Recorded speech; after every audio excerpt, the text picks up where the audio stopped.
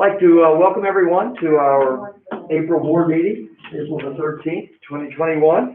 And we'd like to start with a moment of silence, followed by the Pledge of Allegiance led by our student board members. So we would all rise for a moment of silence first.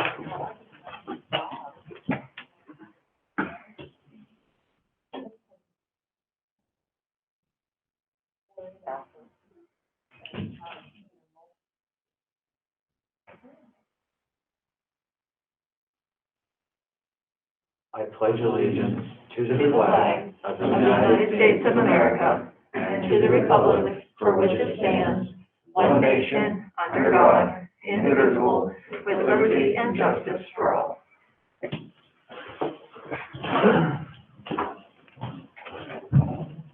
First order of business is the approval of the agenda. Is there a motion for approval? Make a motion to approve. Motion by Dr. Paul, seconded by Mr. Van Sickle. Discussion? We have an addition, the asynchronous legislative vote on the asynchronous Wednesdays. That is not on there, was it? Yeah, she was on there. Oh. Thank you, Madam Superintendent. I will make a motion Okay. to include that. I will. That is under new Continuing, business. continuing this new business, That will be F under new business. thank you.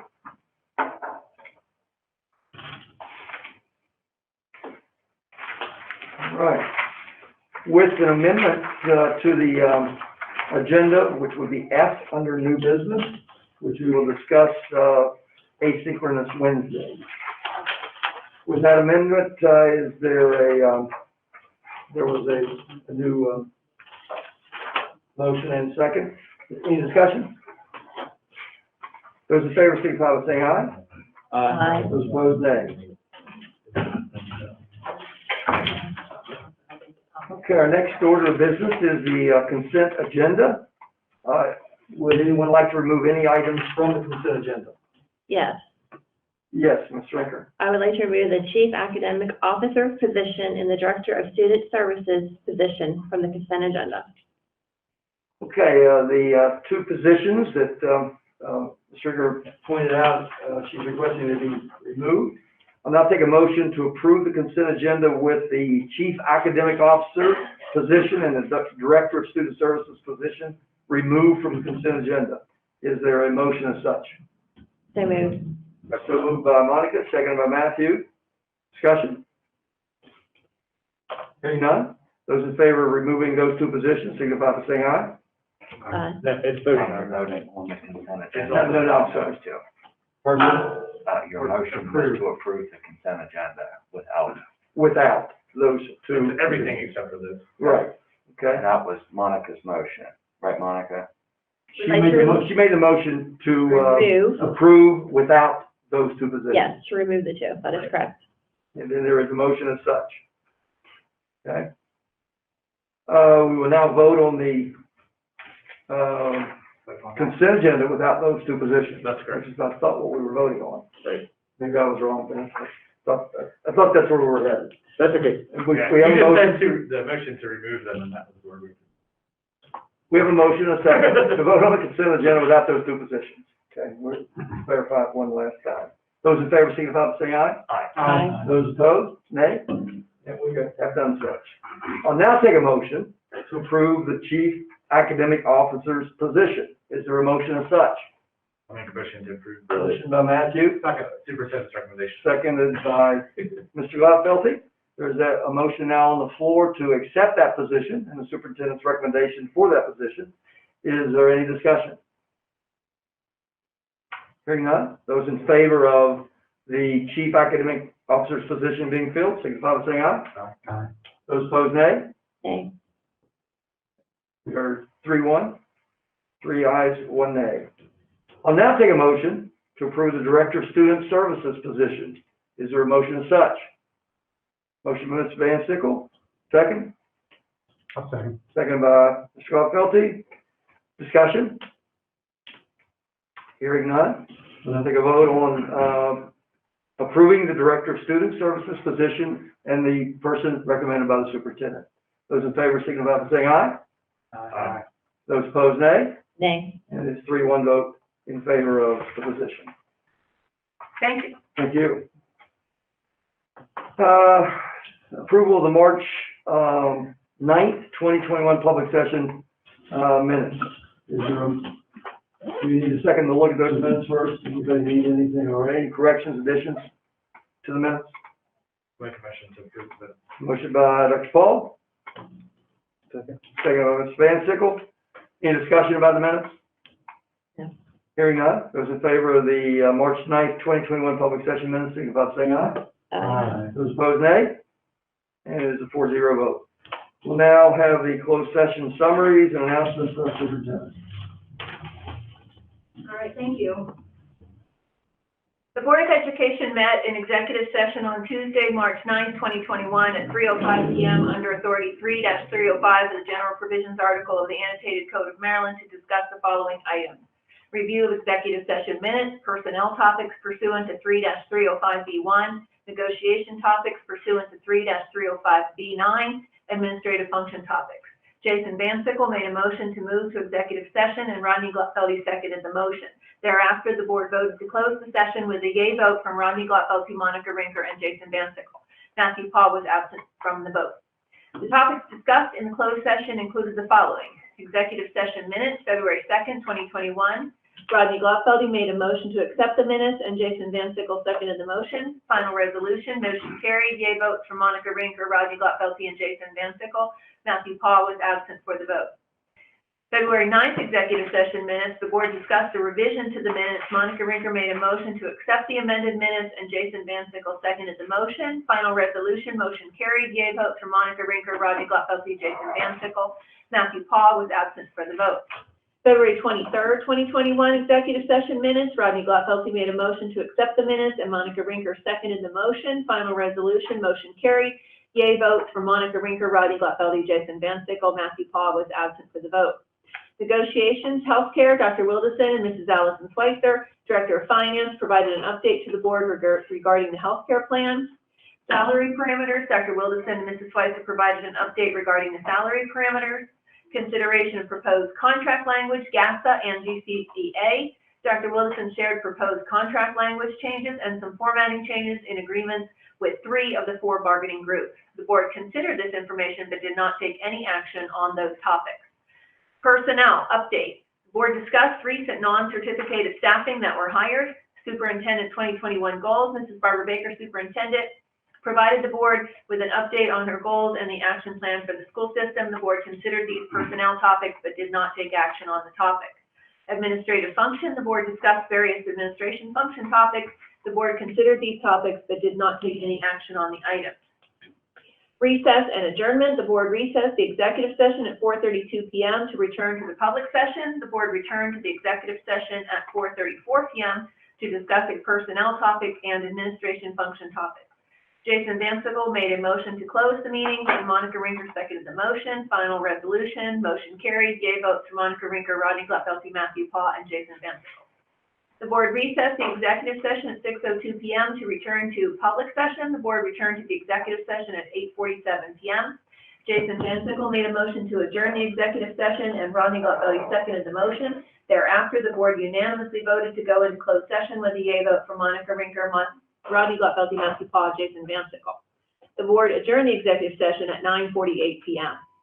Mr. Tom Woods, Board President, Mrs. Monica Rinker, Board Vice President, and board members, Mr. Rodney Glatfelty, Mr. Jason Van Sickle, were in attendance.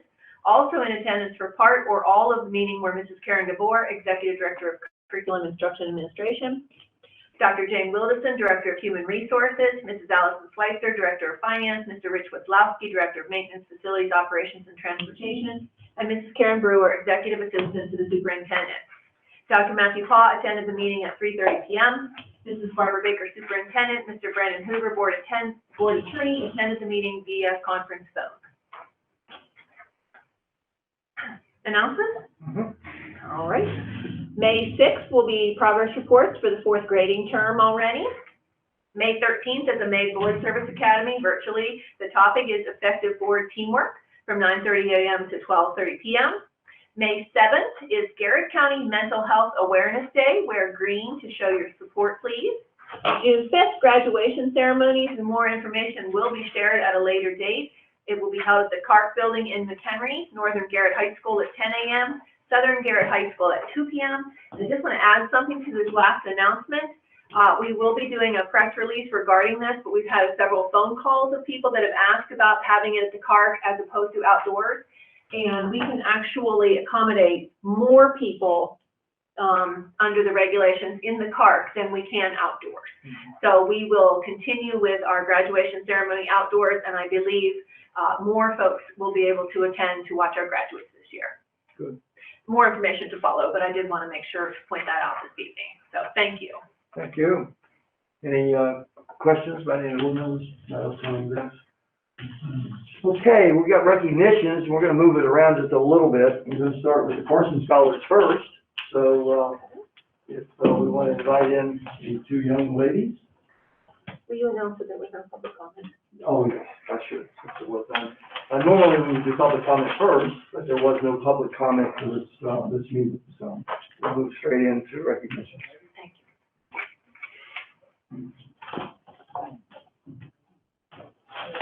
you.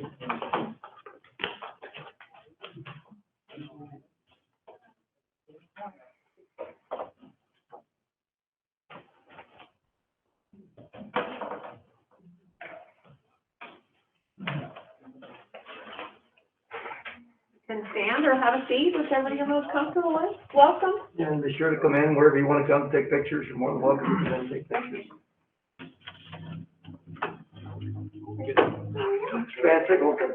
Thank you. Introduce these two young ladies to us. Absolutely, absolutely. So the board would like to recognize Lauren Bischoff. Raise your hand, wave to everybody that's joining us virtually. 10th grader from Southern Garrett High School, and Laura Helsa, 9th grader at Northern Garrett High School. They've both been named the 2021 Carson Scholars. The Carson Scholar Fund awards a $1,000 college scholarship to students grades 4 through 11 who excel academically and dedicate to serving their communities. Scholarship winners receive the honor of being named a Carson Scholar, and they're awarded an Olympic-sized medal and a trophy for their school to celebrate their accomplishments. Serena Lewis, an 11th grader from Southern Garrett High School, was also named a 2021 Carson Scholar, but was unable to be here tonight because it's beautiful outside. So, a big round of applause for our winners.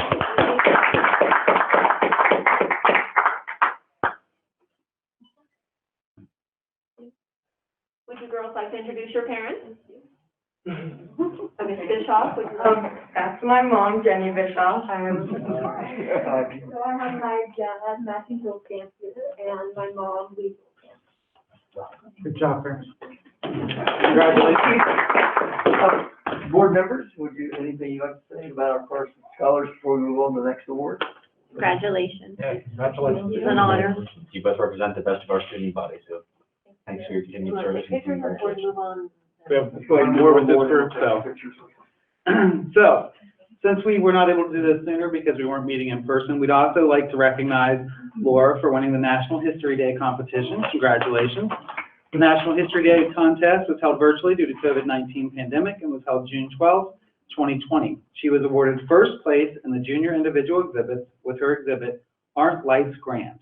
Breaking Barriers in History with Rural Electrification. Kind of a tongue twister. The 220 contest theme was Breaking Barriers in History, and this year's unprecedented circumstances added an extra layer of meaning to the theme. Laura joined more than 500,000 students globally who completed for their project in 5 categories: documentary, exhibit, paper, performance, and website. Congratulations. Which one did you do, Laura? For your project, which category did you It's a compete in? junior individual exhibit. Okay. Congratulations. We'd like to get a picture of you young ladies with the superintendent and Mr. Van Sickle. You okay? Not in front of the window again? We're good.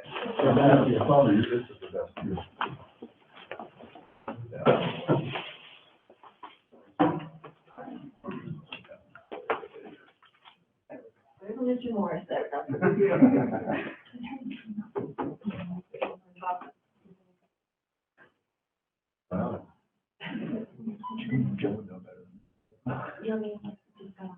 Writing the picture of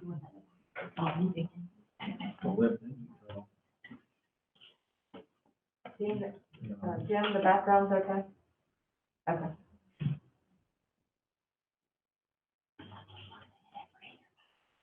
Thank you. Oh, yes, Karen? And I pictures. And then I'll get one.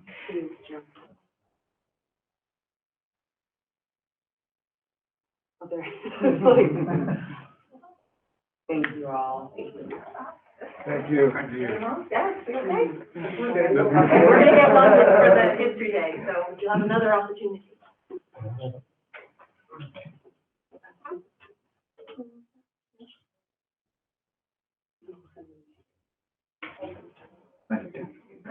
Congratulations.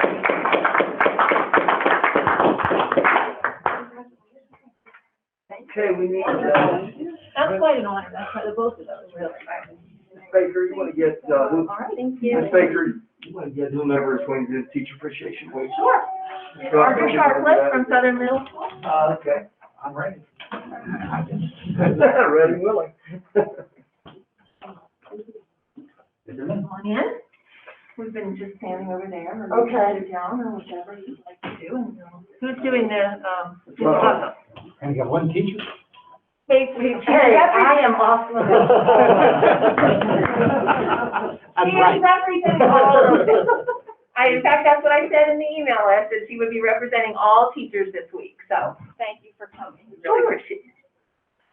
Well, this is a proclamation for Teacher Appreciation Week, and I'm so happy to be able to give this because I know, and I think every board member recognizes the tremendous job our teachers have done this year during the pandemic, the extra duties they took on, learning new ways to instruct students.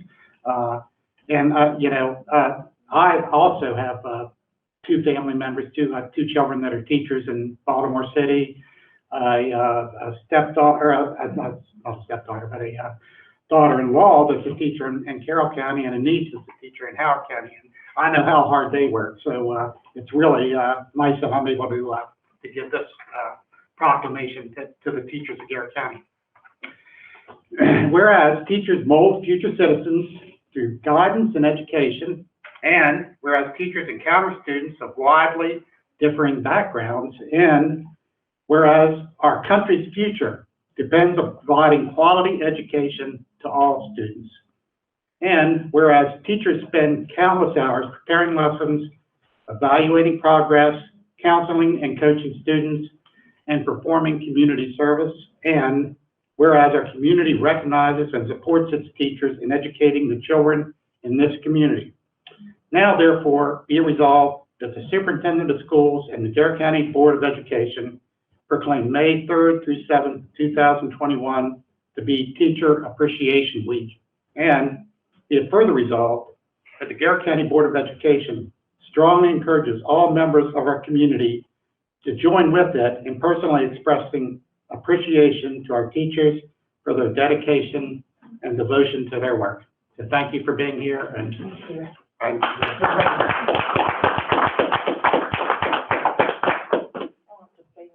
You hey, you're not usually speechless. Would you like to say something? Thank you, because on behalf of all the teachers, it's been a year. It's been a year. We learn and grow. Thank you, good. No truer words have been spoken, that's for sure. It has been a year, for sure. Good job. And, yeah, we really do greatly.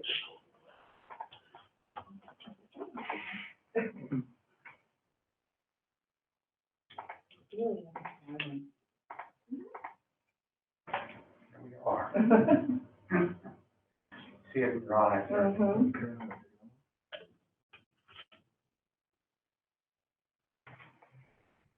Thank you. Thank you.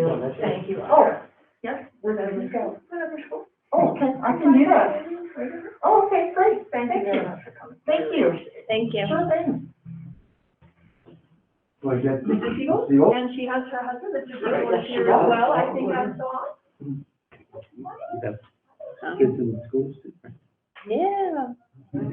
Thank you. They are. I'll tell you, gives you a different perspective on your. Mm-hmm. They're rather sticky. You look lovely. Thank you. Where would you? Shirley, right up front there. That's where the rest of the bullpen, the people are. How's it feel to be on that side of the table? Did you come to complain, or did? Yeah, let's hear a critique of our No. Let's see, what I've asked Dr. Paul to read the proclamation, and then I've asked, Ms. Rinker to present you with a gift. So we'll start with Dr. Paul. So I think they chose me because I served the longest with you. I only have 21 more years to go to catch up. That's right. But here's our proclamation expressing appreciation to Charlotte Seabold for outstanding service to the Garrett County Board of Education on her retirement. Charlotte Seabold has served as a board member of the Garrett County Board of Education for 28 years. During her many years as a board member, she approved many initiatives that benefited the students and staff of the school system, including building a new school, 2 full school renovations, and partial renovations at all of the schools. She served as board president 6 times. Wow. And she served on the following county public schools committees. This is a long list. Career Technology Advisory Council, Teacher Education Coordinating Council, Fine Arts Advisory Committee, Health Advisory Committee, County Council of PTAs, Food and Nutrition Services Advisory Committee, Mountaintop Mental Health Associates Incorporated Board of Trustees, Hickory Environmental Education Center Advisory Committee, Local Advisory Committee on Workforce Preparation, Wellness Council, and Internal Policy Committee, and we might have missed some, but that's a lot of it. She served on the Maryland Association of Boards of Education Legislative Committee and Legal Services Committee. She was an effective, faithful, hardworking school board member that looked at school practices and curriculum adjustments that benefited students. She advocated for Garrett County's public schools at the local, state, and national level. She attended a multitude of school activities and events to support the students and their achievements. She worked hard to collaborate with fellow board members, superintendents, school staff, students, and community members. She valued the input of community members, understanding that involving all of these stakeholders will help the board make the best decisions for the school system. Therefore, we, the Board of Education of Garrett County, do hereby commend Charlotte Seabold for her years of dedication and outstanding public service. So thank you, Charlotte.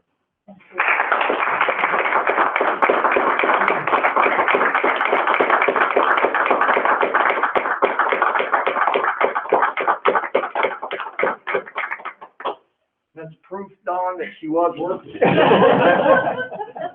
Where'd you go? All right, Monica, you have something for... Yeah, okay. Oh, okay. Thank you. See, this is interesting. I'll see in here beside you.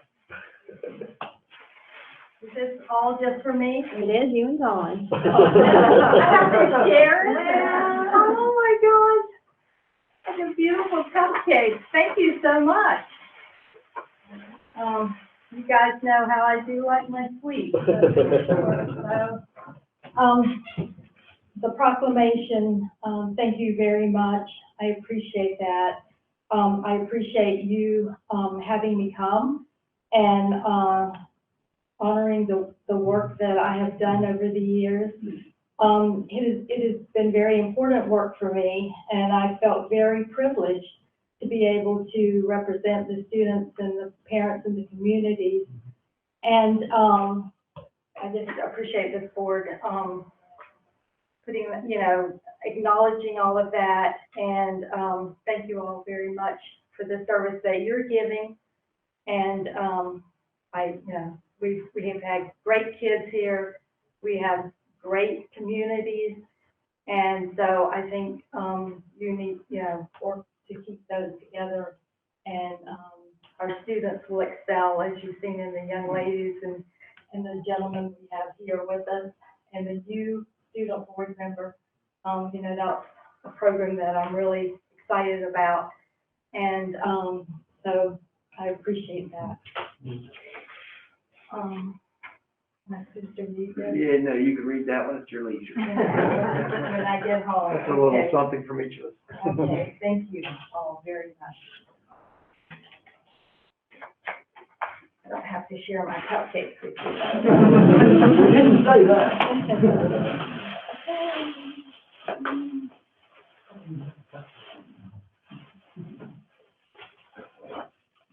Oh, this is nice. Thank you very much. You'll see it matches, they also made a large one, Oh, okay. and that matches that for your home. That's from Rick Dolan and his son Nick. They did those and, presented them at the last board meeting. And they made one for you? Oh, well, very nice, thank you so very much. I appreciate that. When I look at that, I will think about you guys. How long are we No coincidence. I didn't really say exactly what I would be thinking about. I will think about it. While you're waiting, something online to see when the meeting's gonna start. Yes, yes, oh my goodness. This looks like something I could break right away. I've been to Simon Pierce, but I've never owned anything from Simon Pierce. Oh my goodness. Have y'all seen that? Very nice. Oh, 93, oh my goodness.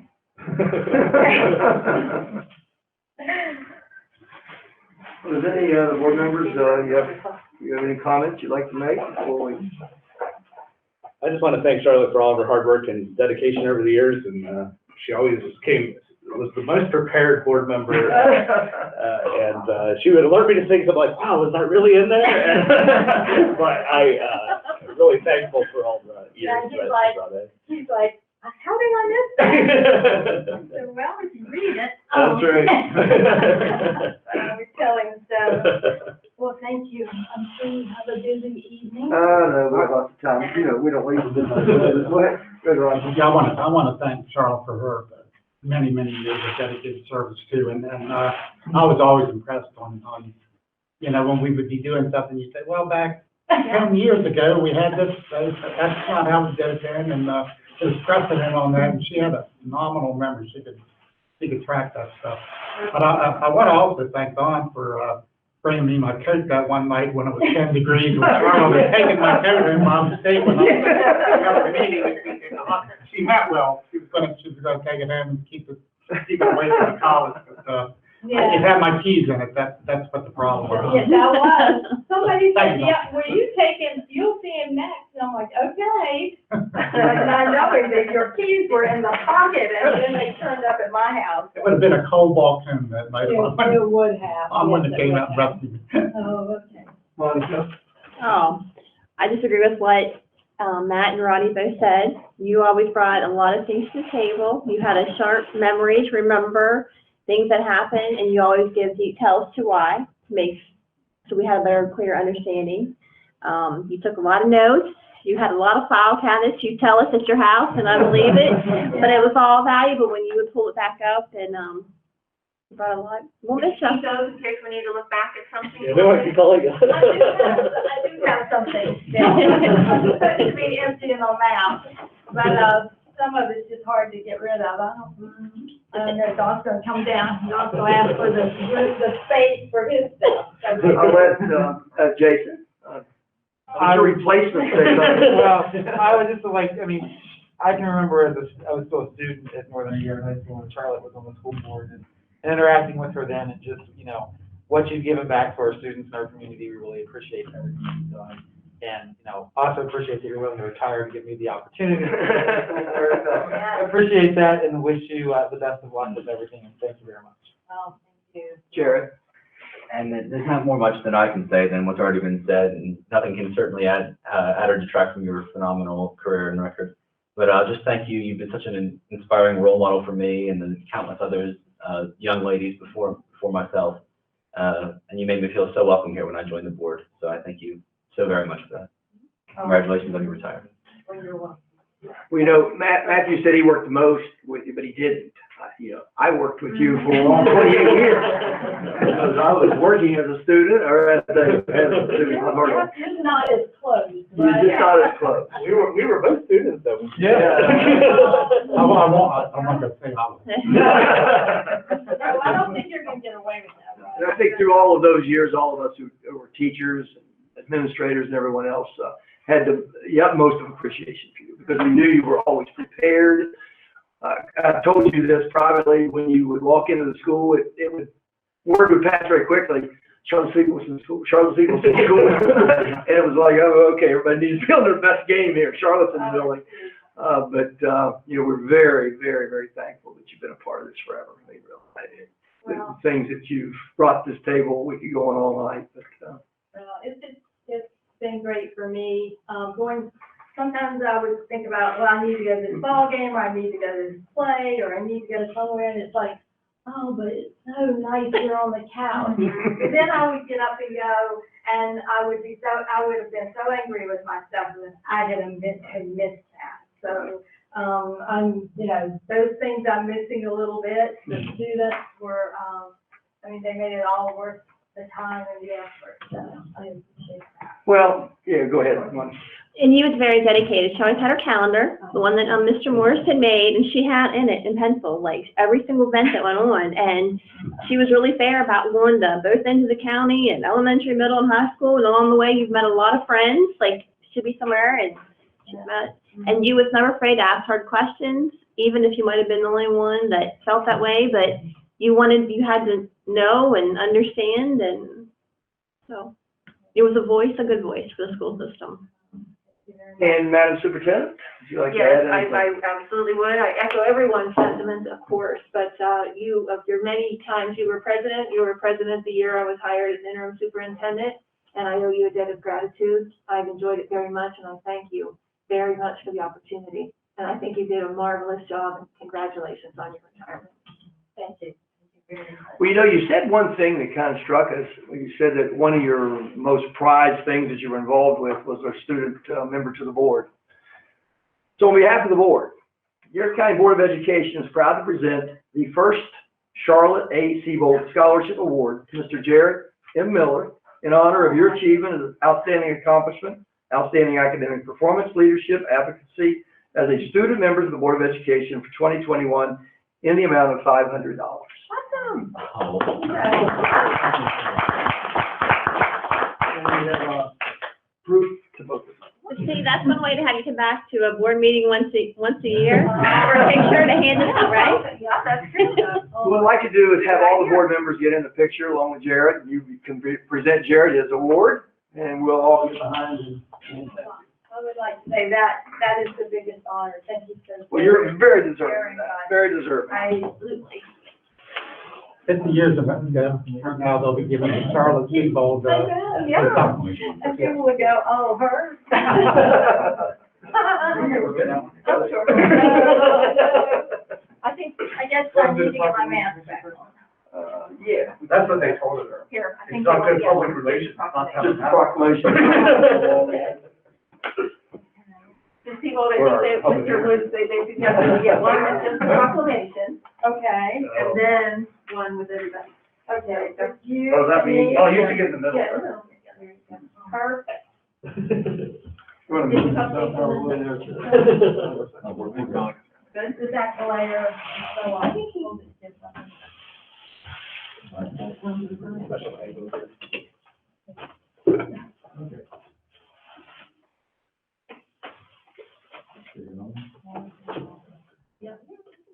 Tell us you had dessert for us.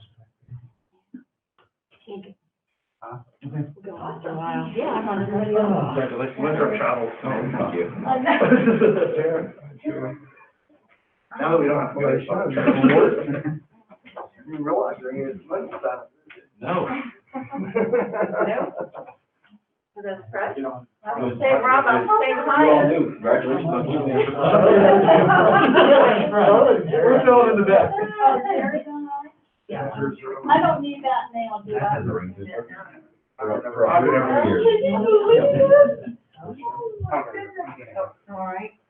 I never had my name on the. Oh, okay. All right, did we stand that way? Can you? Tom, can you move in just a You want to hold your proclamation and I can hold the electric scholarship? Okay. There you go.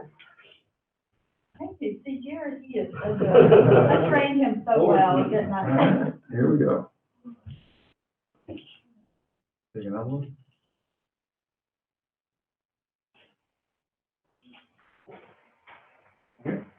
Congratulations. Very. Such an honor to First. receive an award.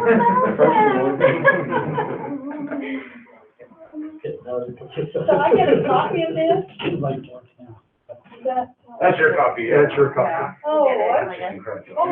Put that in my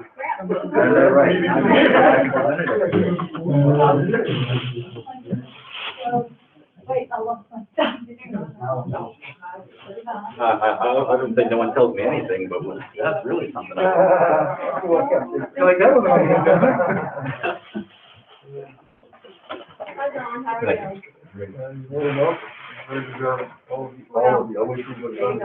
Yeah, we want- I'm just not on this photo. Okay, no, I don't.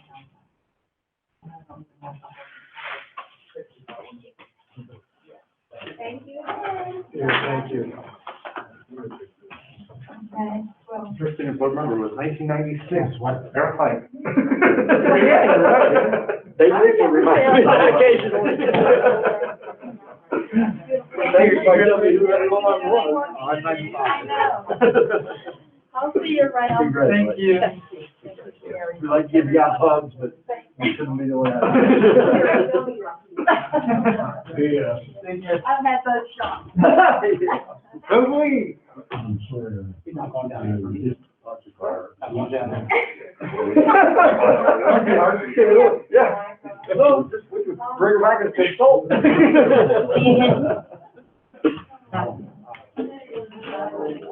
Congratulations. Oh, thank you. Karen, are you burning up over there? Gee. Can imagine how warm it is over there. Fun part's over. Now, oh, you're down. Thank you. Thank you.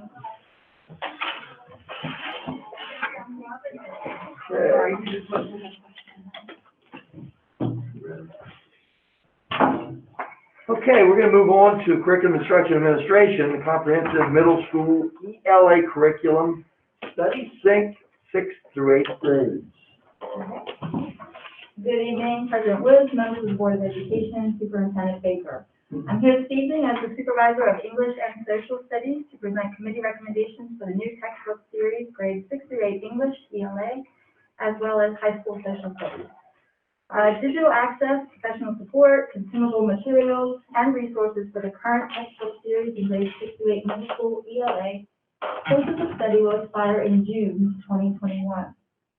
Knowing this, every middle school ELA teacher participated in the textbook review process, which began late spring and fall of 2020. We reviewed textbook series through presentations, pilots, and demo accounts from Amplify, Savvis, which was formerly Pearson, McGraw-Hill, ArtCore, and Houghton Mifflin Harcourt Publishing Company. These are the 5 leading textbook vendors for ELA education, with an evidence-based rating of 1 and an approved vetting through the state. Grade 8 piloted Amplify this year, if you recall, from last spring, and teachers in grades 6 and 8 are currently piloting Study Sync. By unanimous vote, the teachers have endorsed and asked your support in the adoption of the McGraw-Hill Study Sync curriculum and textbook series, Study Sync. Would you like to know why they picked that, or are you good with that? I'll give us a quick overview. Yeah, it would be good to know. Study Sync grades 6 through 8 materials meet the expectations of alignment with the Common Core ELA standards. The materials include instruction, practice, and authentic application of reading, writing, speaking, and listening, and language work that is engaging at an appropriate level of rigor for each grade. The instructional materials meet the expectations for high-quality text, appropriate text complexity, and evidence-based questions and tasks that are aligned to those standards. Students engage in a range of tasks aligned to the standards. They have a volume of reading and have several mechanisms for monitoring their progress. Questions and tasks are text-specific and built to smaller and larger accumulating tasks. The materials provide opportunities for students to engage in evidence-based discussions about what they are reading and include prompts and protocols for teacher modeling and use of academic vocabulary and syntax. The most important feature of this particular program is that it integrates with Schoology. We currently use McGraw-Hill in a lot of other content areas and grade levels, so we're very familiar with it, and it was their top pick. Any questions about? Questions, anyone? So will this be on review for a month, and there'll be an action item next month like we normally do? Yes. And Our then, proposal is we have this material display until May 7th. mhm. and then review the public comments, and then bring it back to you on May 11th for approval And then what is the hope that this will be the curriculum that is used starting this fall? this fall. And the nice part is those teachers who are piloting we've trained everybody, regardless of whether they were piloting it as part of the presentation. And so they are familiar with it, and we'll do some summer training as well, and start in the fall. And it would be a 6-year contract, so we wouldn't have to do this again. So we are currently going to be vetted by the state.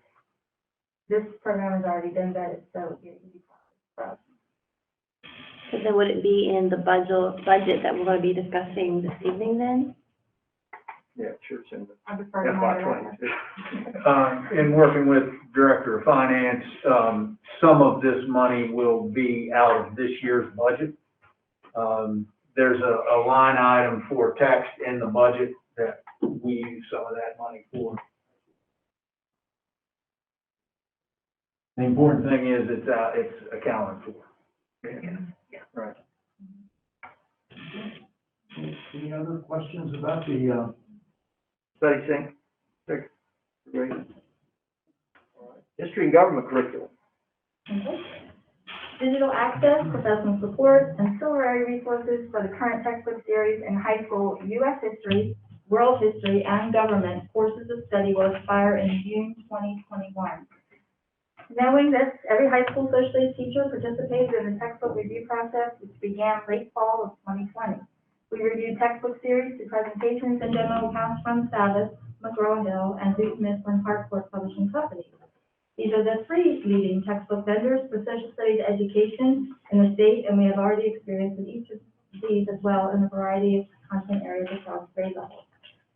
Factors when considering the government, the world history, and U.S. textbooks was the conformity and alignment with the new frameworks. We have brand new MSC frameworks in each of those content areas, which go further into the present day and certainly encompass more of a broader approach to historical study with equity and access and all of the sorts of values that we're now experiencing. It also, we're looking for it to align with the College Career and Civic Life Framework, the C3 framework, which was adopted in 2015. In this framework, there's more emphasis on civics, economics, geography, and history.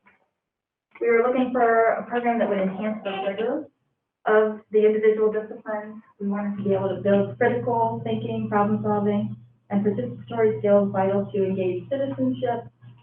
We wanted to, of course, align them to the academic standards from the Common Core, particularly those in literacy and citizenship. Emphasis on critical thinking, and of course, most important, now that we've adopted school as the other LMS, we wanted them to be able to integrate with no problem, and of course they do. So upon a review of the pilot and the demo accounts, by unanimous vote, the teachers have endorsed and asked your support in the adoption of the following. High School U.S. History Savas Learning Company, formerly Pearson, and it's called Interactive High School Reconstruction to the Present. And then in world history, we are asking your support for McGraw-Hill, World History and Geography Modern Times, that's a 2018 version. And for U.S. government, we're looking at building citizenship, civics, and economics, also from McGraw-Hill. All of these would be 6-year licenses, and of course, digital access to not only the student edition, but all of the teaching materials, assessments, and things. And again, it would sit for 30 days with the idea that we would come back May 11th to review those comments and final approval. Do those include AP texts as well? We have an AP textbook through McGraw-Hill, but it's not Not a part of it. for the honors, merit, or award. We pulled the AP out of, the core, like for government, when we did government, we did all the way from baseline government to AP. We pulled that out about 8 years ago to do the AP book separately because of the way AP at that time was vetting the materials. And we just got some AP stuff From McGraw-Hill. from. The newer Can I version. ask you how updated are those? It's brand new. Textbooks, yeah, the AP stuff's been updated pretty recently. listed AP government, AP history, as well as psychology. So the civics book it says grade level 6 to 11. So is there different books for each grade level? So there'll be a. The company offers them 6 to 11, but we would be choosing the high school version. Is it? The high school version. So Okay. 9 to And there's no civics class anymore in high school, right? It's all It's government now. government. Yeah. Okay. And it'll probably be used in the government, class, right? Yes. It would be the adopted text. Same payment schedule, some from this year, some from, Yeah, and, Director Schweitzer will be able to articulate that better, that within that line item budget, we put the money in there. Some of this stuff we have for this year, out of this year's budget, I think she's accounting for some for next year, but I'll let her answer that, but the money, I know the money's accounted. Last year, I believe we did 6 through 12 science, is that correct, for middle school and high school, some kind of a science curriculum? Did we approve something for science last year? I think so, yeah. So I guess Discoveries, that's right. so do we need to do the 6 through 8 something with history for the middle school? Or are they good? That's good in through 24. Okay. 2024. Now what about the other, we're only doing it for what, 6 through 8? Do we need to do the ELA curriculum 9 through 12? Is it time to be updated also, or are we current with 2023. 2020? What happened with Okay. those, Ms. Rinker, is, when I first started here a long time ago now, a lot of the core content we did K to 12. Mm-hmm. Because some things went a very long time without being done. Right. Dr. Wilson at that time, who was superintendent, specifically pulled some high school stuff out to be Okay. done sooner than the others, and that's why they're no longer on the same trajectory. Okay. All right. okay, well, thank you, same thing, those will be on display. Yeah, according to it, till May 7th, it looks like, which is a Friday, and then if there are any public comments or anything, we'll make sure to get those to the board members, as soon as we can on the 7th, so we'll have time to review if there were any feedback from the public. Thank you. Thank you. Okay, Grantsville Elementary Open Space Conversion Project. What? Yeah. I think, and Mrs. Dr. Together. She's doing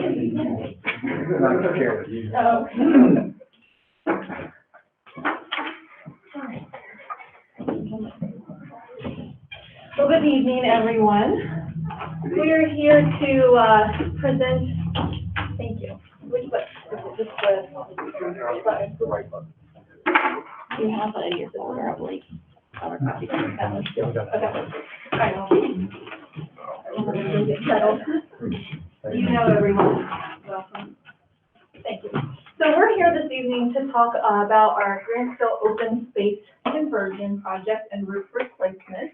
So as you know, that's a pretty significant capital improvement project that we have going on at Grantsville. And tonight, we're here to talk about the specific accommodations that we're going to be making for the Grantsville students and the Grantsville school for next school year so that we can get those projects done. So if we think about the scope of the project, we're looking at 4 significant components. The first is converting the open classroom spaces and the mechanical systems replacement. The second is a roof replacement. Our roof at Grantsville is beyond the scope of its lifetime, so that's critical to us moving forward. The third is to relocate the main office, health suite, and STARS program. And the fourth is to look at carpet replacement and painting in the gym, cafeteria, and band and chorus and art area. So those are the 4 components. Our timeline is looking at starting construction fall 2021, so this coming fall, with completion of August 2022. Once this project is complete, it will address all 4 capital improvement components identified in the Strategic Facilities Plan that was provided by the Strategic Facility Committee and Dr. Lieber in December of 2019. The 4 components that it would address, of course, would be security, disruptive behavior, building systems, and open space. So as we went about this work, this team around me spent a good bit of time working on this plan along with Ms. Miller, Mr. Yoder, and Mr. Matty. So I would be remiss if I didn't thank all of them. I'm just the spokesperson for tonight. But we did establish several priorities that we wanted to take into consideration as we were thinking about how we were going to relocate students. The first was to keep the integrity of the instructional program intact, regardless of the grade band. We thought that was the number one priority. The second was to keep our siblings and family units intact on a similar campus or same campus, even if it was a large campus, okay? And the third was to ensure that the instructional and support services stayed in place for all of our students. So things like Title I services that have human resources attached to it that work with students, guidance counselors, behavioral support, administration, the list could go on, but you get the idea. We wanted to make sure that all students had access to those very important resources that we provide on a regular basis. So with those priorities in mind, we took a look at these two options. So looking at moving Grantsville, pre-K through 5th, the entire school, to Northern Middle School for the 2021-2022 school year while this work is being completed, and having the 8th grade relocate to Northern High School for that school year as well. So when we take a look at this map, this is a map of Northern Middle School, and you'll notice that there's white sections of the map and yellow sections of the map with some blue writing on it. The white sections are currently being used, well, they would be used next year as 6th, 7th grade classrooms. The yellow would be Grantsville classrooms. So when you take a look at this, you'll see pre-K and K here at the very front of the building. That is by design. It's obviously easy access in and out with our youngest little ones. It also has a bathroom in this section here, so that these would be two separate classrooms, so a bathroom would be accessible for our little ones. This section here would be the teacher workroom, also the library for the Grantsville staff. 5th and 4th grade would be over here. That was also by design, because obviously you can see most of the middle school students are going to be in this area here. So we wanted to pocket 1st, 2nd, and 3rd together in this section. If we look here, this is going to be the STARS staff area, so where their desk would be located and any type of storage. There'd be a wall here that we'll talk about a little bit later. This room can be used for intervention as well, because most of the time the STARS staff will not be there. They're going to be in the STARS classroom. So we know we can use a portion of this room, it's a rather large room, for intervention. Offices will be located here. This is the former home ec room. So that would be counselors, behavior coaches, social workers, speech therapy, all of that would occur in here for their offices, and this would be an intervention room. There's classroom over here. Boys and girls restrooms that are dedicated specifically to Grantsville. This will also become a sensory room. Secretary and principal here, nurse here, and then resource staff area would be in the general music location. That would be for their desk and for storage for those classrooms. Of course, we will make sure that any necessary developmentally appropriate furniture would be going with us to Northern Middle School. So for the younger grades, we're definitely going to need several pieces of furniture that Mr. Wasowski will help us get there. And we'll make sure they have what they need as far as that is concerned. For resources, you notice this is where the staff will be, but for art and media and music, it will be a push-in model. So when it does come time for resource, they'll go into the classroom like what they're doing right now. Now, I would be remiss if I didn't point out special ed and media here. This will be where media has, like, we envision bookcases around the outside of that room so that we would have access to all the books, that we would need for students. PE will occur in the gymnasium. The gymnasium is a large space, as you see right here, and there's a half wall screen that comes down. So all of our pre-K through fourth grade will be dedicated empty gym, so it'll be just elementary for their time slots. For fifth grade, they will have gym when sixth grade has their PE. So the couple options that can occur there. There's an auxiliary gym here. Teachers would have some flexibility there depending on what would be appropriate. They can put the half wall down and break these sections into fairly large sections of 3, so kids could be split according to grade level, but if it also made sense to have something combined, they could certainly do that as well. As far as the schedule, we will follow the elementary schedule that is traditionally in place, but we will be cognizant of the middle school bell schedule.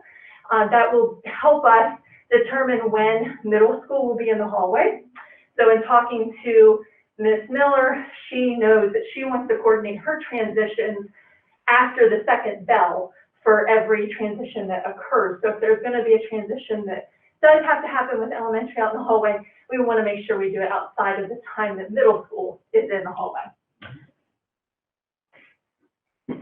How For about, that, how about arrival and, we have talked about arrival. We're still in the process of detailing out the specific plans, but we're probably going to, obviously the ones that come off the bus are going to come off with middle school students, but there will be staff that will be there to greet them. And like I said, the youngest learners are here in the front, so it'll be a really easy entrance.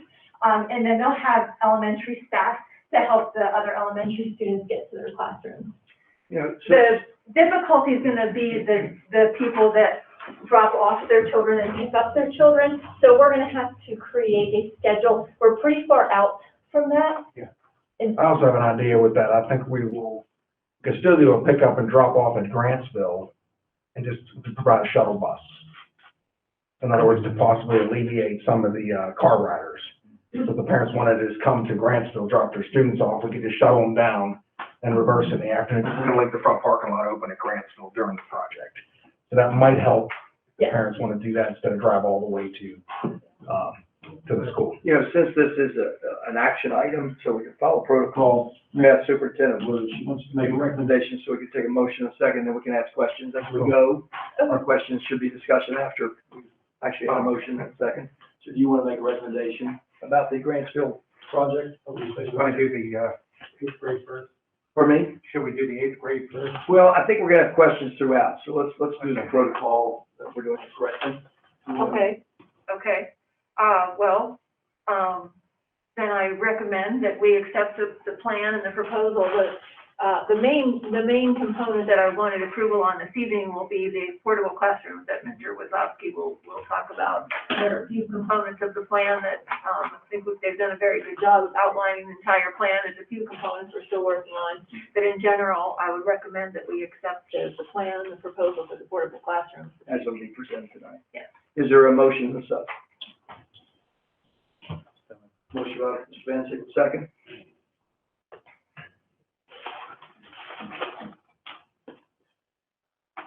Well, I'll second it just to get this. Yeah, we gotta have a discussion.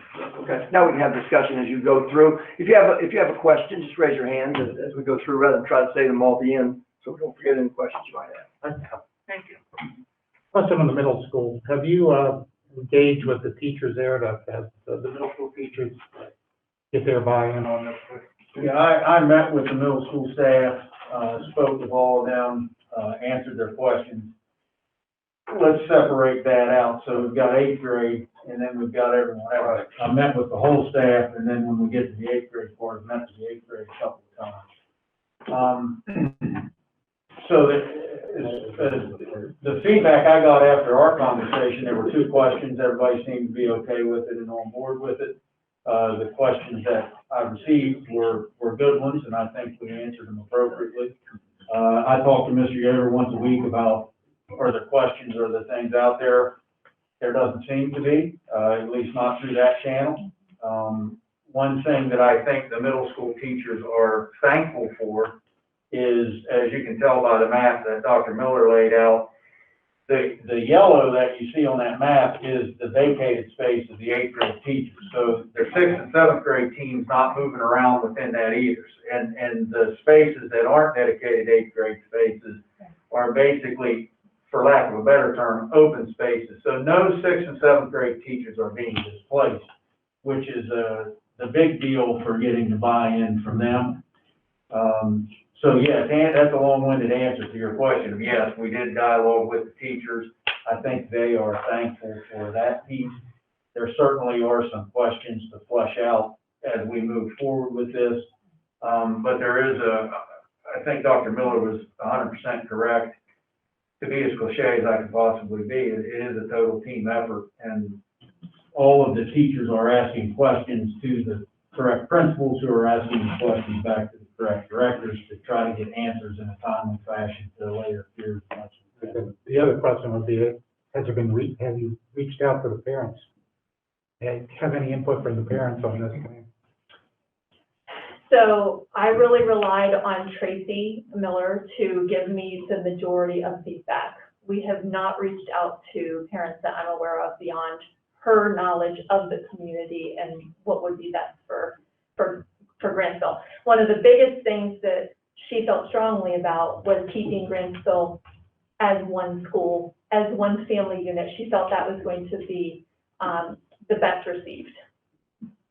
And we can certainly do that once we move through and we've worked out the plan in the next month or so. We can certainly call meetings together so the parents and community members have an opportunity to ask questions as well. Very good part of the plan.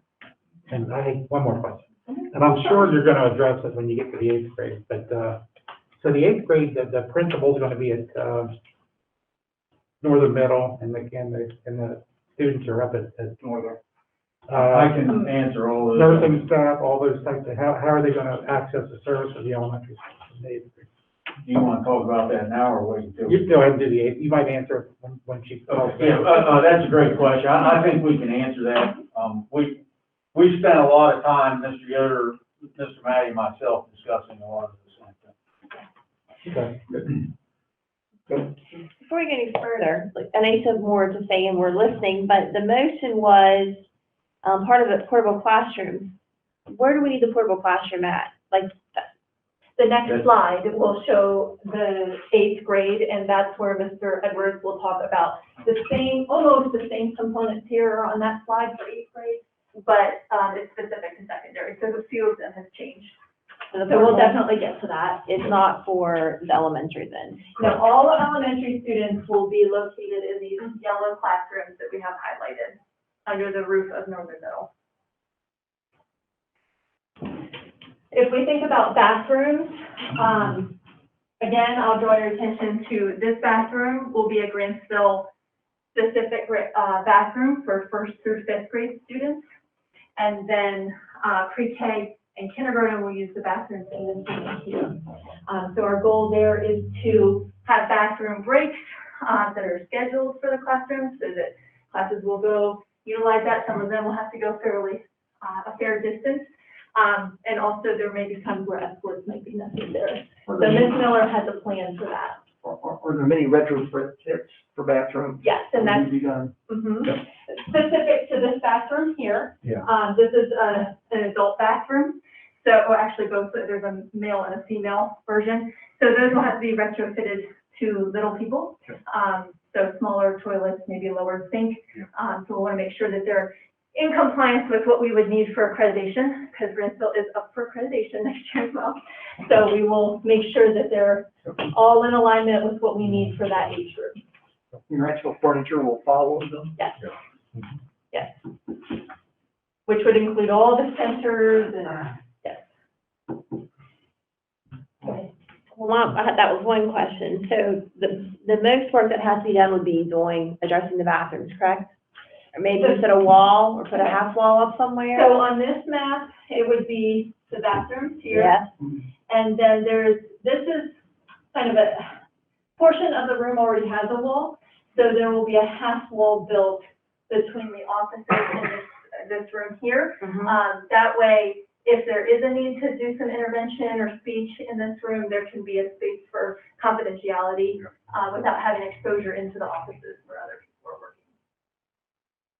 So we still have the same, just different phone numbers, the phone number you call directly for Grantsville, and it would go, secretary would get, and then, the same thing for the middle school? Yeah, phone numbers follow the phones, follow the people. Okay. I have one more question, I'm thinking of it.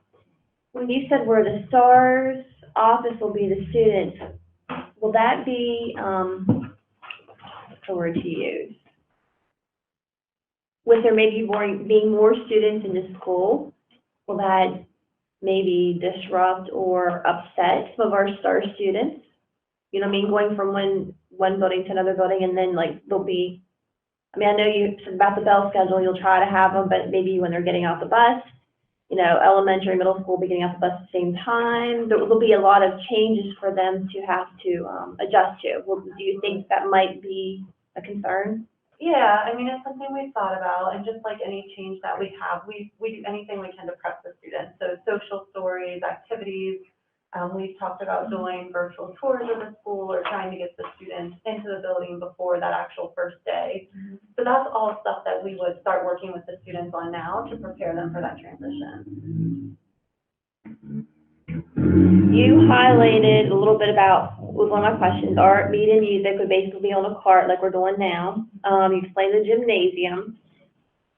One of the big items, what about lunch? When, you know, you already have, 3 lunches, whatever, and then you have to put, what does that mean, more students in? How? So, yes, absolutely. Excellent question, and there's a slide for that as well. We will have 4 lunch shifts at Northern Middle School, and we've been able to map those out. 2 of them will be devoted to elementary students, pre-K through 2nd grade, and a 3 through 5, which we find to be very reasonable. And then the other ones would be a 6th grade and a 7th grade. So everyone we'd have our elementary shifts, 2 shifts, and then a 6th grade shift and a 7th grade shift. We will also make sure that we get, for the youngest students, some of the bench cafeteria tables for them to be able to sit more comfortably than at the circle tables with the chairs. Almost every cafeteria has tables or bench seats that their feet are not going to touch, Right. but the benches are more comfortable in what they're used to. So we'll have some of those there for the younger students. So it'd be big enough to accommodate that many kids during a lunch shift then by making 4. Oh, yes, yes. The Northern Middle School cafeteria is quite large. And so pre-K through 2nd and 3 through 5 should be able to fit on a shift. Garrett? I was hoping you could elaborate on how the personnel resources that were previously dedicated to Grantsville Elementary are going to be transitioned. Things that come to mind are like guidance, SLO staff, but also things like custodial staff, which are specifically designed to clean certain areas. Yep, they will be going as well. And so both of our custodians, we have 2 full-time custodians at Grantsville. They will be going to Northern Middle. 1 custodian will be staying, our part-time custodian will be staying behind. They service Head Start primarily. And then food service, you'll see on a slide in the coming slide, will also be shifting to Northern Middle and Northern High.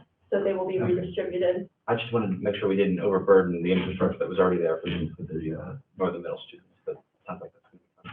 Right, and all of the support staff that you were talking about, counselor, behavior coach, social worker, this office space here is quite large and accounts for multiple like counter-like desks. So we'll be putting some sort of design that Mr. Wisnowski will create with his team over top of the stove. So there'll be very nice workspaces. And there's at least 6 workspaces, I believe, if I remember correctly. Does that sound right? Yeah. Yeah, so this is a large space to be able to accommodate them. I was saying something about transportation. You said that they would be getting off the bus at the same time, elementary and middle.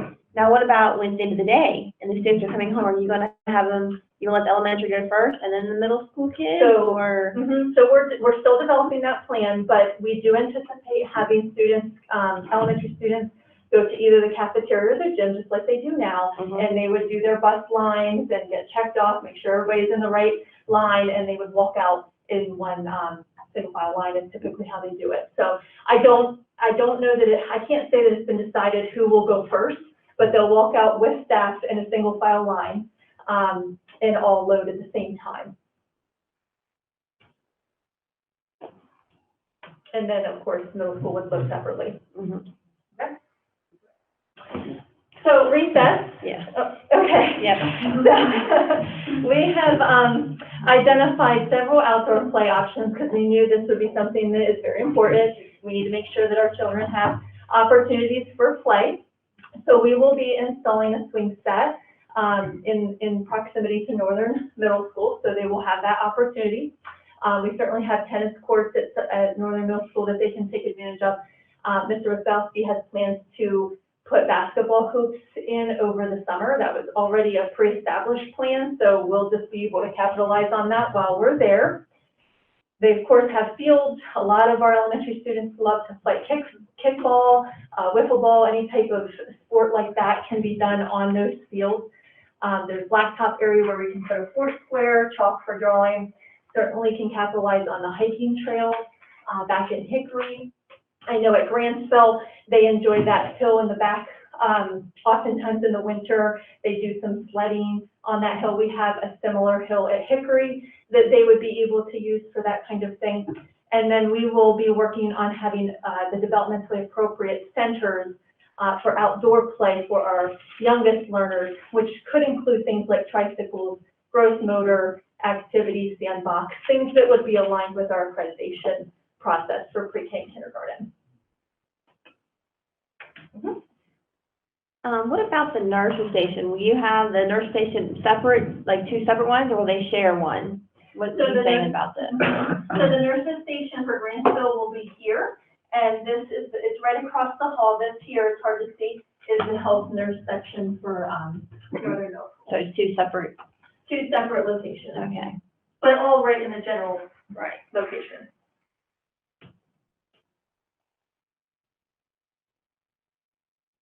Okay.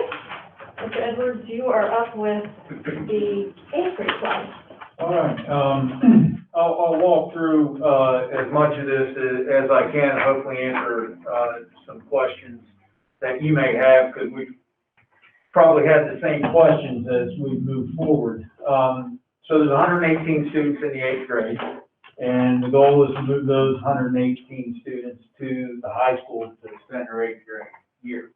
Now, this is 8th grade at Northern High School, not 8th grade in Northern High School, and there is a difference. So they will not be integrated into the day-to-day in classes with high school students, so on and so forth. It will be the 8th grade just relocated to this space for the year on the 8th grade schedule with 8th grade teachers taking 8th grade curriculum all year long. There might be one small exception to that, which I'll explain in a minute, which is actually a value added for the 8th graders that I think will be a nice addition and opportunity for them. Mr. Matty and Mr. Yoder are working very closely together on schedule. We're right now in the heart of high school scheduling. And so to that end, one thing we're trying to do, Mr. Yoder has his 8th grade related art schedule for the end of the day. And we're trying to schedule the high school band for the end of the day so that students in 8th grade that want to take band, because they can participate in high school marching band, that they would actually be able to take the high school band. Which the good thing about that is COMAR specifically states that if middle school students do high school work, they are to be credited with a high school credit. So if we can work that out in the schedule, which I think we prioritize that, the 8th graders that are interested in band would actually be able to come out of 8th grade with a high school music credit, the fine art credit already covered. So we think that's a value added for them as they go through this. We're bringing the 4 core middle school teachers to the high school. They will be given a dedicated room, so they won't have to travel. They'll have their own room for planning purposes and everything else. the goal, my hope is, and my request is, that 2 of those will be in a modular, and 2 of them have been identified. These 2 classrooms you see here, if you're not familiar with Northern High School, or not as familiar, for Mr. Hoover and Mr. Van Sickle that went there, it's the old distance learning lab, which used to be the old French room, which is a nice size room. The average class size, if you think about it, the average class size is going to be 30 students. Even though Northern High School has, on paper, what looks like a lot of space because they're 50% capacity or whatever, some of those rooms aren't designed to hold 30 students. My old classroom, which is Mr. McKenzie's old classroom that you were probably in as my student, was set up to have 20 students, 22 on a good day. Never, you couldn't fit 30 desks in there if you wanted to. So even though on paper it looks like you can't do it. That room you can. Mrs. Verts is currently in that room. We met with her. She met with the 8th grade staff.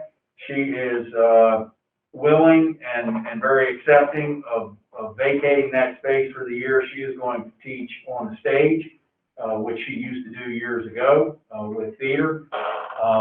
No issues there. It is already set up with a smart board and all the things that you would need to instruct. The old home ec room is actually 2 rooms connected by a hallway.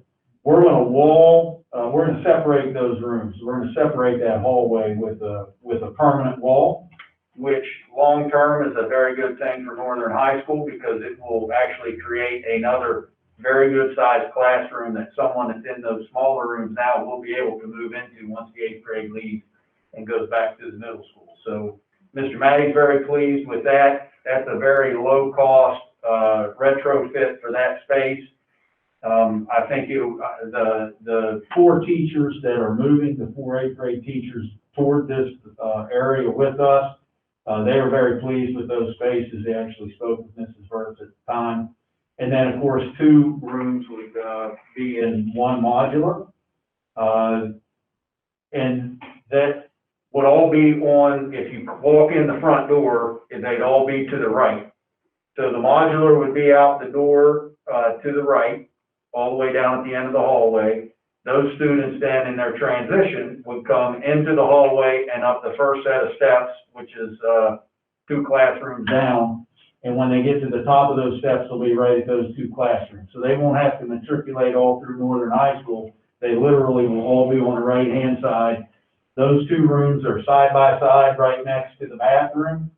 The other 2 rooms would be side by side right outside. And again, you come in, you're right next to the bathroom. So those, there's not a lot of travel. Mr. Gank is going to get us telephones to put in the rooms. So those teachers will be able to speak directly with Northern Middle School's office and staff, as well as Northern High School's office and staff. So they'll have communication. We can actually run a bell through that telephone as well. So Northern High will be on their own bell schedule. Northern Middle will be on their own bell schedule. Nothing will really change there. The middle school will have a dedicated lunch shift. Will just be 8th grade. Northern High has consolidated their lunch shifts from 3 to 2 years ago. So they're just re-adding a 3rd lunch shift back in. So it really falls along nicely. You're not going to have kids eating at 2 o'clock in the afternoon or 9:30 in the morning for lunch. So it works pretty well with that. Gym will obviously be in the gym. We have 2 gymnasiums there between the auxiliary gym and the gym. That shouldn't be an issue. Music will be in the music room we talked about. Foreign language will be in the foreign language room. We're still working out some things with computers and tech ed. Art will probably travel, and we're talking about that. Art will probably be in a dedicated classroom of one of these classrooms. We are getting a special education teacher through a grant that will be dedicated for 8th grade, that can be on the campus just for 8th grade, which will be a big asset to help provide those accommodations to those students and work with those students. We've also identified those small rooms aren't conducive to teaching 30 kids at a time, but if you're going to take 30 kids and maybe pull 10 kids out, one of those rooms can definitely be used for that, and we'll have a dedicated staff member that can do that. So that'll be another thing that we can do. We met with the science teacher, specifically, talked with her. She's very comfortable with what's going on.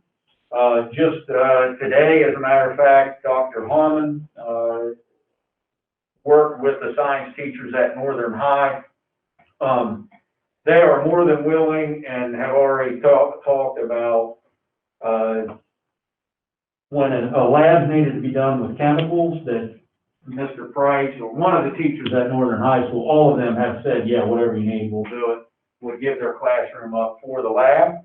The other cool thing is, a couple of the teachers said, hey, better yet, why don't we combine, and when we want to do a lab, some of the high school kids can work with them and show them. So I think there's some synergy there that we can get that would be a value added for 8th grade as well.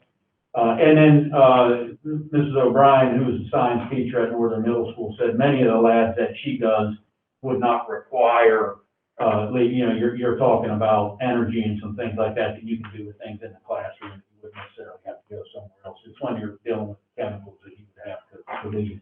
She was very comfortable, with what was going on, and, The high school teachers are very, very accommodating. The other thing is, we talked about moving things, bringing things from the middle school to the high school, what they would need. A lot of that science stuff, Mrs. O'Brien won't have to bring because the high school teachers have it and said you can use ours. So it's one less thing she's got to try to bring back, down at the beginning of the year. back at the end of the year, so. Administration, the way this is gonna work with this and what Mr. Yoder and Mr. Matty have agreed to is the Northern Middle School assistant principal will start today At the high school with the 8th graders. And when I said, because you always have the time the teacher doesn't show up and they have, so the high school administration isn't going to be in tune with that. So the middle school assistant principal will start the day there, make sure all the teachers are there, make sure all the kids get where they're supposed to be, dialogue and interact with 8th graders. Then they'll go to to the middle school. The day-to-day general things disciplinary things that administrators have to deal with, the Northern High School administration has said, we'll take that, we'll deal with that. If it's a big issue, a suspension or something of that nature, the middle school administration will deal with, because that's the administrative function of the middle school staff. So they would come down and deal with that. Guidance counselors, again, day-to-day stuff that counselors deal with. The high school counselors will step in and deal with the 8th grade. Something major or specific to 8th grade, Mr. Hankinson from the middle school will come down and work with the 8th graders. The nurse, high school nurse should be able to cover, Mr. Matty and Mr. Yoder believe that the high school nurse should be able to cover those 118 kids. And if we find that she can't for some reason, we'll adapt, but we're pretty confident they'll be able to. Drop off and leave time, will basically be all together. There won't necessarily, there'll be a separate place where the 8th graders go, but as far as exiting and entering the bus, they'll just be on a regular schedule. Breakfast the same way. We're working with Mr. Jermaine, and we're still working through some logistics with that. But there'll be a sort of a separate, I think, breakfast place for the 8th graders. It could be that it would be in the cafeteria with the high school kids, but they would be in the upper and lower cafeteria. Or it could be that they'll be in the room, sort of like they are now. So we're sort of still trying to figure those things out as we go. What about the staff, the kitchen staff at Grantsville? Are they gonna be, where are they going? I believe there's two. One is going to Northern Middle. There will be 2 by the end of the school year. Okay, two by the end of the school year. One will be going to Northern Middle and the other one to Northern High. Okay, so they're just gonna be incorporated into the. Yeah. Yep, there'll be extra. How far are those portables away from the entrance into Southern High School? How many feet away? The door? Yeah, 21 I heard feet. that. 21 feet. 21 feet, okay. Are there lockers available? Will the kids that are in the portables, will they have lockers in the main building? We talked about lockers. we talked with the teachers about lockers and we talked with the administrators about lockers. Mr. Matty does have some lockers that he can, make available to 8th graders. The teachers, sort of like the idea of housing those things in the classroom. Right now, the students aren't using lockers in any building, because of COVID. And Mr. Yoder said his students didn't really use lockers even when COVID wasn't happening. So there's a question of, does every kid need an allocated locker? The answer to that seems to be no, but the students that need one, there will be some lockers available. So there's gonna be, not that it's a problem, but just so there's clarification for anybody watching. From the portable to the main building, 21 feet, they'll go in there for lunch. So in inclement weather, raining, snowing, et cetera, there will be an outside.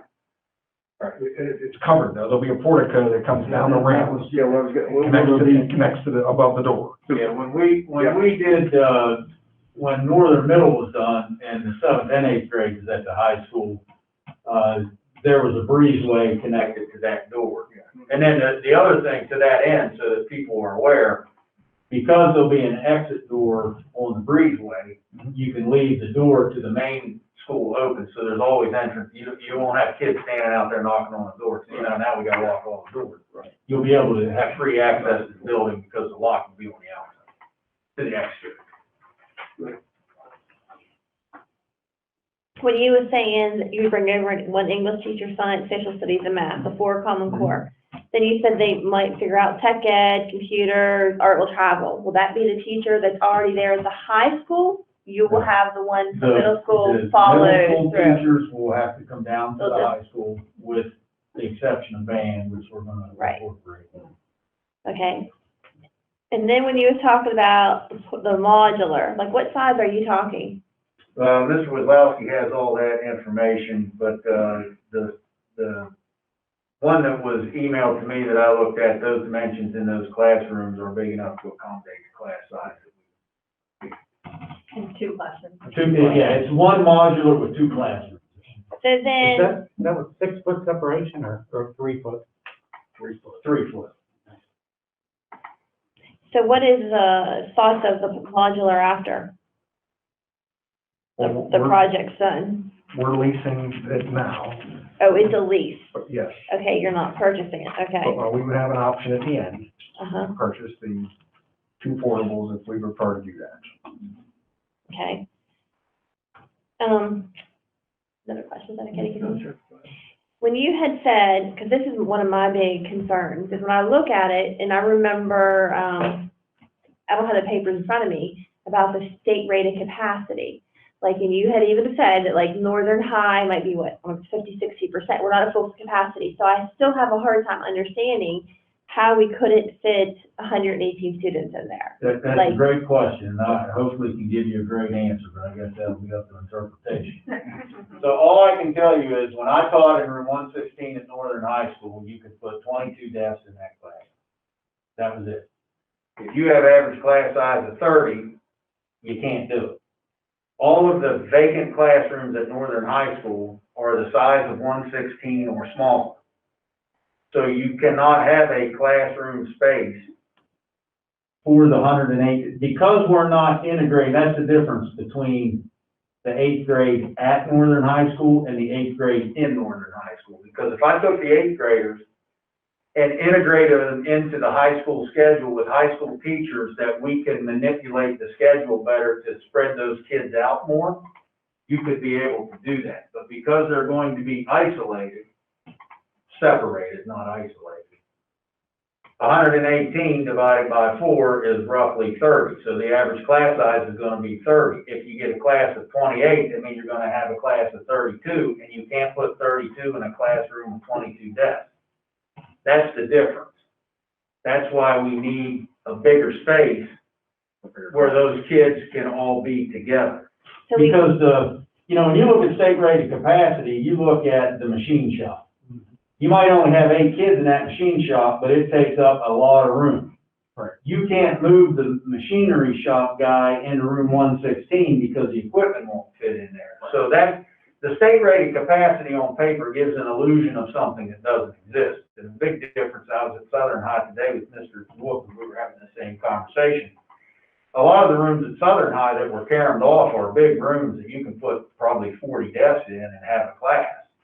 Those don't exist at Northern. The rooms that aren't being used are literally a big coat closet in some respects. They're not rooms that you can put a lot of kids in. So that's the other option would be if we hire 3 more teachers, Then we could divide those kids up and we could use the smaller spaces. So in one way or another, you're spending money. We thought the cheaper way would be the money. You know, our main goal was, of course, as Dr. Miller said, ensuring seamless instruction and ensuring that we're meeting the students' needs. But another goal that we've had all along is to try and disrupt the least amount of teachers moving, the least amount of kids that have to move throughout the building, you know, the best way to ensure they get on the bus safely and all those things.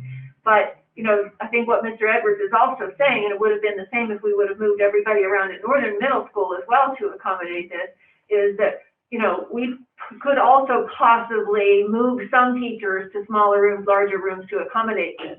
But, you know, with this plan, nobody really at Northern High School, you know, has to move much. There's only a couple of teacher one really that's really affected by it. So that was a secondary goal, but one that's very important, that we're trying to be the least disruptive as we can to the current staff and to ensure that those kids aren't impacted by this, you know, impacted by a great deal as well. And I think this plan does that.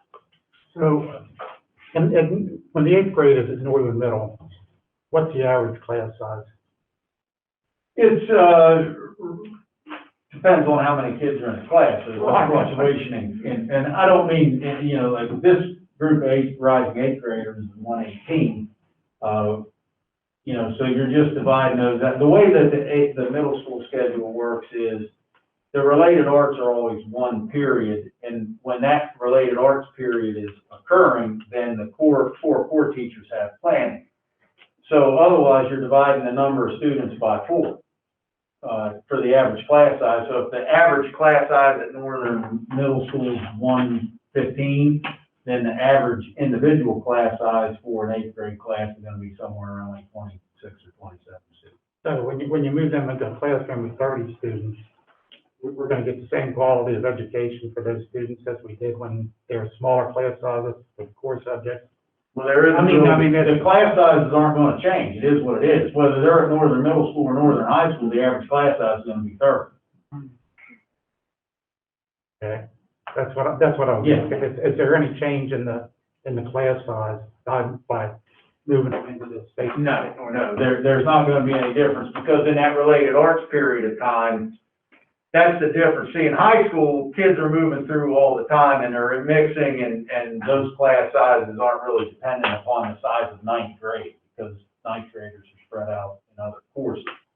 The middle school, you stay 8th grade all together all day and you just rotate around. So when you go to related arts and you're getting out of English, math, science, and social studies, those 4 rooms are vacant for planning. And you're splitting those kids up more because they're taking more related arts. But when they go back to math, English, science, and social studies, they're coming back together as the average class.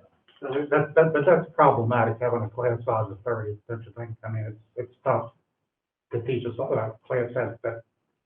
No, I've taught more than 30. High school is probably easier than elementary. You know, it's probably a little bit easier for high school students to have a larger class than in elementary. No, I've had. I had big classes when I taught. I will be very honest with you. It depends on which teacher you're talking to, and it also depends on the subject matter. For science, it might be a lot more difficult to have 30 kids because of the lab setting than it is in U.S. history. Your class sizes in the elementary school, it's going to go into the middle school, or what's the largest class size you will have in terms of K through 5?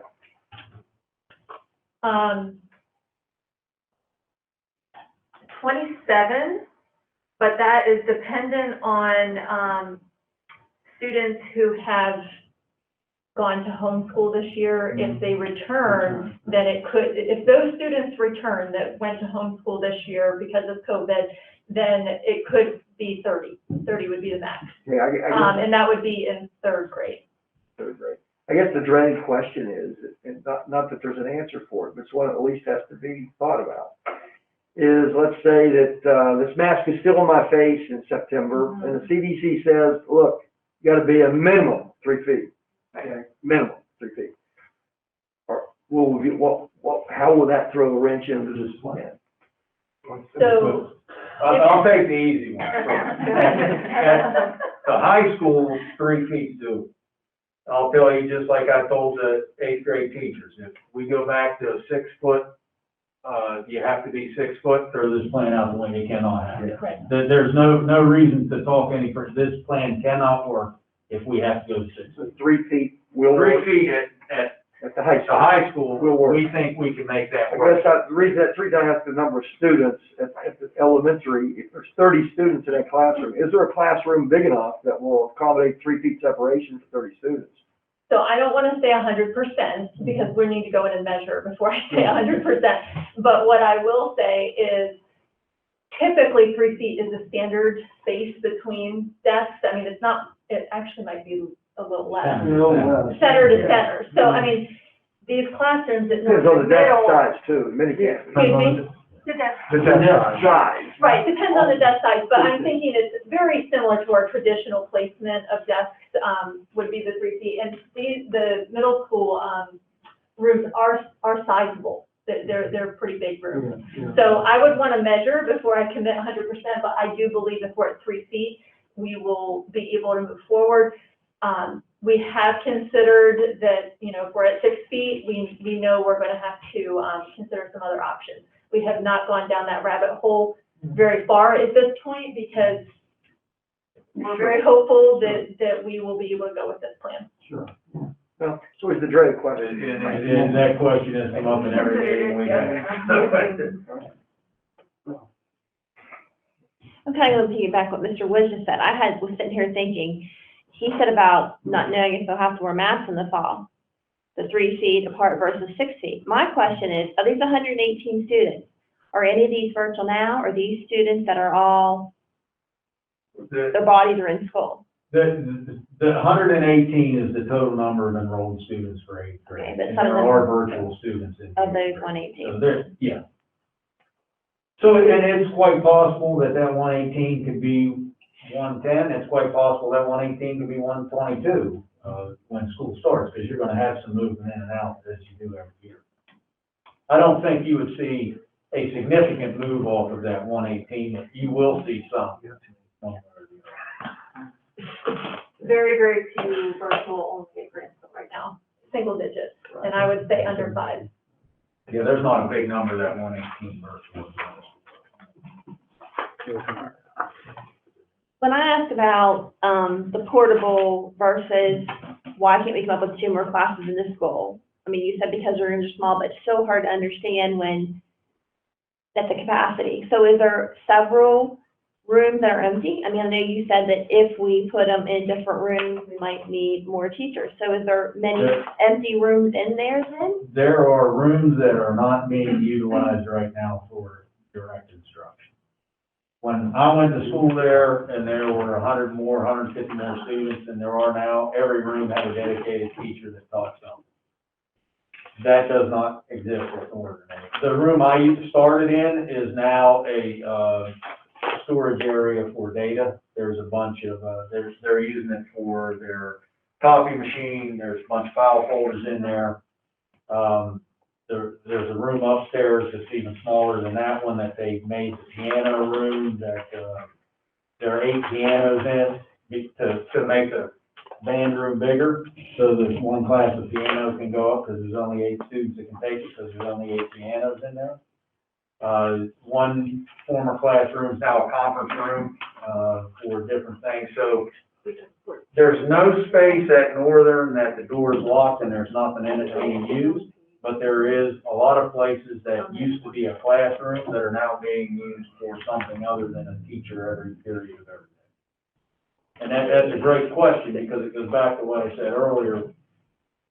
the state, if you just look at numbers on a piece of paper and you don't walk into a room and see what it looks like, we're gonna call a classroom, you know, my office downstairs is as big as one of those classrooms, you know how big that is. So is that really a classroom? I'm not so sure that it is. But on paper, it was, at one time was used that way. So then I guess it'd be accurate to say that not, actually our state rate capacity numbers really aren't as accurate as people think they are at all the buildings. I think the state rated capacity gives an illusion to people that aren't intimately aware of what the school looks like, of, yeah, that there's all this space that's just empty, and that's, not necessarily, they're not big rooms just sitting empty. There's lots of small rooms that are not being used to teach. And it's disproportionate because you go to the ag room, you got a classroom, you got a shop, you got a greenhouse, and it's all in the state rated capacity, but you might only have 15 kids in that class, but they're taking up that entire space in that time, because that's what it's designed. So it's state rated capacity, if you think of it as one data point, just like everything else. It's one thing that's considered in a whole bunch of other data points that we look at, for any school. But it is much different though for a high school than it is, say, an elementary school with it, that have dedicated, you know, classrooms that are a certain size. High school is very different. Question on the portable. So I guess my question is, I believe I've seen some of the notes of portables, what, around $200,000 cost of it. I think I've seen in notes. So my question is, there's nowhere again in that school that we could like take down a wall and make a room bigger, or I mean, I'm just asking the possibility when I look at spending $200,000 for a portable that we're leasing, unless we said, you know, we do something with it afterward, versus it's so hard to comprehend. I mean, you said, yes, the space is all being used for different reasons, but if we're only talking for a year, it's hard to understand how we can't make it work. We actually walked Northern and looked for that, if there was a place we could knock a wall out. Because a long term, that'd be great for Northern as well, not just for next year, if we could find more space. The only space we found that would have made sense where there were two rooms that weren't really being used as classrooms, and we thought, well, if we could just knock this wall down, it would be great. The problem is all of the infrastructure comes from the boiler and everything else up through that wall, so you not only be knocking that wall down, you'd have to relocate the water pipe, the electric, the telecommunications, and it would be a lot, it'd be a lot more than just knocking a wall down. But the other places, unfortunately, that was the only room that we thought we could do that. Okay. Can we get funding in the capital, program for these extra units? I mean, would that be part of the Grantsville project? The modular? Yeah, the You'll have modular. to ask Mr. Wells. And according to the documents that were on board docs, it looks like that's what we were just talking. It looks like we have 125 in the budget for the portable classroom and the 2 portable classrooms. We have as Mr. Edwards said a few minutes ago with the textbook purchase, we have several options that the board could consider to fund the portable classrooms with fund balance. We'll have some extra operating budget we can use, but right now it is not part of the capital request of the portable for the. There's no state money in this window. Not the Not for portable. the portable, but everything else. Right. Correct, I'm correct in that, right? That's correct. You've asked. But we have funding, we have the funding for them. He just talked about funding, it made me think, not funding for the portable, but the overall project. I believe in the past, we've been told over and over that actually to get funding from the state, you have to be at least 80% capacity in your buildings. Is that true? There was something. That's for renovation. This is specifically an open space enclosure, so they categorize it a lot different. It's like we're not renovating and adding extra space and doing things. We're just more or less taking the existing footprint, schematic that we have, and we're just, you know, adding walls, and we're gonna do some things with the mechanical. So, It was a complete renovation or add a new addition and all this kind of thing, just a totally different set of so it's not really considered. This project has already been approved. oh yeah. This project, that really doesn't apply. This project has been approved by the IAC. While we're here in April. Right, but I needed to make sure, because we've always been told it has to be at least 80% capacity with students, which it's not in order to get, so there is a difference, and they've been told that.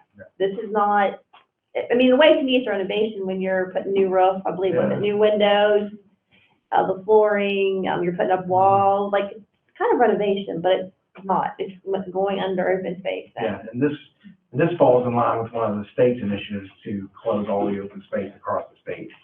So these kind of projects get put, they're prioritized higher than some other things. If I wonder what he said about that, the funding. I called a question on the portal. You certainly have that right. Motion. He's calling for a question on the portable. Yeah, I second it. All right, we have a question. Call from the floor, with a second, to vote on the portables. Since we have had that discussion, that we can go ahead and move forward. Those, in favor of the $125,000, what you said in the budget, to pay for the portables, signify by saying aye. Aye. Those opposed, nay. Nay. This is 3-1 vote. Thank you. Place of the portables. Now, if you want to go ahead and finish the overall plan, we can move with that as well. I'll try to, go quickly over some of the stuff that we've already discussed. So, we do know our administration team is going to have to do a substantial communication plan for our families, of students who are being impacted. So we are discussing having a virtual tour option that would be primarily administrative led. It could incorporate some teachers, but it will occur probably over the summer. So I would not anticipate that classrooms would be set up at that time, but it would give the community a sense of where the locations of the classrooms are and kind of the general layout of the school, and maybe reinforce some of the protocols and procedures that we'll be using. But then we also want to offer an open house so parents have the opportunity to come to both Northern Middle School and Northern High School. This would also be administratively driven, meaning that the administration would probably be the one facilitating it. It would happen over the summer. Again, classrooms probably would not be set up at this point for the elementary level, but it would give parents a chance to come and actually walk the space and have time with the administration to go over what does arrival and dismissal actually look like. Look, here are the bathrooms. These are the ones that are going to be for 1st through 5th grade. Probably we'll have some of the, like the pre-K and kindergarten bathrooms, I would hope, would be retrofitted at that point. So they would be able to see those kind of things. And then, of course, we'll have our traditional back-to-school night. We are going to be sensitive to ensure that, for example, Branchville's back-to-school night would be on a different night than Northern Middle School. But this would be teacher-led and administrator-led. So at that point, classrooms would be very well on their way to being set up, if not completely set up. Teachers would be available to talk with families and students. Students would be walking the halls. It would be just, hopefully, if we're in a safe time to be able to do it, it would be a very traditional looking back-to-school night, just at a different location. And that would be that virtual tour and the open house would be, to Mr. Gladfelder's point, the ideal time for Mr. Wazlowski to find out if parents are interested in a shuttle bus from Grantsville to what their plan is for disciplining students, what their plan is for feeding students, all those things that parents will definitely have questions about. And I think that that's an ideal time to make sure that we get those questions answered for our parents and our students as well. So we basically covered most everything on this slide. It discusses reassignment of the custodial staff and the food service staff at the top 2 bullets, and the special education teacher grant funded that Mr. Edwards talked about. What we have not discussed is the transition plan. So the bottom section is what I want to draw your attention to. This would be for Grantsville staff and Northern Middle School 8th grade staff members only. And so what we want to do is we want to provide time for all of those staff members to visit the location in which they will be. Now, certainly if they're in the modular, that they might not be able to do that before the end of the year, but all the other spaces, we want to provide them time to be able to go up to the building that they will be in and have time in that classroom. We are looking at doing it on a Wednesday. and having staff be able to go that way. The middle school teacher and the elementary teacher paired for that classroom can have collaborative time of what's being left, what spaces might be available for them for storage, and so on. We also are looking at providing 2 days as needed at the end of this fiscal year for staff to pack up, sort things. Some things will be staying at Grantsville, some things will be going. Everything will have to be boxed. Certainly this is a great time to purge things that need to be discarded. So all of that will happen, and that would be paid as a stipend at a per diem rate after the student year is over. We thought it was very important to keep intact our student instructional year, given the nature of how our year has been. So that's why we chose to do it after the student year is over. And then one day at the beginning of the school year to get settled in their new location, unpacked, all of that. Any questions on that? This is a summary of some of the facility and operations that we've already talked about. My understanding, the only one that we haven't talked about was this one. I think we're adding a wall to, in Northern High School. Yeah, we talked. Yeah, I think so. Yeah, about that classroom. Okay, and then, IT, we have been able to, obtain some interactive smart boards, or interactive boards really is what they are. They act as a smart board. We were able to we had to get several of them in order to accommodate students currently in our virtual hybrid model. As we spread out students, we found that we needed some portable interactive boards to be able to meet the students' needs. In some cases, we have classrooms in the cafeteria, and we don't traditionally have smart boards or interactive boards in the cafeteria. So we do have those available. The modular will need at least 2 of those, so we'll be able to reallocate that. And then the remaining technology, all of our technology right now is very portable. We expect to have Wi-Fi, internet, devices, everything will move with the students. The other thing that I'll mention about IT would be our copiers. We would anticipate making sure that we would have copiers in the workroom for teachers, and we contract with Landis, so if we need to move them, Landis will move them for us. So that will be relatively easy. This is our food nutrition slide. Grantsville will be breakfast in the classroom. You heard Mr. Edwards speak to the 8th grade earlier. We have our dedicated lunch shifts that we've already talked about, and our staff moving that we've already addressed as well. Questions? Let's go on, so we'll try to ask a couple more. So. For the internet, for IT, is anything different, or can it, with putting the kids in there, the schools can handle that much more on devices? Yeah, Northern Middle is already a primary off-site backup. So for that reason, we already provide them with higher internet, and Northern High should be just fine with adding 18 kids. It's about a 46 student variance if we look at current numbers. So based on who's in, if everyone was going to Northern Middle School right now, next year, if everyone goes that is currently enrolled, it'd be an additional 46 students. So it's not a huge number more that would be on the devices. Any other questions? Great presentation. Yeah, thank you very much. Very well done. Put a lot of work into it, obviously. A lot of work. There was a team A lot of work effort. still ahead of you too, though. There is, and I can't say enough that it was a team effort, and Ms. Miller and Mr. Matty and Mr. Yoder were heavily involved, so. You know, I was a teacher at Southern when we renovated Southern High School in the early 90s, and I had the 7 o'clock morning shift in the gym in a cubicle about half the size of this room with my students, and then we all left. Then went to the middle school. The 9th and 10th graders then had classes at the middle school in the afternoon after middle school went home. And we had practices at 1 o'clock, 4 o'clock, 6 o'clock in the evening, and it was a mess. We all got through it. You know, much better. Yeah, it was quite an endeavor. It was an endeavor. Worked out. Well, will you have a presentation at one of our upcoming board meetings of what is actually going to be happening at Grantsville Elementary for people that are paying attention with the renovation or the open days? conversion.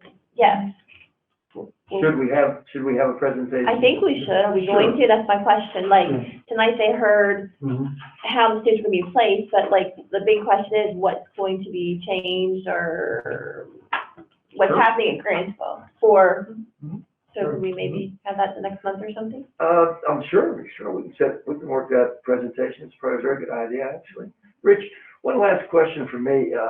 Lead me through the timeline again. I know we start on this project in December, I believe. Is that correct? Yeah, we're trying to have all the design done by July 1st. Okay. And as was alluded to before, we're very looking at the costs. So I'm trying to expedite to get the design done earlier so we can really get a bid a lot faster now. Or start the procurement part to really get an idea to make sure that we have the funding based on where that is. Right. So I wanted to move that way forward. If I can get through all that, then I'm hoping that we can actually start earlier than November or December. And obviously, the more time would be more beneficial to us. Sure. So we're still trying to be under construction by fall and finish in August, for sure. Is August. Yeah, but I've really tried to move everything forward, just because I just want to make sure with the cost increases and that it doesn't exceed the funding, because then we'll have to drop back a little bit and figure some things out. Yeah. There a couple of those things that were add-ons? A couple of the things that you mentioned. Add alternate, so the Add first, alternates? the first one was, converting open space classrooms and mechanical system replacement, that's the base bid. And then it's alternate, one is the roof replacement, alternate two is the relocation of the main office, health suites and stars program, and then alternate three is the carpet replacement, painting and such for the gym. Yeah, I think that's obviously the big key question, is trying to get everything bid successfully, because as we talked earlier tonight, weeks or hundreds, if not thousands of dollars. Right. Yes. And there's a lot of concern, especially in the mechanical end of lead time, of getting things made, delivered, and all those kind of things. So that's heard a lot of vendors talk about the long lead times to get, especially mechanical equipment right now. But with approval tonight for the portable, you're working with that company, you're working with that, right? And ready to. First Friday, yeah. That's what I needed. Yeah. Okay. Yes, Mike? And the split for this, is it correct to say it's 89, 11%? 89 from the state, 11 from local government? Yeah. This will be the first project that's split, correct? Except For people listening. When you look at the numbers of it, it's amazing that what we're doing for Yeah, I mean. the small amount locally that we have to fund. It's pretty amazing. The project's done that we only dreamed of. Yeah. Here we go. Senator. So for anybody watching, I just thought one more thing, because we're saying this is our first big project with 89, 11 split. As before, elephant in the room with Southern Middle and Broadford, will there be further discussions on that? I know we've already had the CIP, but for anybody. On the timeline. Okay, but for anybody watching, they're probably wondering, you started that project and you put it on hold and you went to Grantsville. Right, we're still on the same timeline. Yeah, this year, this FY '22 has in the budget, I think, $100,000 for the facility, yeah. study. Yeah, we're right in time, we're right on So time. we're on time. Feasibility and ed specs this year, design, construction. So for anybody watching that might be questioning or wondering, yes. 5-year strategic plan. Yeah, right. I'm sure there'll be a lot of meetings as we get forward on that side. Well, the numbers have all changed on Broadford and Southern Middle too. That changed dramatically. Because if they're picking up, A&E. Well, just the cost numbers have changed dramatically too, in that 2 years. Yeah. Okay, well, thank you so much. We appreciate your time and all the work you put in. We'll keep Rich here and let the rest of you go. He has to stay for the track research. Thank you all very much. Thanks.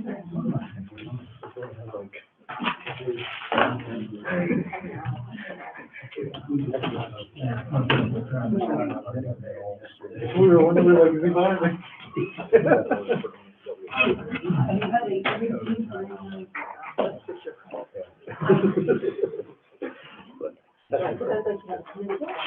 Yeah. Did we check that one? How many paragraphs? It's important to think about the brand. Okay, Mr. Kozlowski, if you want to go and make the presentation, then we'll see what the superintendent's recommendation is, since it's an action item, and then we'll ask some questions. Yes, good evening. I'm here to request that the board approve the rubberization and resurfacing of the tracks, the 6-lane tracks at Northern High School, awarding it to ATT Sports Incorporated, the amount of $380,620. Okay? As we are right now, we've laid some preliminary work out, and weather pending, trying to get it done here in the next 30 days. Okay?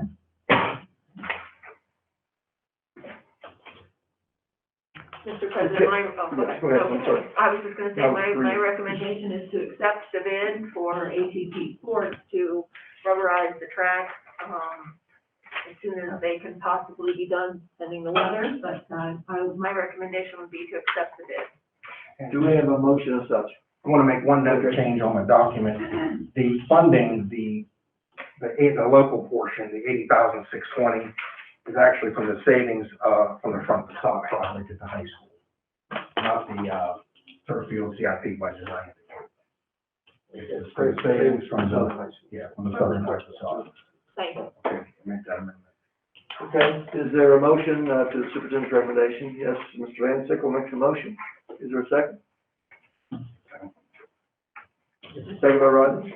We can have any discussion that you might have for the, track project. I have one question.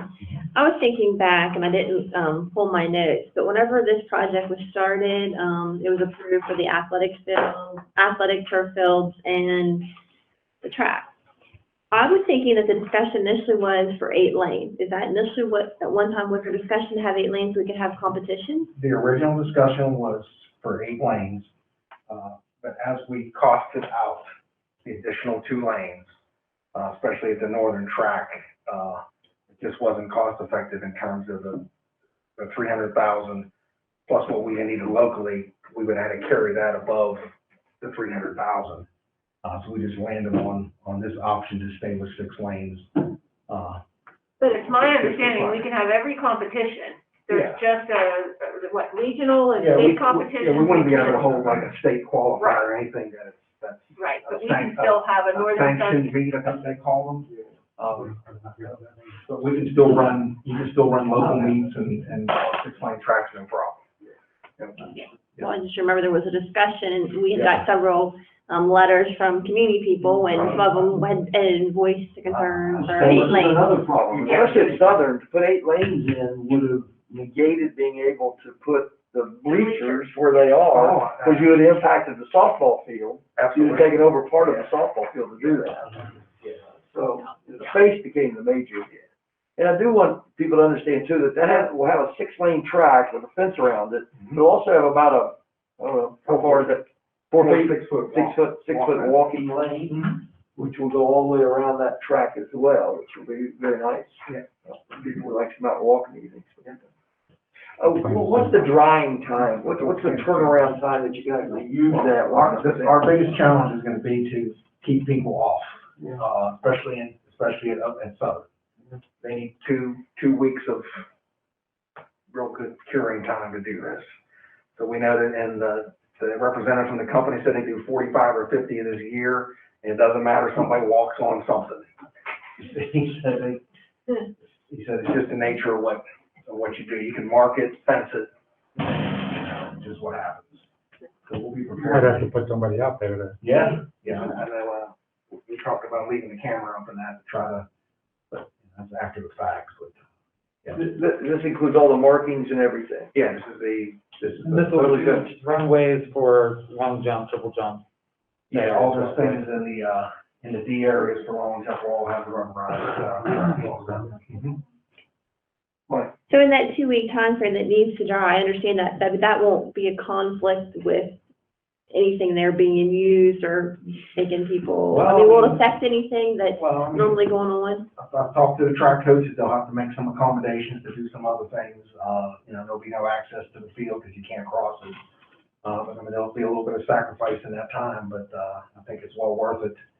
To get it finalized. Okay. parking lot, I just trying to think if I'm the principal there, what I do. Parking lot at the football field, those kids that all park there, walk up to the school, they all walk on that track to get up there. During that 2-week period of time, how are you gonna circumvent that? Well, but you gotta get up there. Well, You're gonna have to go through the baseball field, I would Yeah, assume, but we typically in the wintertime run a shuttle bus over the hill for those kids for a school bus. Then I have to walk, so I think we can go ahead and put that shuttle bus back in place and just drive walk. in the snow, right? Uphill both ways.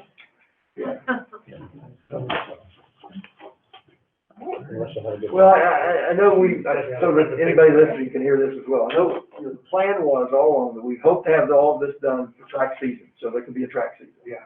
But I hope everybody understands, we don't control when the money comes, Right. everything is signed, everything is done. Yeah. Pandemic, even getting people to bid on things has been a tremendous, setback. So, we wish we would have had a bunch of track meets there at both schools this year, but, it certainly looks encouraging for next year. Yes. And of course, we want to do it right. We want to make sure that it's done correctly, and there are a lot of things beyond our control, but the finished product, I think, will be worth it. Unfortunately, this year, we probably won't be able to have a meet, but hopefully But next it will be year a we'll be great ready to project. go. It will still be that. Okay, we've got a motion on the floor to accept, the bid as proposed, $380,620. Those in favor, signify by saying aye. Those opposed, nay. And it's a 4-0 vote. Thank you. And now we move on to, the budget, which is also an action item for tonight. The transfer, yes. Oh, the transfer Yeah, first, I'm transfer, sorry, I yeah. must have missed it at the bottom. There's 3 more things.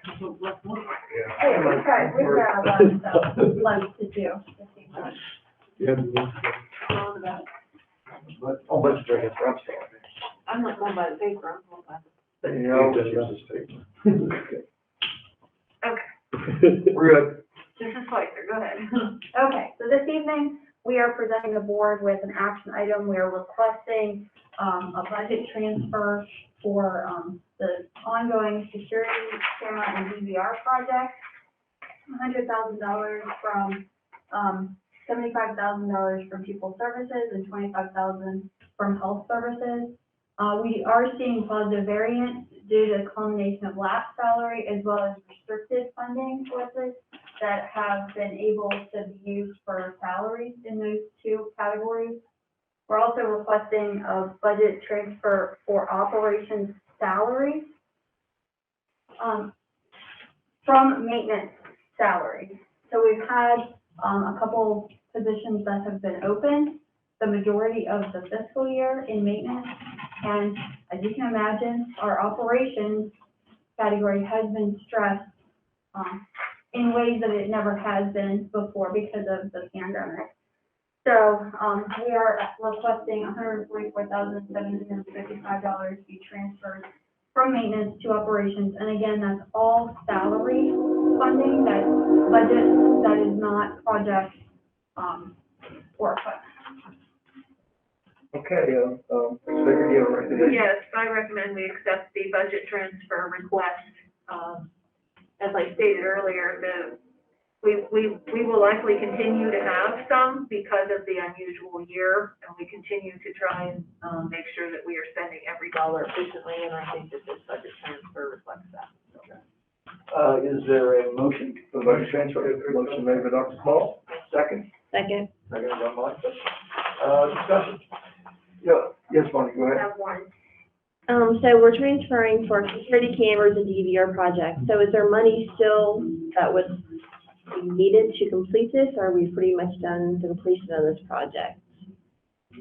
It's my understanding, and Mr. Gang, jump in whenever you would like to, but this is the amount of money to get us with all of our locations at the same level. So, the last piece of the last project, you could say phase 1, we had several pieces of funding that were working together.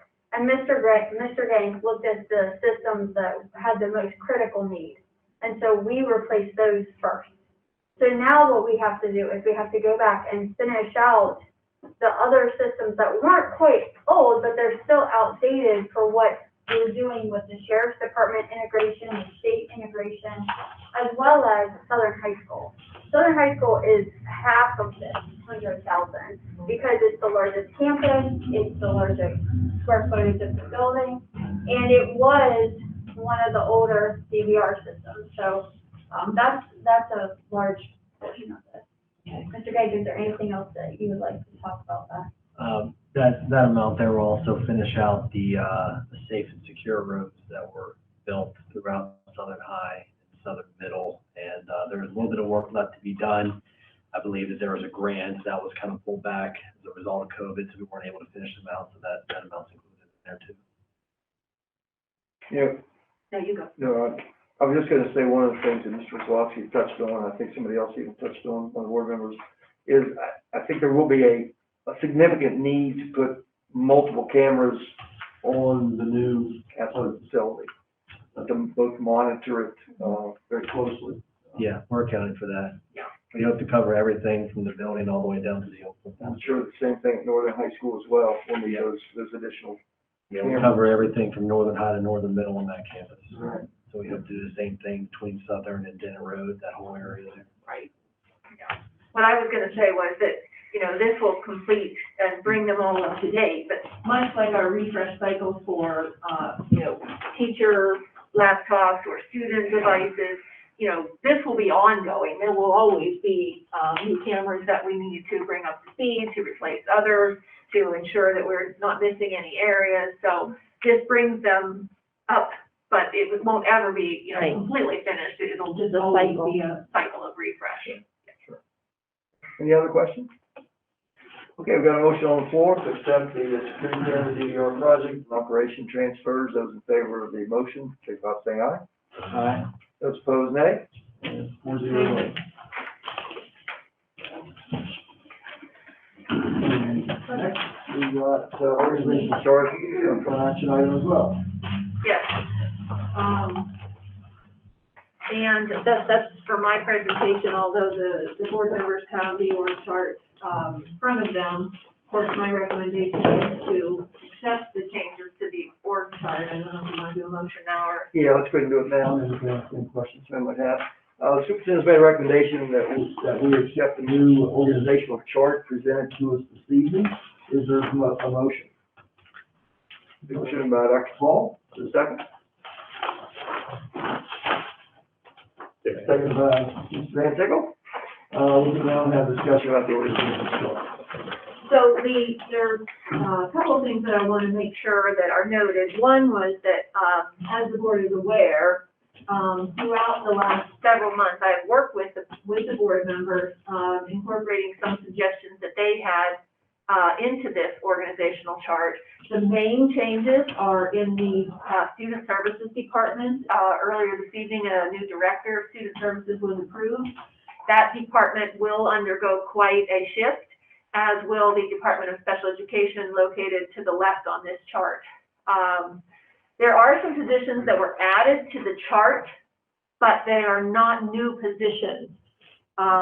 They are positions that are needed to be included for workflow and approval, but they have been, most of them are, for instance, literacy coaches. I don't think they were on there before.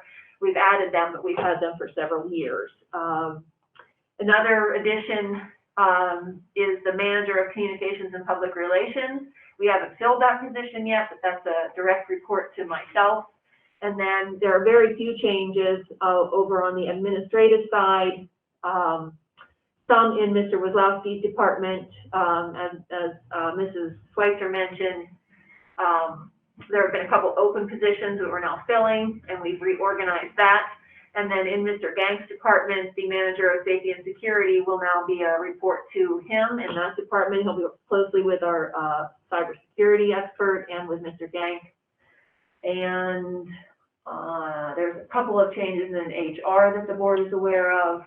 I think that it summarizes. I'll open up for questions, but that's the summary of it. Question about a word. Last month you gave us a paper explaining it, your details. Mm-hmm. when you look at Director of Technology and Security, your paper one said Senior IT Specialist, but on the chart it says IT Specialist. So should it just be IT or should it be Senior IT Specialist? I think it needs to be senior IT specialist. Is that correct, Mr. Yank? Which one are you looking at? Right here. It says IT, but she had written Senior IT. Should it be Senior IT? Just IT Specialist? It should be. Yeah, because we have junior system administrator. Okay. Yes. We'll make sure we correct that. Other questions?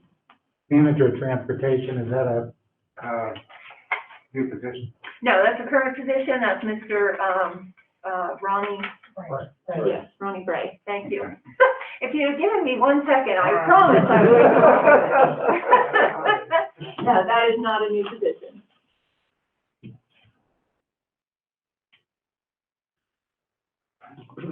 Actually, most of the new names are old positions Correct.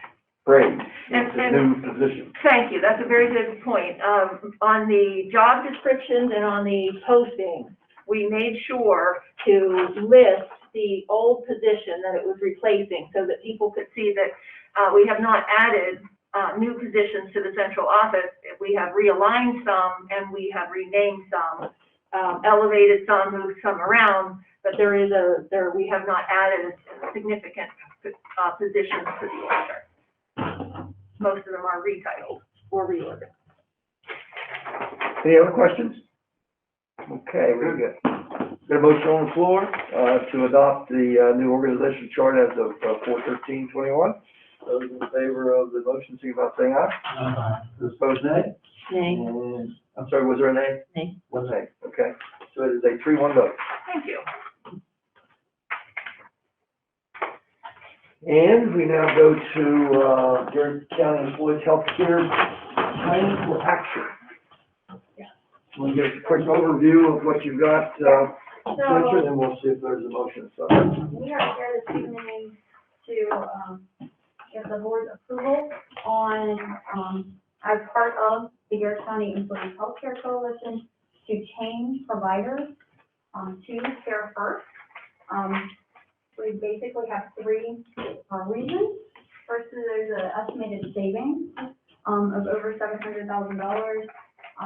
We have done extensive research, and the network disruption is about 1%, and actually the network is better for our employees and our under 65 retirees. And we've also obtained quite a few positive references from other school systems and county governments that have switched from the provider that we have currently to Care First. So we are recommending that the elected board of education approve this case. Ms. Bates, do you have a recommendation? Yes, based on Mrs. Schweitzer comments and the research that they have done, I recommend that we accept the employee health care change. Okay, there is a recommendation to superintendent to change, to Care First as our medical health care provider. May I say one more thing? Sure, I'm sorry. Very fine. I just want to make sure that everyone is aware that the board has the autonomy to choose the provider. However, this does not in any way change the negotiated benefit, that the board has negotiated with their 4 bargaining units. That's a very good point. And there's no impact to vision plan, dental plan, any other We plan. are not just recommending healthcare. a change in provider for dental, vision, stop loss, or prescription either. Okay, is there a motion to accept the,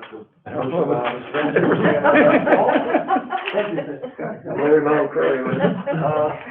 So we do have a motion on the floor, to accept the change, to, Care First. Discussion.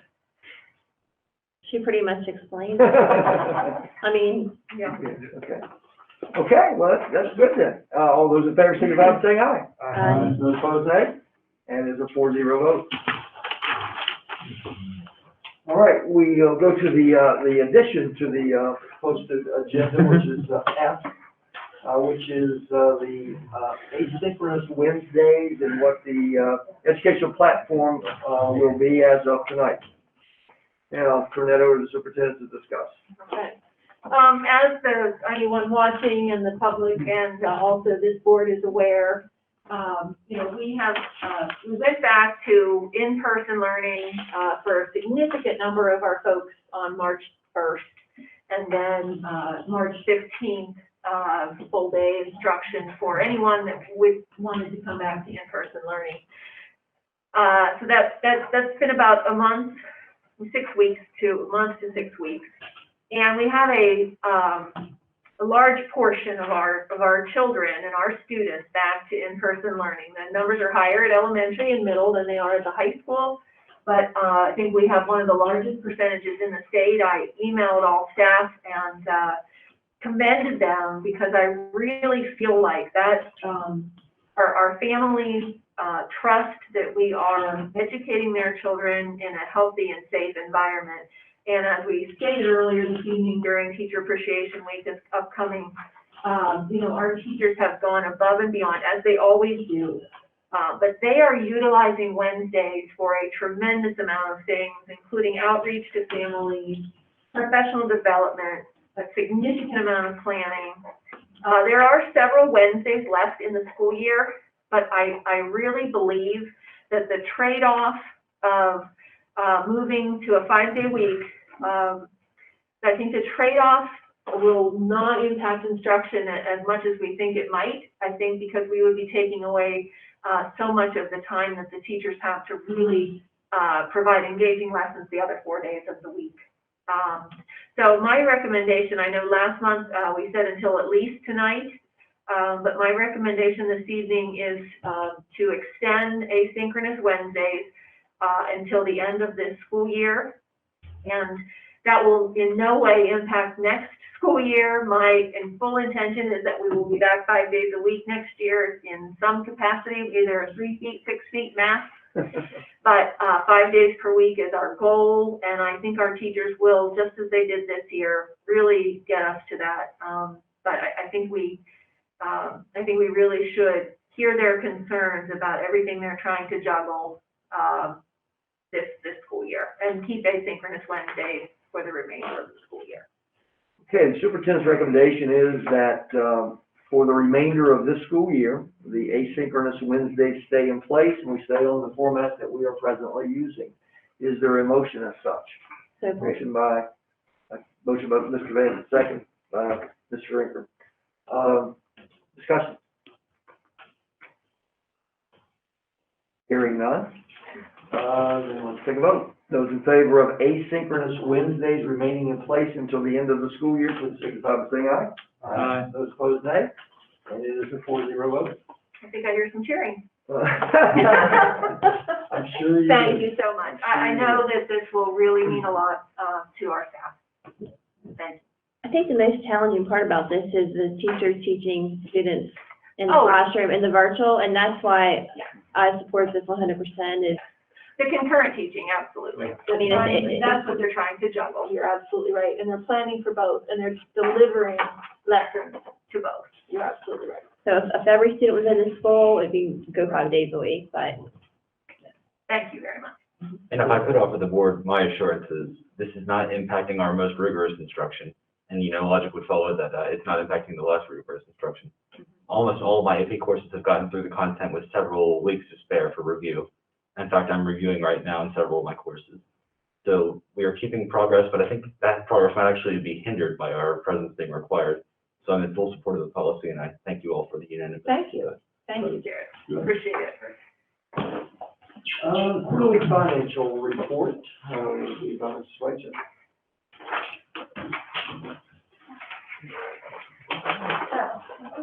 Information item. This is quite an incredible year that we're in.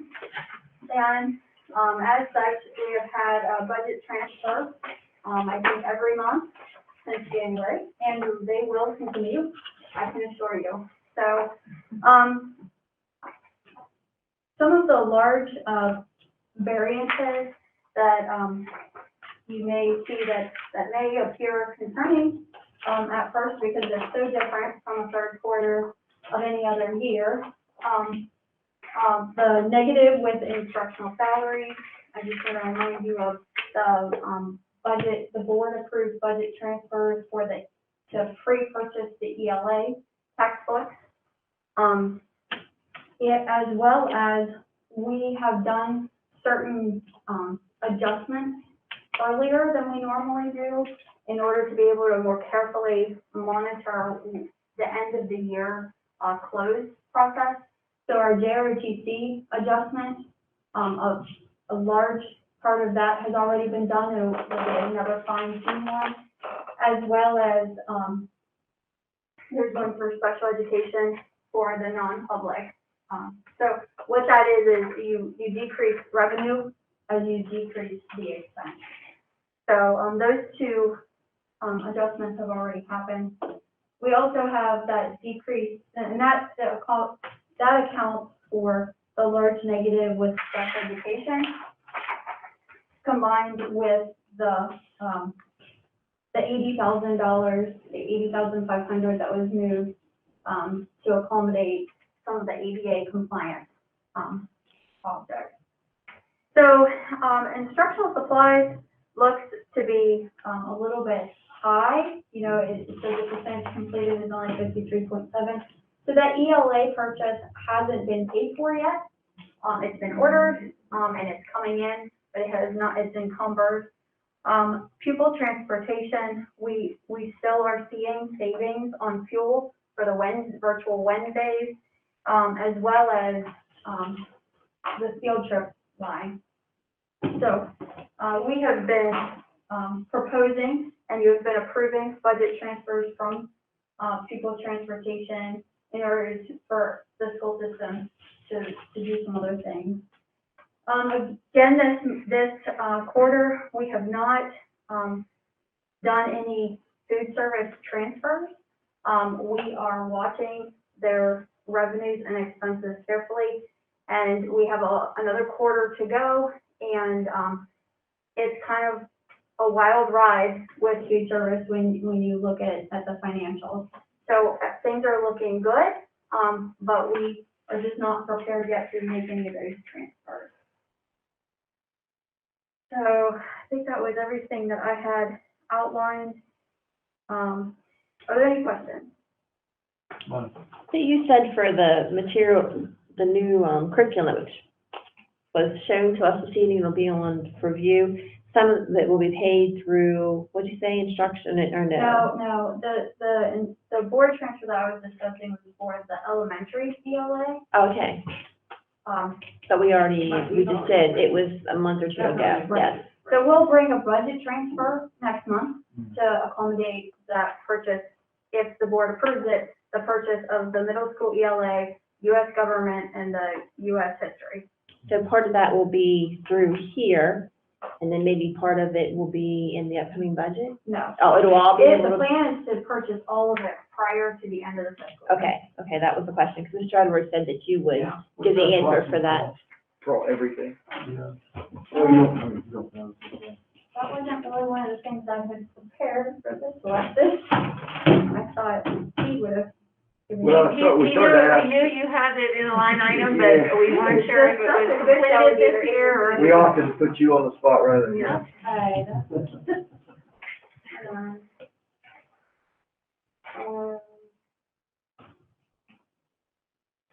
Middle school ELA is $150,000. High school world history was $40,000, and high school U.S. history is $23,000.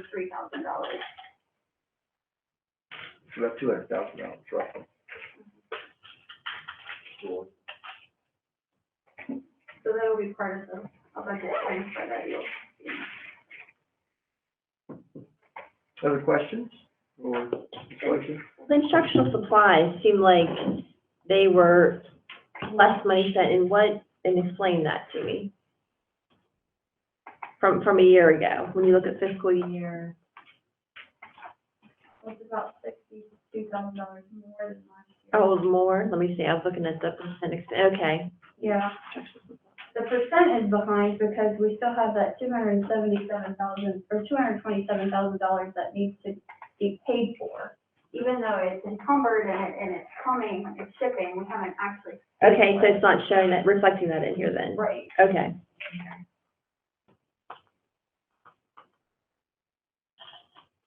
the same with capital outlay. That's why it looks like it's behind last year, because we've transferred the funds, but we haven't, like, the Grantsville, or the accident playground is happening soon.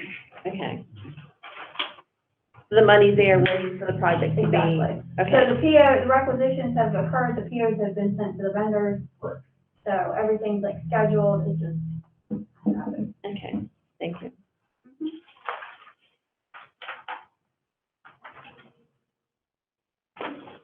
Could you brief us quickly, and just give us an overview? Delineate for us where we are with CARES money, ESSER's, what, 1, 2, and 3, or I'm not sure the acronyms for all of the money coming, from the different stimulus packages. I don't know, I don't care if we run the numbers, but other than some guides, some timeline as to when what's coming and. She's given us one sheet in our Yeah, folder. I have You see the that CARES. one on the CARES, yeah. That's the CARES, and we were able to look at that, see where those $8 million are. So that other big money's coming, what our timeline is there.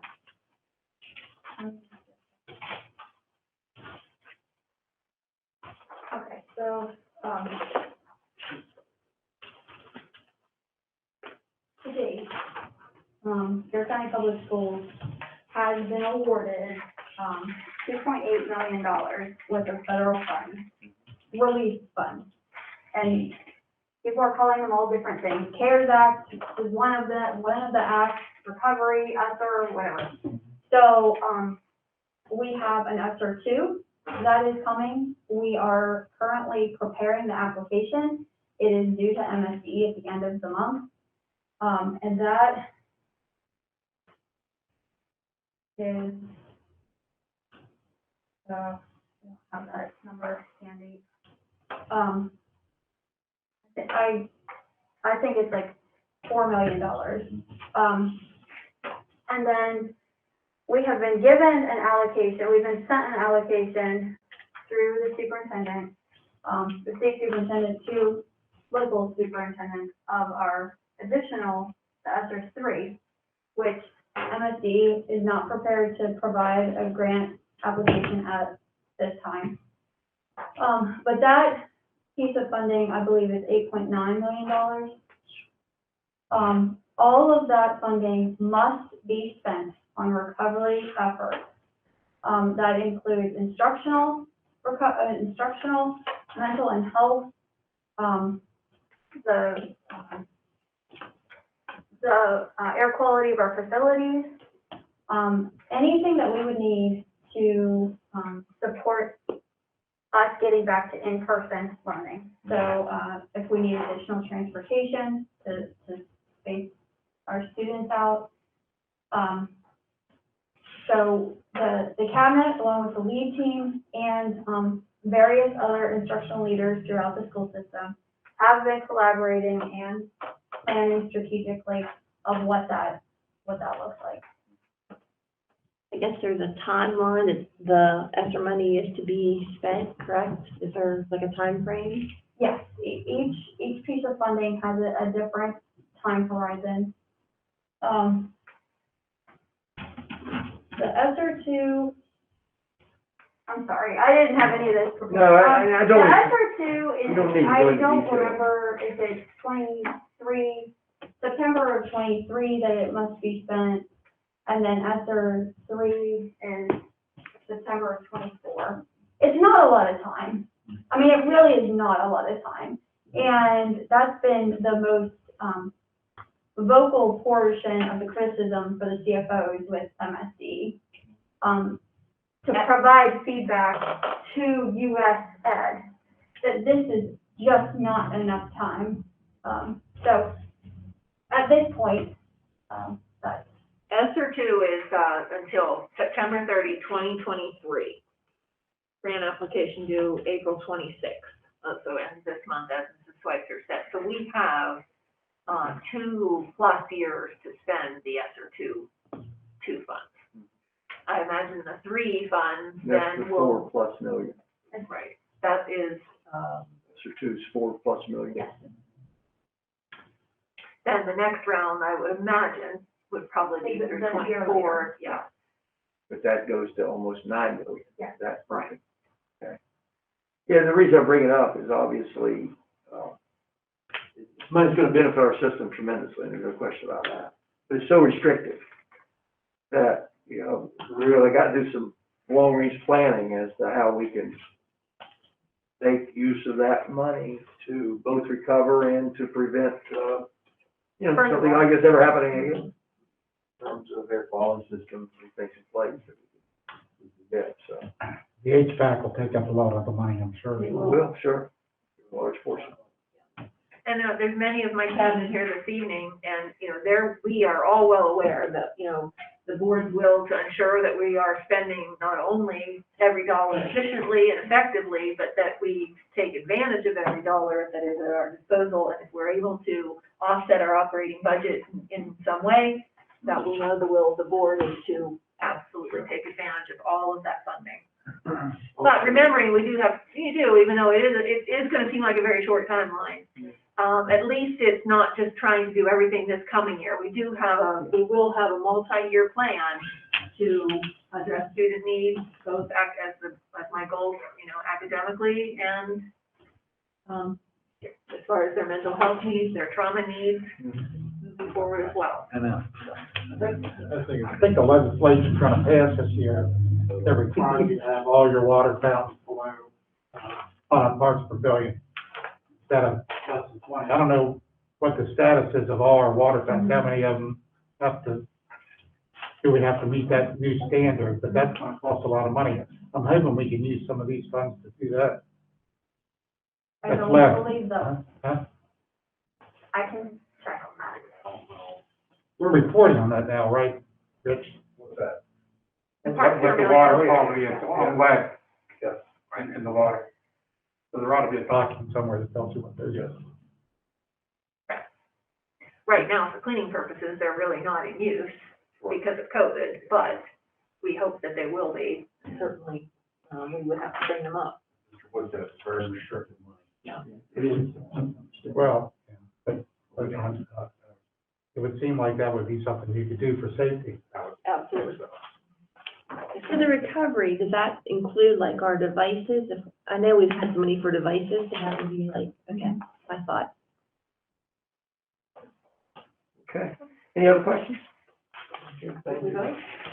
For that, let's then stay in your seat and we'll move on to probably the thing tonight that's, you know, one of our biggest items that we need to discuss each year, and that is, the budget. Take a problem. Yes, we can. I was gonna see if somebody wanted to, I've got to. I'd like to take it, I got 7, 8 till, 9 o'clock, we can take an 8 o'clock. If I'd known that, I wouldn't have taken it. Right, or when I did. Right ahead, that's what they're for. I was concerned about somebody else.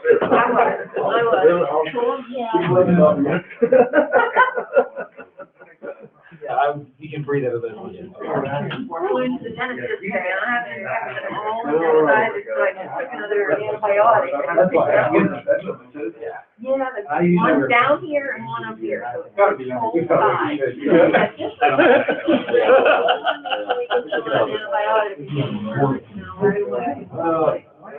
You ever had a root canal? I know. You know what? I've heard they've gotten on that. You know, I'm sorry, much more tell you a quick story. I had one out here, Dr. Ian. How's it going, Randy? Hey, I'm pretty good.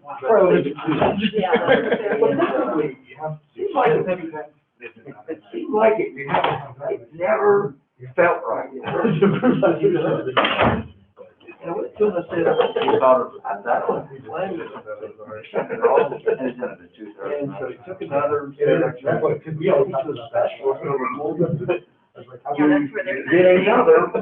Because we get this, instead, you know, he said, I want you to know, you're gonna fall down for what happens. You have X amount of roots that comes into this tree.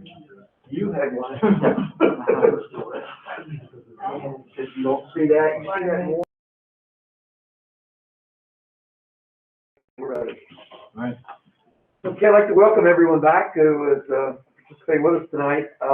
We are on our superintendent's proposed budget, which is an action item for tonight, and we have submitted to the superintendent and to Ms. Schweitzer a multitude of questions, and she has graciously answered all those questions for us, along with the superintendent, but I'm sure there will be others tonight in clarification of some of the answers that we got. So, because there's gonna be a million questions, I think we should do a motion on the floor so that we can do this stuff correctly. And then we'll see what that takes. So, I had a quick question.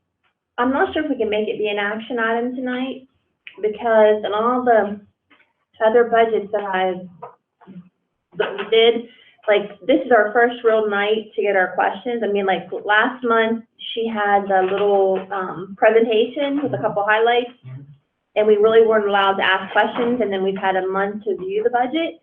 So I believe the way it's always been in the past, the budget is, we have it, and then we put it on the website, like it's to be out from one meeting to the next, because we usually get some public comments on it. Is that correct? I think it's maybe about a week, if that. I think we have to have the whole budget up from, like, we need to make an announcement, you know what I mean? Like, that's how we do everything, we did in the past. I'm gonna defer a little bit to maybe Dr. Paul, you know something about it. I don't think there's a policy nor a procedure that says we have to put the budget out for public comment. We have to post the budget once it's finished. It's a public item. But in order to split the public comment, I don't think there's anything. It's not a specific, procedure that mandates. it's not a specific policy. Was it posted, I mean, it was posted on board docs prior, how long was it? I'm not sure. It was just posted for a week. A week on Yeah, board it docs. was executive content. It was exactly last one. Yeah. We've had times when we've had public comment and we've allowed public comment on it, but I don't think there's no policy or anything. But, you know, we've done things differently at different times, so totally up to the will of the board. One thing that we did try and do was have the budget books available. That is one thing the board has said in the past, that they wanted plenty of time to review the budget books. I think we did provide that this time. And, that is why, we were, hoping for action this evening. At what point do you need a completed budget to send? Oh, with the commissioners, you mean? Well, the formal request has already been made, and obviously we had the presentation March 15th. So, Mr. Weeks has worked these numbers into his budget. The board does need to have an approved budget before the end of this fiscal year. Well, obviously, you need it long before June 30th. Yes.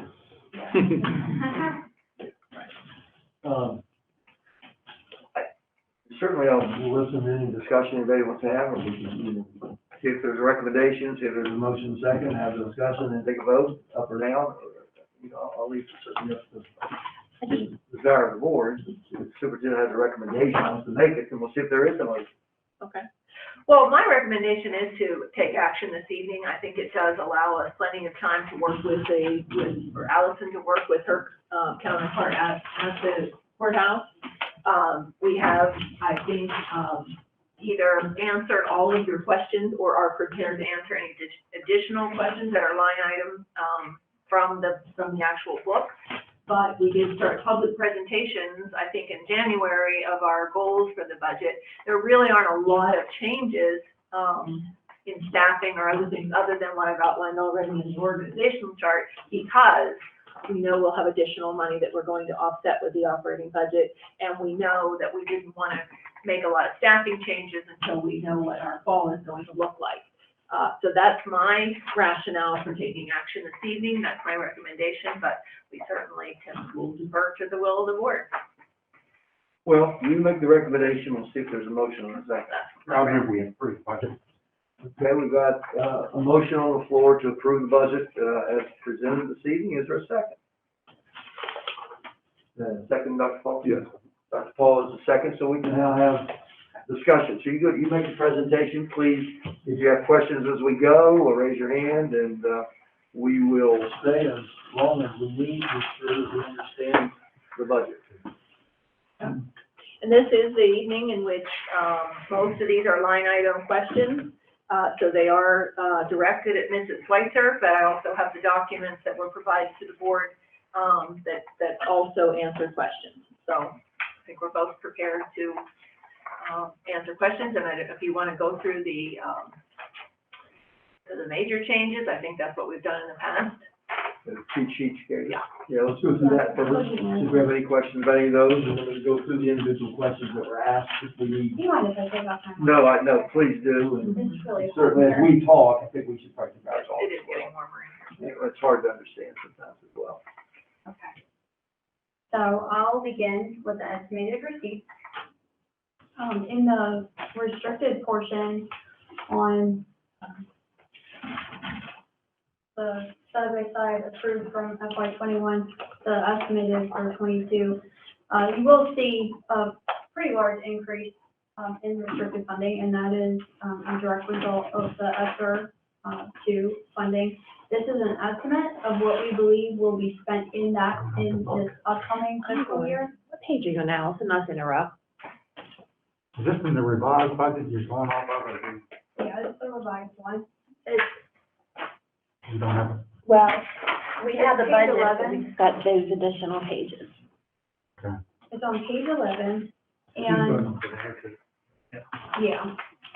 Yes, it's that document. Right, he was just gonna follow, he didn't want to, he wanted to follow in the book or the computer. It's So off, that's, it's off that document, sent to us.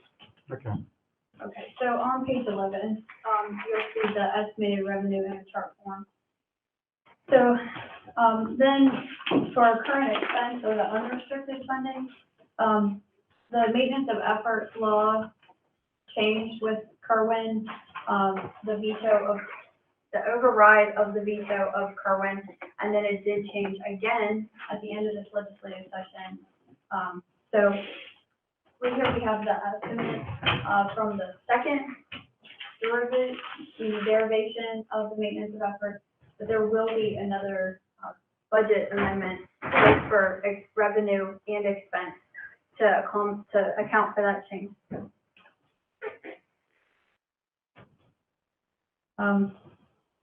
We also, the superintendent made a recommendation to change the capital request from the local county government, by, reducing it by $54,000.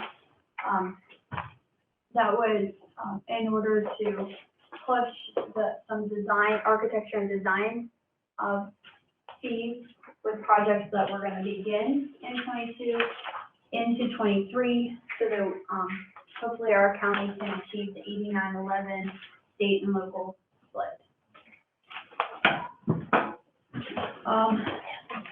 There is a new page here, page 12,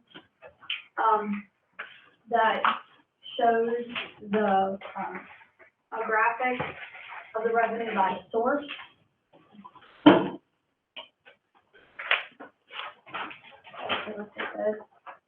So,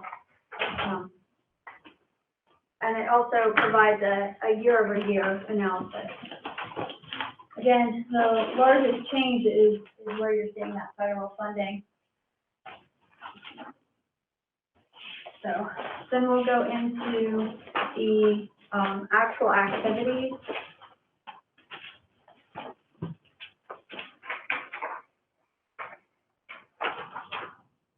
One of the first major changes that we had, and I guess one thing that I should say before I get into the activity in discussion is that one of the reasons that the budget wasn't public yet was because of the superintendent's recommended organizational chart changes.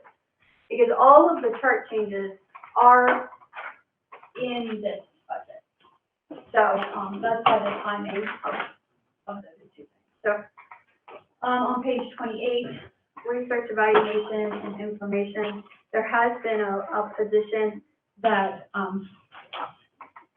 that will become then a reallocated position, to, accommodate, more of a marketing focus for the Board of Education and Garrett County Public Schools. This change has happened through attrition. It's not an added FTE, and there is no reduction in force.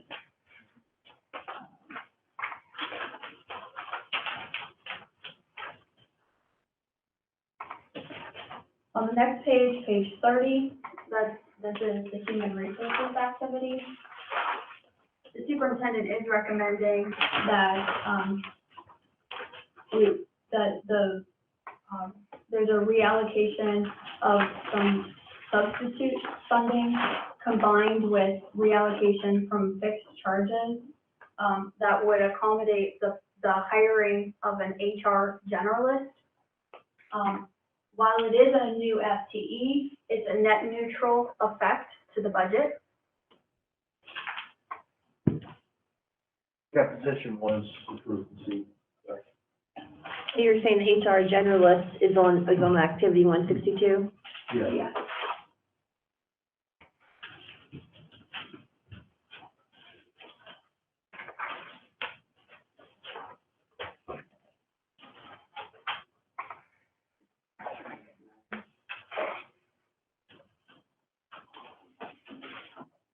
Okay, if I can go back just a couple pages to activity 111, I do want to highlight that under public relations,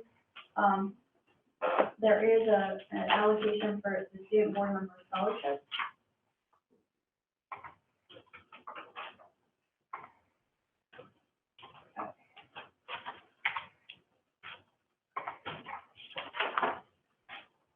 On page 52, under English language arts, per the budget reconciliation, there was the removal from the budget of $250,000 for the purchase of the elementary ELA. We were able, with positive budget variance, to purchase those items this fiscal year rather than next.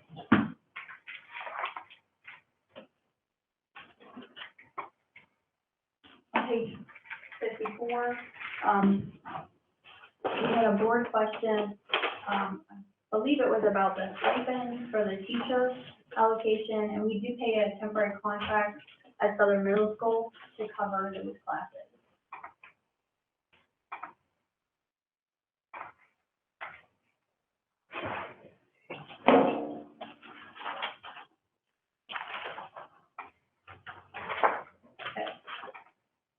On page 58, under 216 media, there was a variance year over year in the supplies and materials for media. That was really attributed to the principal's allocation. Last year, the school allocation column had $13,825, and this year it's $9,575. So there was no change from the centralized purchasing level recommended there. Under music, drama, and theater, there is, as I spoke about previously, a quarter of the contract for the person at the CPAS through Garrett College has been added here, and that was an add to the budget. We also have reallocated one FTE, one teacher, from this activity to satisfy one of the two requested behavior coaches.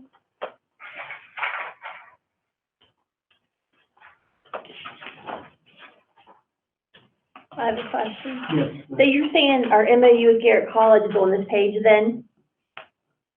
One page, activity 217, is that what you're saying? It's under miscellaneous services. It's this one fourth contract for CPAC. Okay.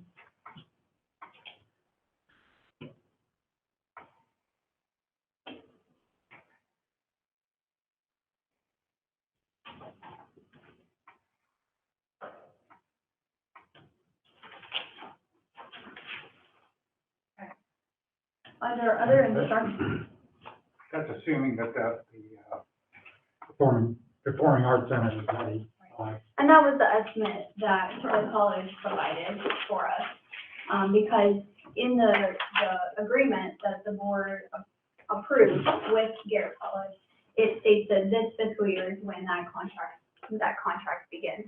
And we both recognize that the facility isn't open yet, but they're hopeful that by the last quarter of our fiscal year, they will need people, even if the facility is not open, they will need people to start preparing for scheduling and getting it up and running. Okay, so that was my question. That doesn't mean we'll be able to begin using the facility in 2000. No, it's not, it's our understanding that we won't truly allocate funding for anything that is happening there until the following fiscal year. Okay.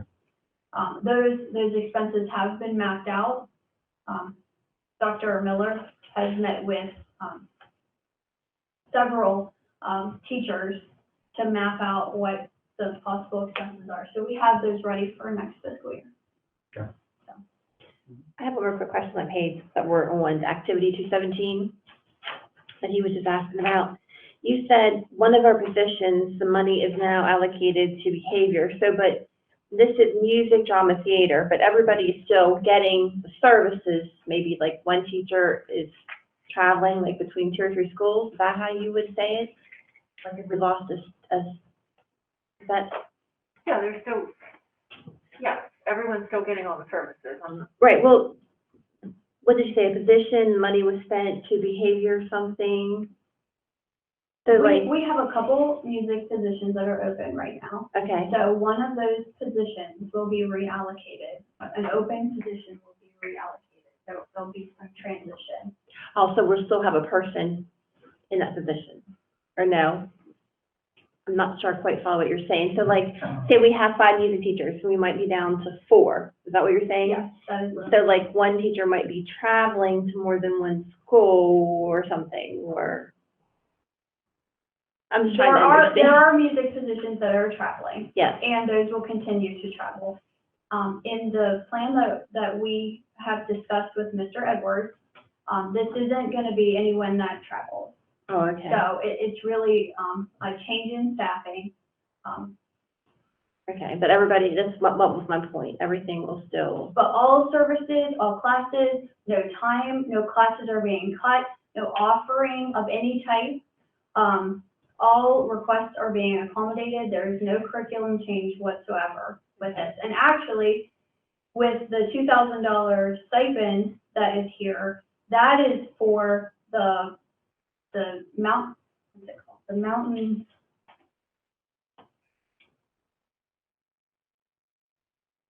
We have a collaboration with a theater in Allegheny County, and they provided funding to get it started. But we have to maintain it, and that's the programming that allows us to do like Annie Junior. Right. And so that will continue through this funding line. okay. All right, thank you.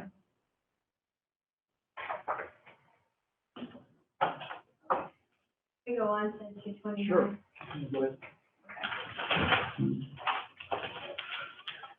So under other instruction, this is where the majority of elementary lies.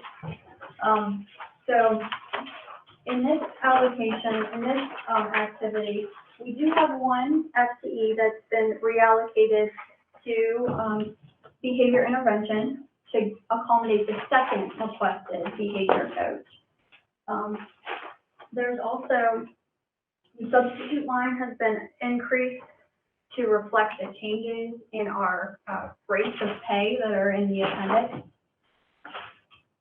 There was a bit of substitute funding that was reclassified from pupil services to 229. That's for 504 meetings. It just needed to be reclassified. There's some lapsed salary savings. One of the other changes that you see here is in licensing. This past year, Mr. Dank and myself worked very closely with all of the lead teams and, principals and other instructional leaders to really scrub all of the licenses that we were paying for and make sure that they were aligned, they were truly what we needed right now for our students. And so you will see that throughout the instructional portion of the budget book, there are a lot of different names than what there were last year. So along with that, always in prior years, all of that licensing was coded to 263. Through guidance through MSD, we have made the decision to change that going into this year and reclassify those expenses to the activity with which they are they're being utilized. So you'll see here the elementary ARC and school PACE. That's a portion of that new ELA series that's an ongoing. And then there's also the OG decodable. So those have been reclassified from 263 to other instruction. There's also, this is no change, but the contract for College and B is there under miscellaneous services, and that's a contract between Garrett College and Garrett County Public Schools that has been in place for a very, very long time. And it covers a portion of the contract for instructors as well as some of the supply and expense. And I had a question about that you answered for me, because I was looking for the I Can Swim program, where it fit, and it indicated that transportation comes out of that same category. I guess I have a little bit of a belief that if our goal is as a school system is to teach our children, obviously you're not going to teach a child to swim in that amount of time, but you are going to get them acclimated to water, and acclimated to be able to learn to swim. And you may have a child that learns to swim in that amount of time, but through my years of doing that, that's not going to happen a lot. If we're a part of that, and I know that the community funds that, private donations, that I Can Swim program, I feel like we as a school system should be chipping in a little more than sending our kids down there on a bus with our College and Me kids in most cases, and not doing anything to help with that endeavor. I think that's something that should be a part of what we do. If we believe in it, we're doing it, we're sending all our kids there, but put a little bit of money towards it, which I'm sure the foundation would appreciate down there, that we're stepping up to do something with it. Yeah. So 2 years ago, we actually wrote the instructor into one of our restricted funding sources. The program,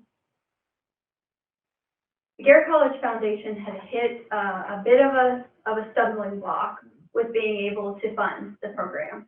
So in order to provide a year of kind of forgiveness so that they could do a little bit more soliciting for gifts, we used a restricted funding source to pay for the program for an entire year.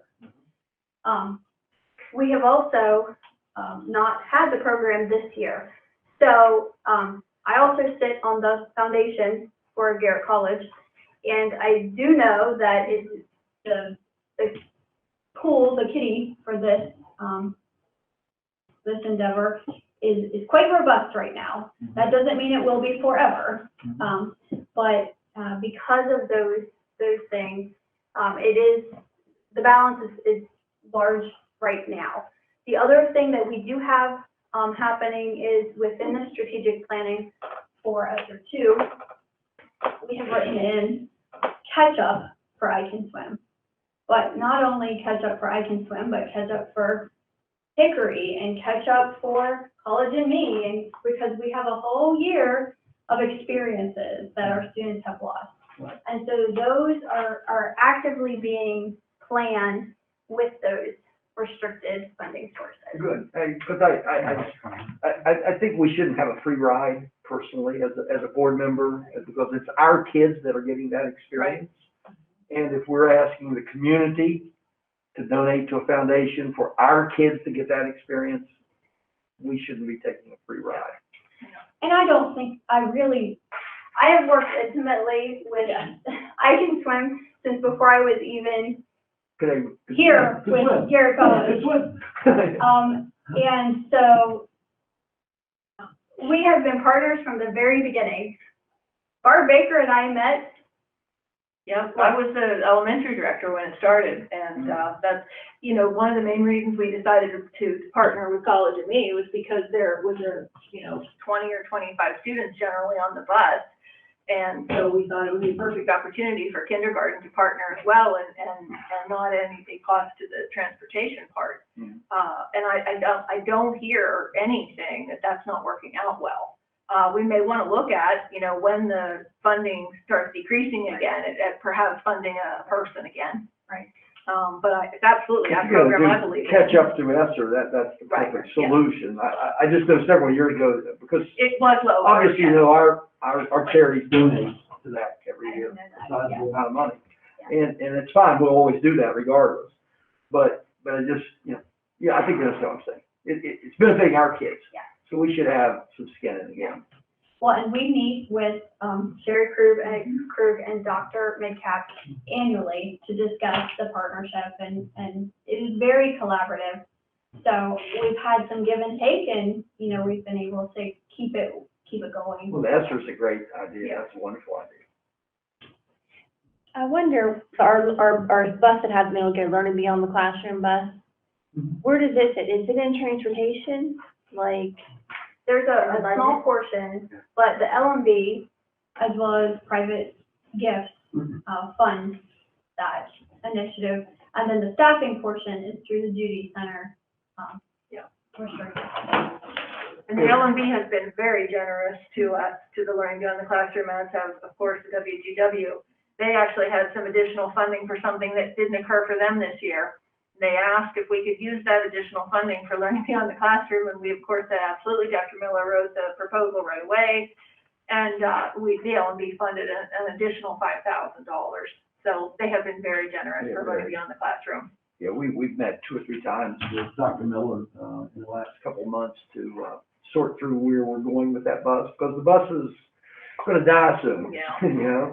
So we want to be in a position to buy a new bus, because we believe we want to keep that bus going for as long as we possibly can. But we are buying a 16-foot, is that what we ended up getting? Trailer. 16-foot trailer that will accompany the bus, carry things that kids can use during that experience. So,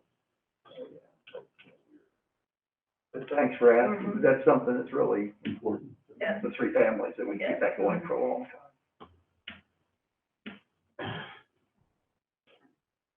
Okay, so then there's I'm sorry. In that line, some of these programs that we had to give up related to,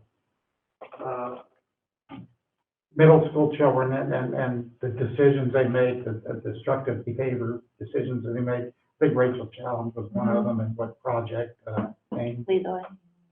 And we had to lose those programs. Can ESSER be used for something like that? Because the Maryland Center for School Safety pays for some of that, but one of the, I don't remember which one, that was last budget cycle, so it feels like it's forever ago, but one of them was kind of outdated, and the consensus of the mental health professionals were, we need to find something else, we're not exactly sure what it is. So it was kind of, so with the new director of student services, we are expecting that there'll be a realignment of not only the staffing, but also the resources that they use. Yeah, it doesn't really matter what the program, it's gotta be an evidence-based program, but I think that's really needed with our youth right now. I totally agree. Absolutely. So keep that in mind with the ESSER. Okay, so there was a reallocation between supplies and materials from consumables to the paper bin, just to accommodate current needs. And gifted and talented, there was a reclassification of a program called Albert, 2263.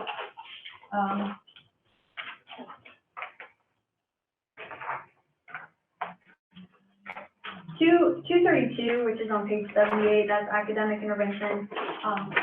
That's where a significant portion of the licensing fees was reclassified to. And this is a culmination of our screeners and our intervention tools, and it's K through 12.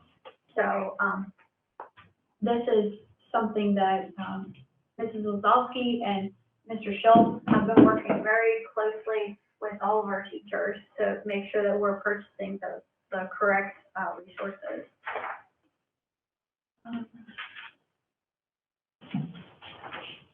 234, which is on page 82, this is where the temporary contracts for direct services for our EL students are sitting. Remember, last year this was a brand new activity in the budget book, and it's really to help with state reporting because we are asked to be able to pull out those expenses.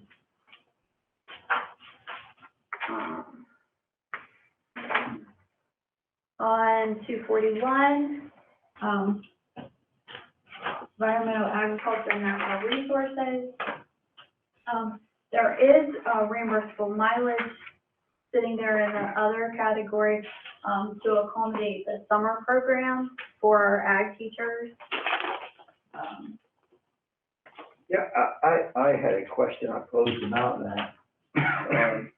Simply because I'm not sure that they know that that they have the ability to get that mileage reimbursed and visit those farms on probably a daily basis, actually, I would think. I mean, I think that's what they're doing, is ensuring that those, Monica, maybe you can help me, but. Well, according to Mr. Edwards, he said it really is only in the summer, and it's when they are receiving this stipend amount for the summer programming. I realize that. I understand, but it's,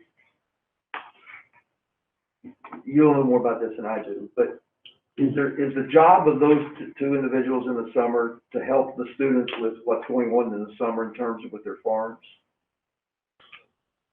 I'm not sure. It's their project. I mean, they do.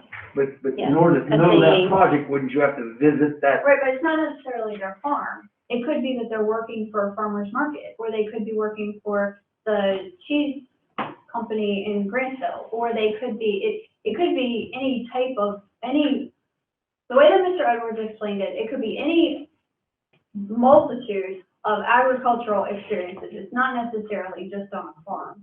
So, but there is travel required for wherever that experience. I guess my What you're belief would saying. be, and I should know better, more about this, because Friends was out there for 8 years, but I guess I just didn't take the time to get involved in that, but it would seem that we're paying them to go visit those students on a very regular basis to ensure that their projects are going well, whatever they're doing on their farms, if they're going to the farm, whatever.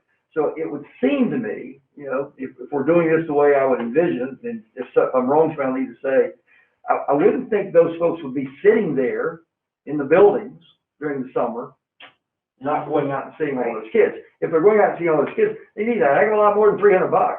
That's $150 a piece. I mean, they would need a lot of money to do that, I would think. You're referring to their SAE, supervised agriculture experience. That's a, And yeah, some of them do have animals, or fortunately they live on the farm, but others don't. But they might, like she said, work at the farmer's market. They might raise vegetables, have crops, you know, vegetables.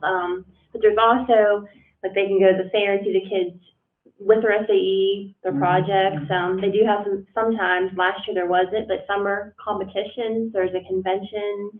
So there's things where the kids might need to go to school to do practice or see the teacher. So yes, there is, it would be a bonus if the teacher would maybe come at least once in the summer to see the child. I would think that would be a part of the programs to go more than once in the summer to We've make a never viable program. experienced it with any of the 4 girls, but it would be good if it, yeah. Well, and what Mr. Edwards said is he believes that because we've had such transition, not only in school administration, but also in the teaching staff for those programs, that he believes they were not aware of this funding being there.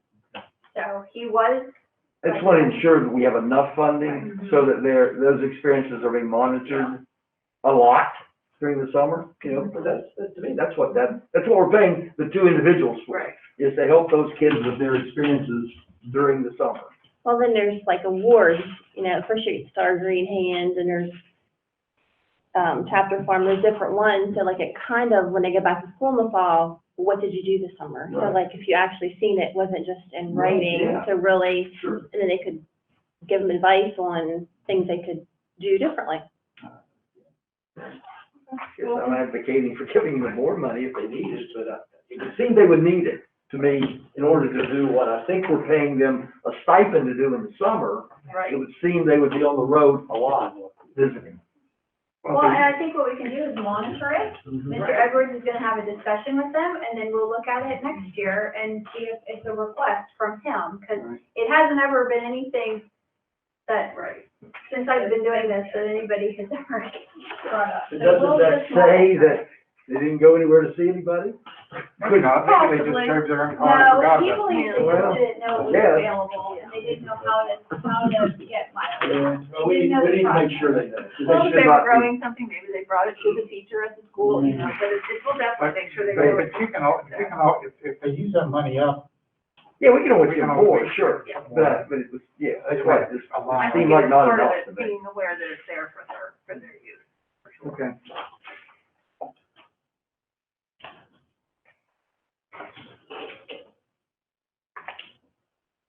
Okay, so in trades and industry, we did reallocate, $1,000 from supplies and materials, to cover the liability insurance for the, auto mechanics program. There was a change also with, the school allocation, in which the principals allocated, less money as well. So that, explains the supplies and material change. Where's that now? I'm on page 92 of the budget book. Is that because Allison, the principal, determined they didn't need things? Or were they given, this is the amount that you were given, so how do you want to allocate it?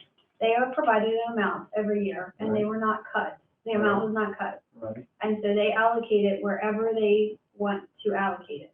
Right. So, But they allocated $1,600 less. no, they allocated $595 less, and $1,000 came from county, from the county column. $1,000 from county was transferred down the liability, and then the other category was reshuffled to accommodate the increase in the liability insurance for the auto mechanics program. So then on the school allocation column, they allocated $595 less between the two principals.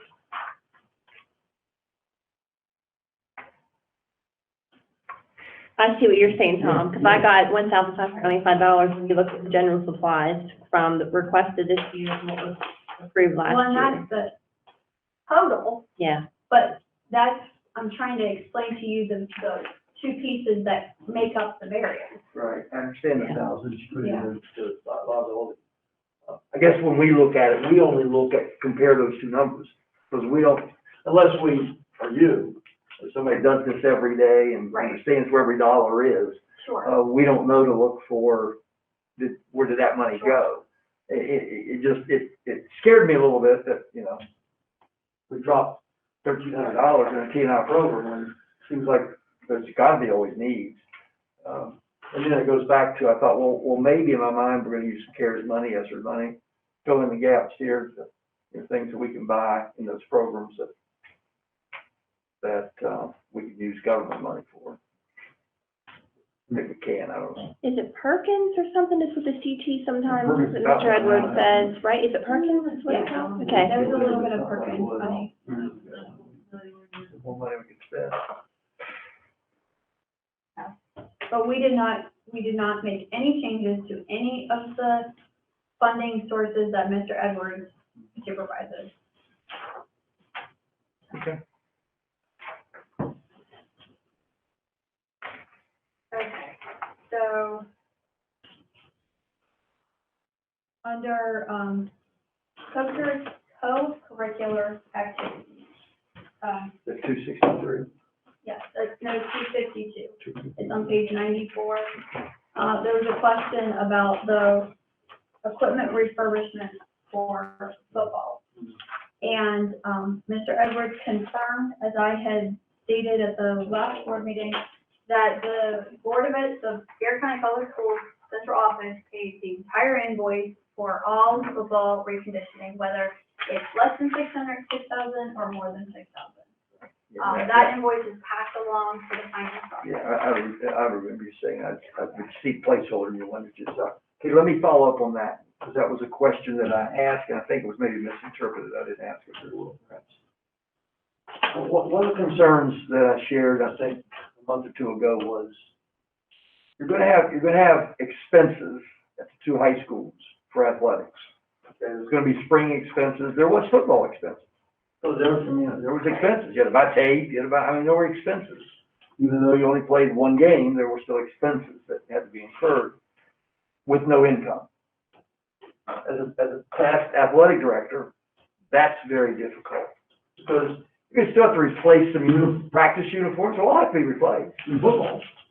You're talking, I don't know what it costs today, maybe $6,000-7,000 probably. You're gonna have to replace footballs. You have to replace different things with no income. So my concern is that, how do we make that up to those schools?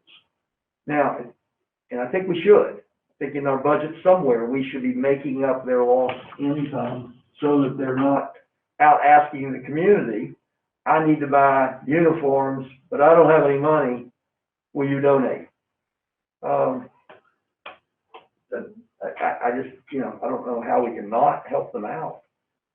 We're talking about doing a lot of things with a lot of money. I'm not talking about a lot of money to help out the two high school athletic programs with a loss of income. I don't know if you take a 3-year average of what they make. I don't know what you do, but I do know as an athletic director, you're going to struggle with that unless you've got a big reserve built up. I doubt either school has a big reserve built up. Well, we did, ask both high school principals to check with their athletic directors and to really see what their needs were with the lost revenue. Both of them and Mr. Edwards came back with, because they also didn't have much on the expense side, they really didn't feel that was, they actually said, if you could help us with some graduation expenses, if you could help us with some other expenses, but both principals of the high school said that they did not feel a need. They didn't have to pay any officials, they didn't have to pay any travel, they didn't have to pay the coach contract for the winter sports. There was a lot of things that they didn't have on the expense side that I think was offset by not having the revenue side. Now, the upcoming year, I guess we didn't really pay, plan for fall, but I think that was implied. But those weren't their expenses. Those were the things you just mentioned were Board of Education expenses. What I'm talking about is, if I'm the football coach, I'm asking the athletic director for $15,000 to replace my practice uniforms, my footballs, my tape. And that's what we asked them. We said, is there anything that you normally pay for? Because we can only pay invoices. We can't just give them an allocation in 252. So we were saying, so what are invoices that we can pay on your behalf that normally comes from the Southern High School student activity account, your checkbook, that Kayla Castle writes checks from? And they told us really the only thing that they have to pay for, that they're concerned about, are graduation expenses. I followed up, and I gave them suggestions, just like you are giving me suggestions. I don't know what else I can do. Yeah, I wouldn't force money on them. Well, I'm not gonna force money on them, but it doesn't, quite honestly, it doesn't make sense to me. Yeah. I did that for my life. It doesn't make any sense to me. How you can lose a whole year of income and say, I don't need any money, but yet I had all these expenses in the fall. And I'm still gonna have expenses in the spring. I gotta buy baseballs. You know what baseballs cost? Baseballs are like $75 a dozen. They're gonna lose 20 dozen baseballs at both schools. There's no income.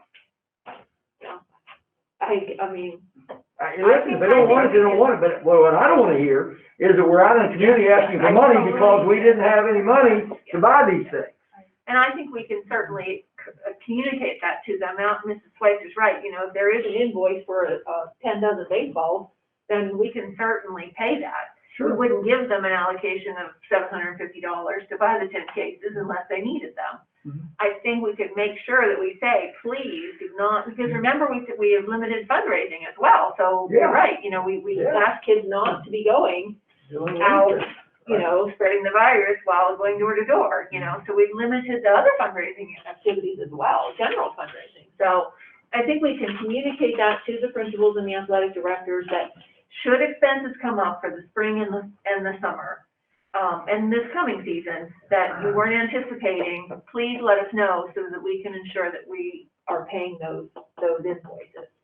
Well, the question is, you're saying the board allocates some money to pay for this stuff, but they also get revenues from the. I mean, I would think, I don't know how much. I would think at Southern High School right now in a regular season of football and basketball and spring, they're probably bringing in somewhere in that $40,000 to $50,000 a year.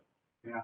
I mean, we're bringing in 30 when I was coaching, so I'm sure it's gotta be up to that. But a lot of the money goes into paying the referees. Officials, you pay for officials, you don't pay for transportation there, Philly. Costs, running lights, all that, you know. You don't pay for lights, I mean, that's all paid for by us. The only thing they're paying for basically is equipment and officials. But that's expensive, a helmet's like $300 for one helmet. Well, I would think if they asked them, what do they need, they would have said. I would too, I mean, I'm the lost for words, other than if it was asked, if they were asked and they said they don't need anything, then I guess they don't need anything. I was copied on the reply that Mrs. Schweitzer sent out, are you sure, have you thought of this, this, and this, and, But I was sure. we will make sure to reiterate that if there are upcoming expenses that they did not anticipate, you know, that we will, please do not go out fundraising for those things until we. Yeah, that's the only thing that would be awfully embarrassing that we. I agree. Maybe they're planning on doubling the admission prices next year. Pardon me? Maybe they're planning on doubling the admission prices.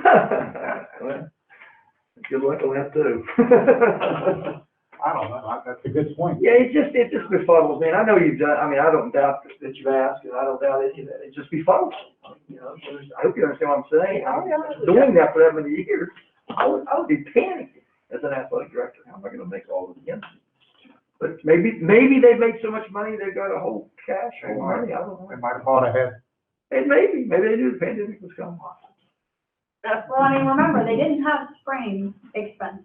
That's because we were in quarantine. Sure. So we did end the year with student activity account balances higher than they normally are. Right. So, you know, it could be that because kind of spring pays for fall, fall pays for, you know, it's sort of like, well, okay. So, but you know what I mean, it kind of pays itself forward. Because the law says fall and winter, they pay for everything. Exactly, and they've had both fall and winter last year. But then they But spend all, didn't have spring. but They then didn't they have spend spring. all of that on this fall. I understand, but they didn't have spring. They had no spring expenses. But they would, the spring expenses in terms of equipment is minuscule. Okay, well, I don't know, because they're not asking for anything. That's We've fine. given them so much opportunity. If they don't want it, they don't want it, but my position is, better not hear that anybody's out there asking for donations. Because I'm gonna be upset with the principal and everybody else who did not want to get money for that. That's fair. Make sure that they understand that.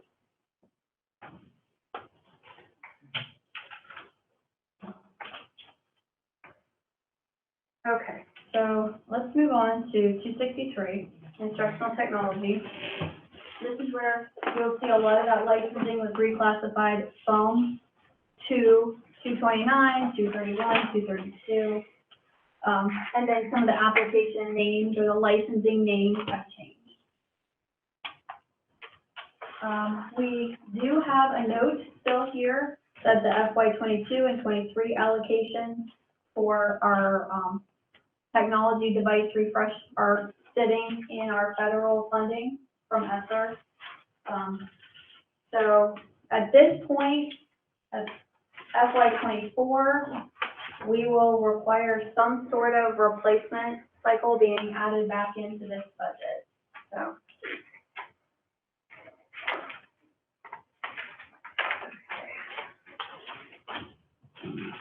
On, page 98, activity 271, instructional staff development, we had a question about consultant. Which one was that, Allison, I'm sorry? Page 98, 271, instructional staff development. Consultants is the contracted service line that we pay for, like the OG trainer, we pay for PLTW trainer. It's a training person that we pay for. At this point, all of these funds are going towards recovery efforts, aligning that. Exactly what they will be spent on will be up to the autonomy of the new chief academic officer, as well as input from the new director of student services. Well, I know, I think I was the question on that one as well. We did have consultants there for a while that we were paying to do STARS consulting, different types of consulting, that we had on board. And I didn't know if that meant that was that same. No, not in 271. Mm-hmm.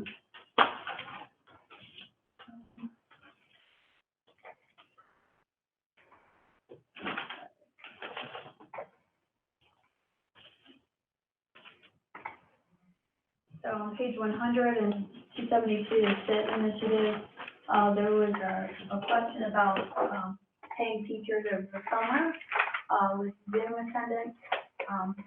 And really, this SIT funding is there to, as a resource for the principal to have the autonomy to create his or her SIT plan. So however he or she believes is the best way to facilitate that process, because it is an ongoing process, it's a living, breathing document. We did last summer have some PD expense that people attended training through Google Meet. I don't know if any of the principals are utilizing a Zoom meeting or not, but it's certainly their prerogative. So.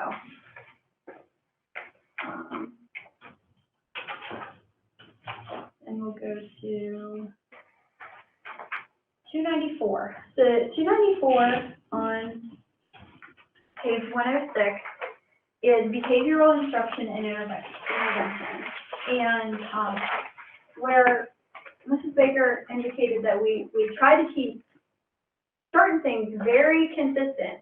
This is a place that is not consistent at all. So in this budget, she is recommending 2 additional behavior coaches or support teachers. It's really up to the autonomy of the new director of student services. There's also an additional FTE that has been reclassified here from special education. So, we started the STARS program in elementary schools, and then last year we rebranded, it's not rebranding in instruction, but we refocused our CPA classrooms to be called STARS classrooms.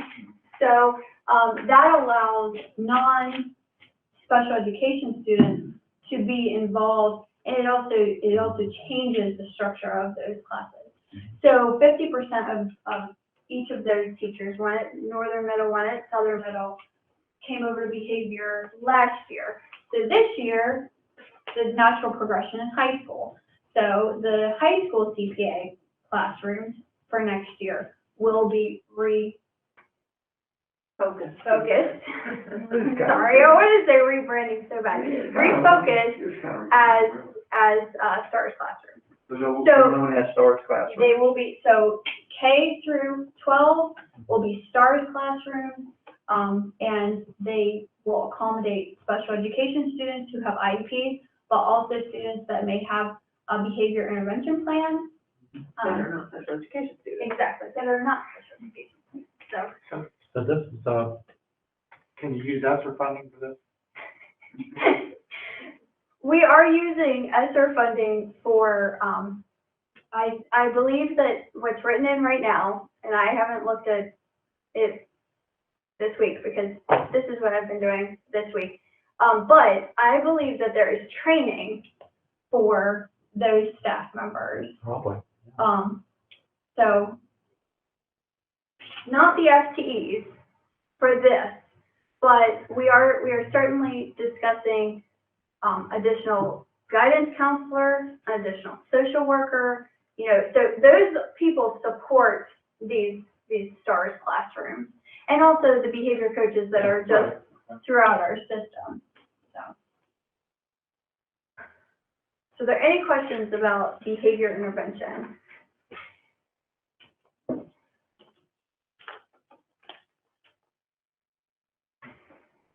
So, let's go to.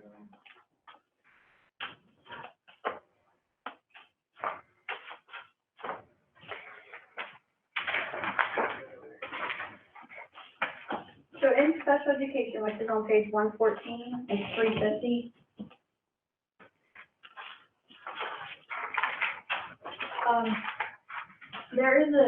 There was a question about the consultants here, and this is where we pay a portion of our OT and PT services for because we do not have a person on staff that can do those services.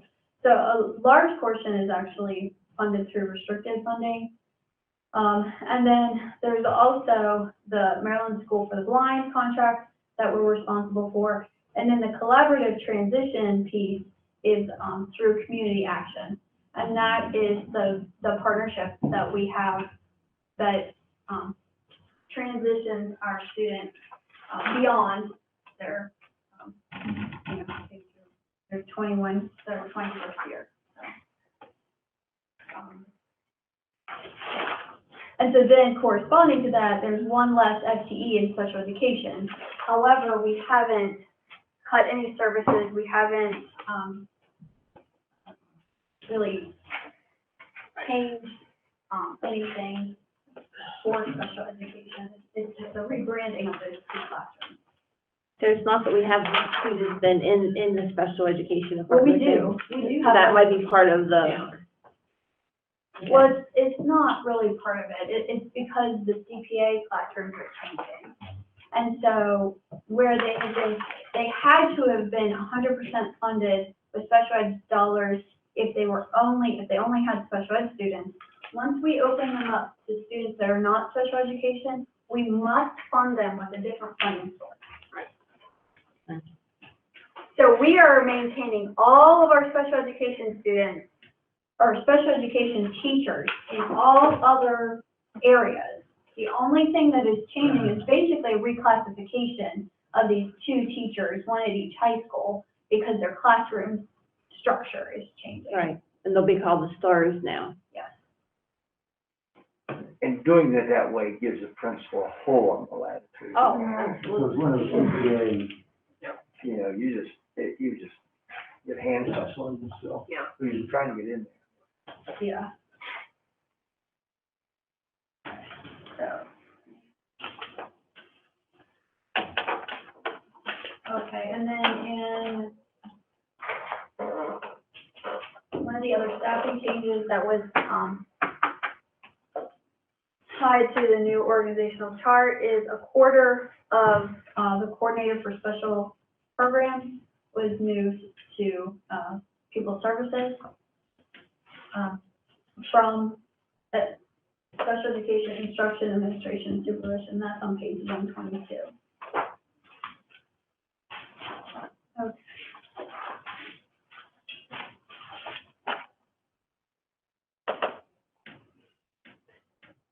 Looking at page 123, from 122, like up is certificated.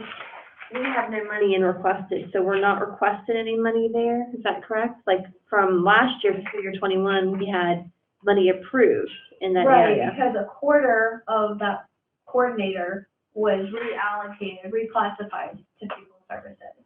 Okay. So there's no person there now, right now? Well, there is a person, Dr. Mangus, but she is funded fully by restricted funding sources. Okay.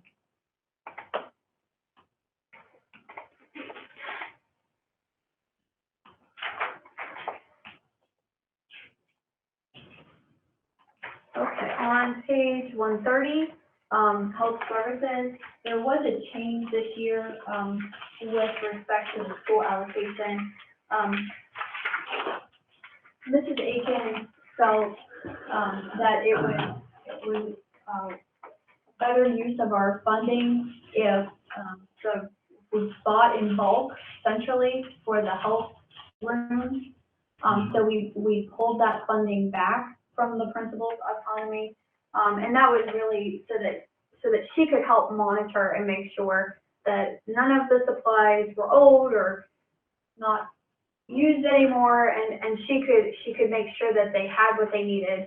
Some of the schools, their allocation was so small, that there was no way that they could have, done what they needed to do.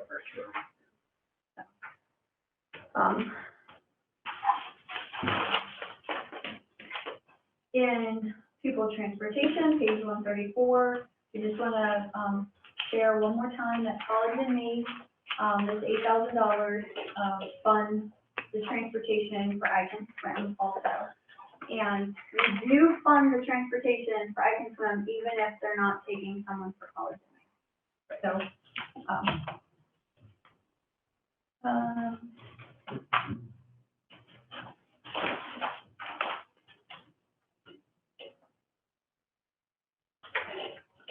so now we're in operations, page 138. There was an FTE here that was reclassified to the new activity 604, which is safety, security, and risk management.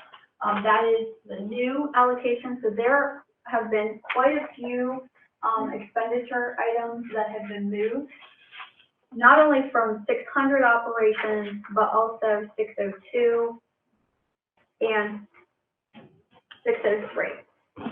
So the FTE came from 600.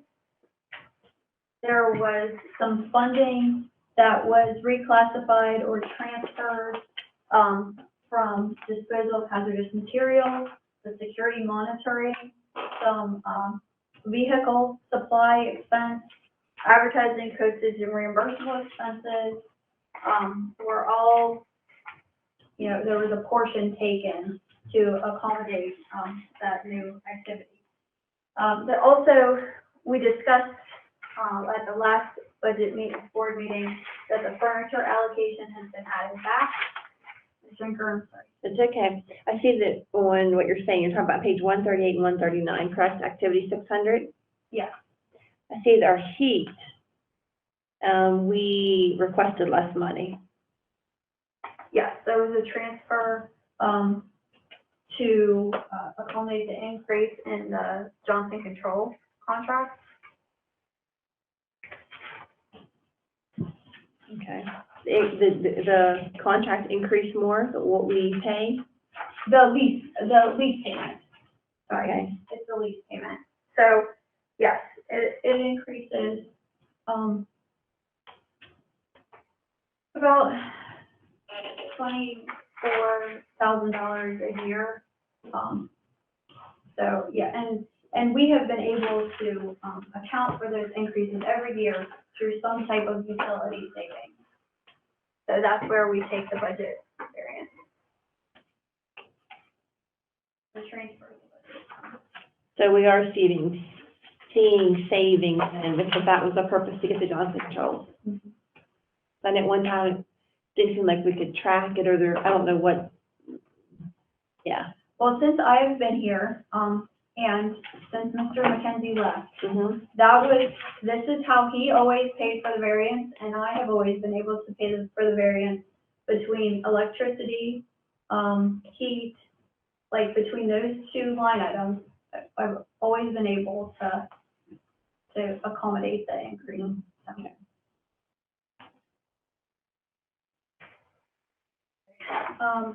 Then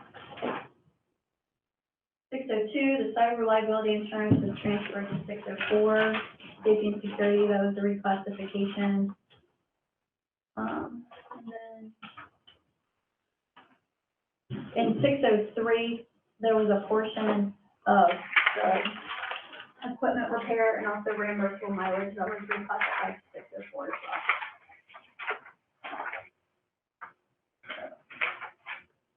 So then you will have on page 146, or new safety and security, activity. And Page number. 146.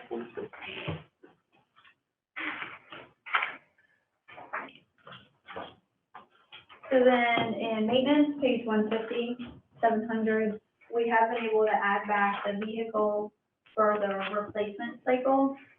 So that was deferred in FY '21.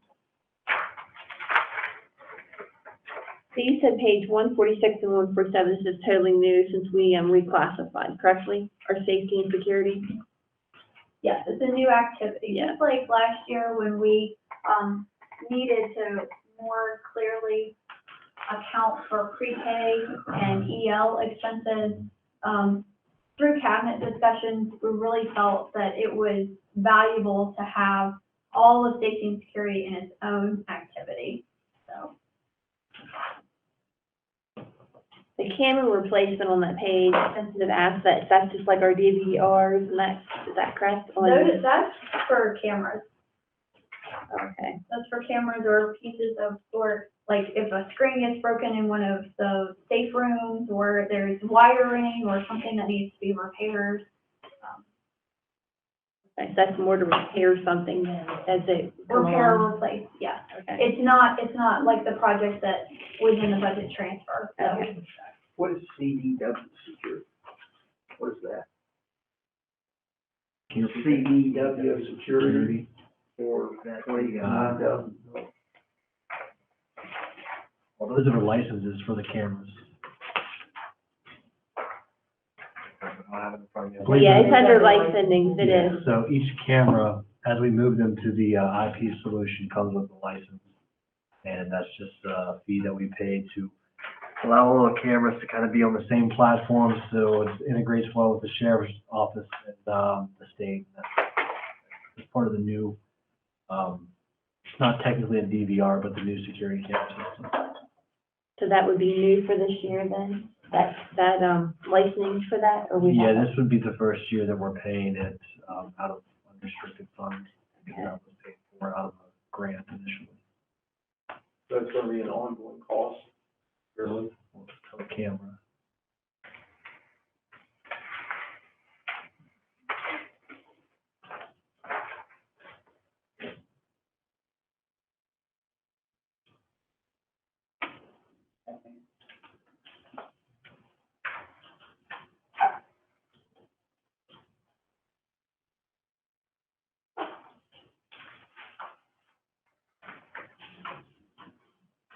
CDW is the name of the vendor.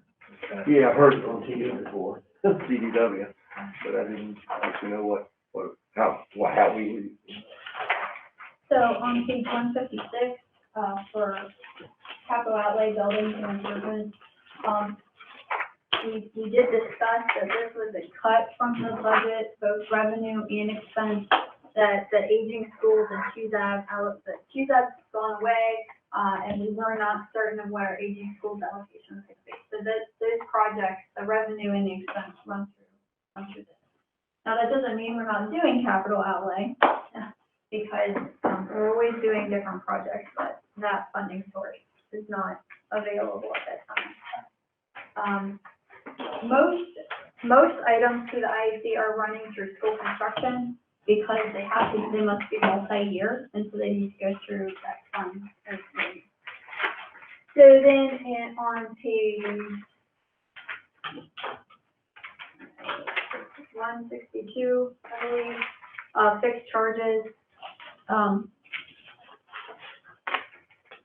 So there was a decrease to the retirement admin fee, to accommodate, increase in salary and administration. And then there was also a decrease in the medical insurance to accommodate the hiring of the HR generalist. So that was, through the fixed charge.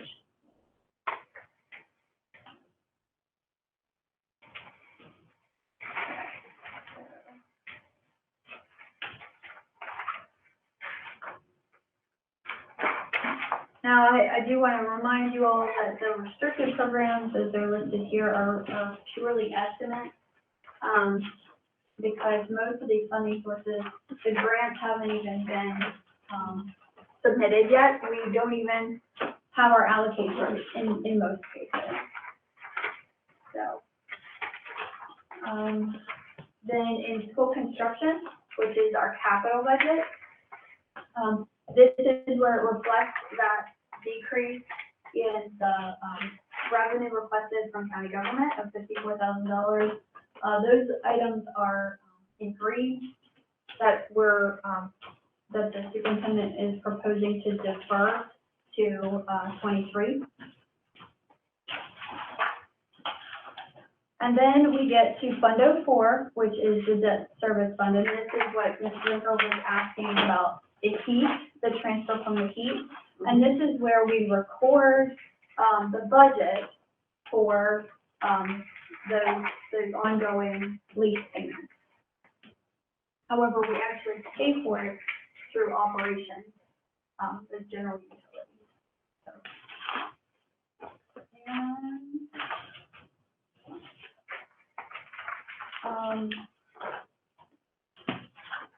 organizational chart was approved this evening, so we will be able to fix that there. And then we did want to make the board aware of the changes to the rate of pay sheet, appendix D.1.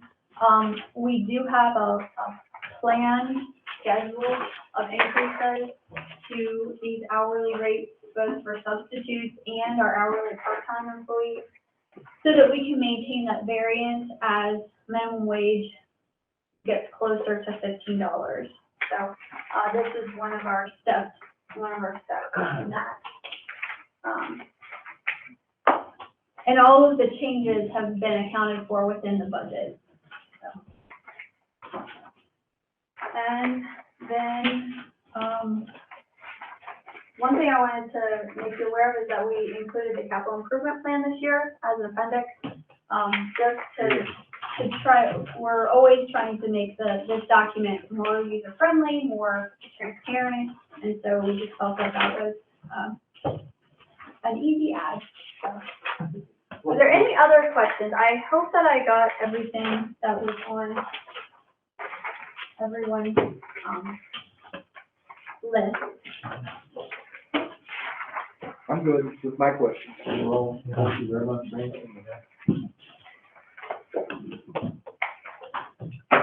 Any other questions? Anyone? I think you all answered my question in response, and I'm good. Thank you. Yeah, the most difficult part, I think, I'm sure for you, but especially for us, is when things change places. It's very confusing as to where did the money go and why did it go? You know, I'm sure to you all it makes perfect sense, but to us it's like you're always trying to think, where is it? I know. Well, that's why, you know, if you do keep a running track when we are making changes and why, and so that's why having the questions ahead of time has been very beneficial, so that we can ensure that we are explaining to you exactly where it went and for what reason. Yeah. It's a very, hey, listen, good. Incredible job. It's had a good job, but you do an incredible job. Okay, are there any questions? We do have a motion on the floor. We will have to make a decision on that motion. Well, I have two questions. We might have to go back into executive because it kind of like goes towards, Personnel, yes. we can do that. I mean, we'll have to do that if it's towards a specific person. There is two that I have, We can do that. We'll go back in. just for clarification. Pause for 5 minutes so you can do a closing statement. Now. Okay. Or whenever, right before you do that. Right. Find my closing statement. Yeah.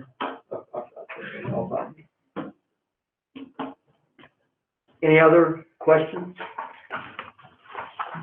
address those two, but they won't affect the budget, I don't suppose. Yeah. All right, we have a recommendation from superintendent that we accept the FY '22 budget as presented to us this evening. All those in favor indicate by saying aye. Aye. All those opposed, nay. Nay. It was a 3-1 acceptance of the budget. Thank you very much. Okay. Was that the, I just want to clarify, was that the operating budget, the capital budget, or both? Everything. The whole thing. It's the budget, all the money, all the money. Everything you presented to us. It's CARES, ESSER 1, ESSER 2, ESSer 3. And then like you did last year, anything that might be changed, you'll give us a document so we can put it in our, binder. Anything that's changed for now? I mean, yeah, like last year along the way, one or two things, like something might have been added or you Right. give them to us to add. Well, I think that 2 years ago, yeah, because we'll have the salary. Yes, that's what I meant. Yep, yes. Because what will happen though is with the budget amendment that we have, we'll have to do what we did 2 years ago, where we actually have like a crosswalk to get to the final result. So, Restricted budget changes too, right? oh, yeah. Yes. So, Yeah, even though we approved it, it'll Yeah, get a you bit. don't really, yeah, yeah. Is there Title I, 2, and 3, all of them, is there a significant decrease in the funding we're getting?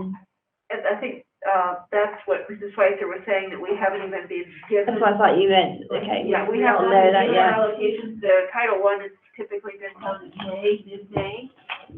Usually they have an indication if there's going to be a major decrease. My guess is no. And the other title programs, we aren't a significant amount of money for us.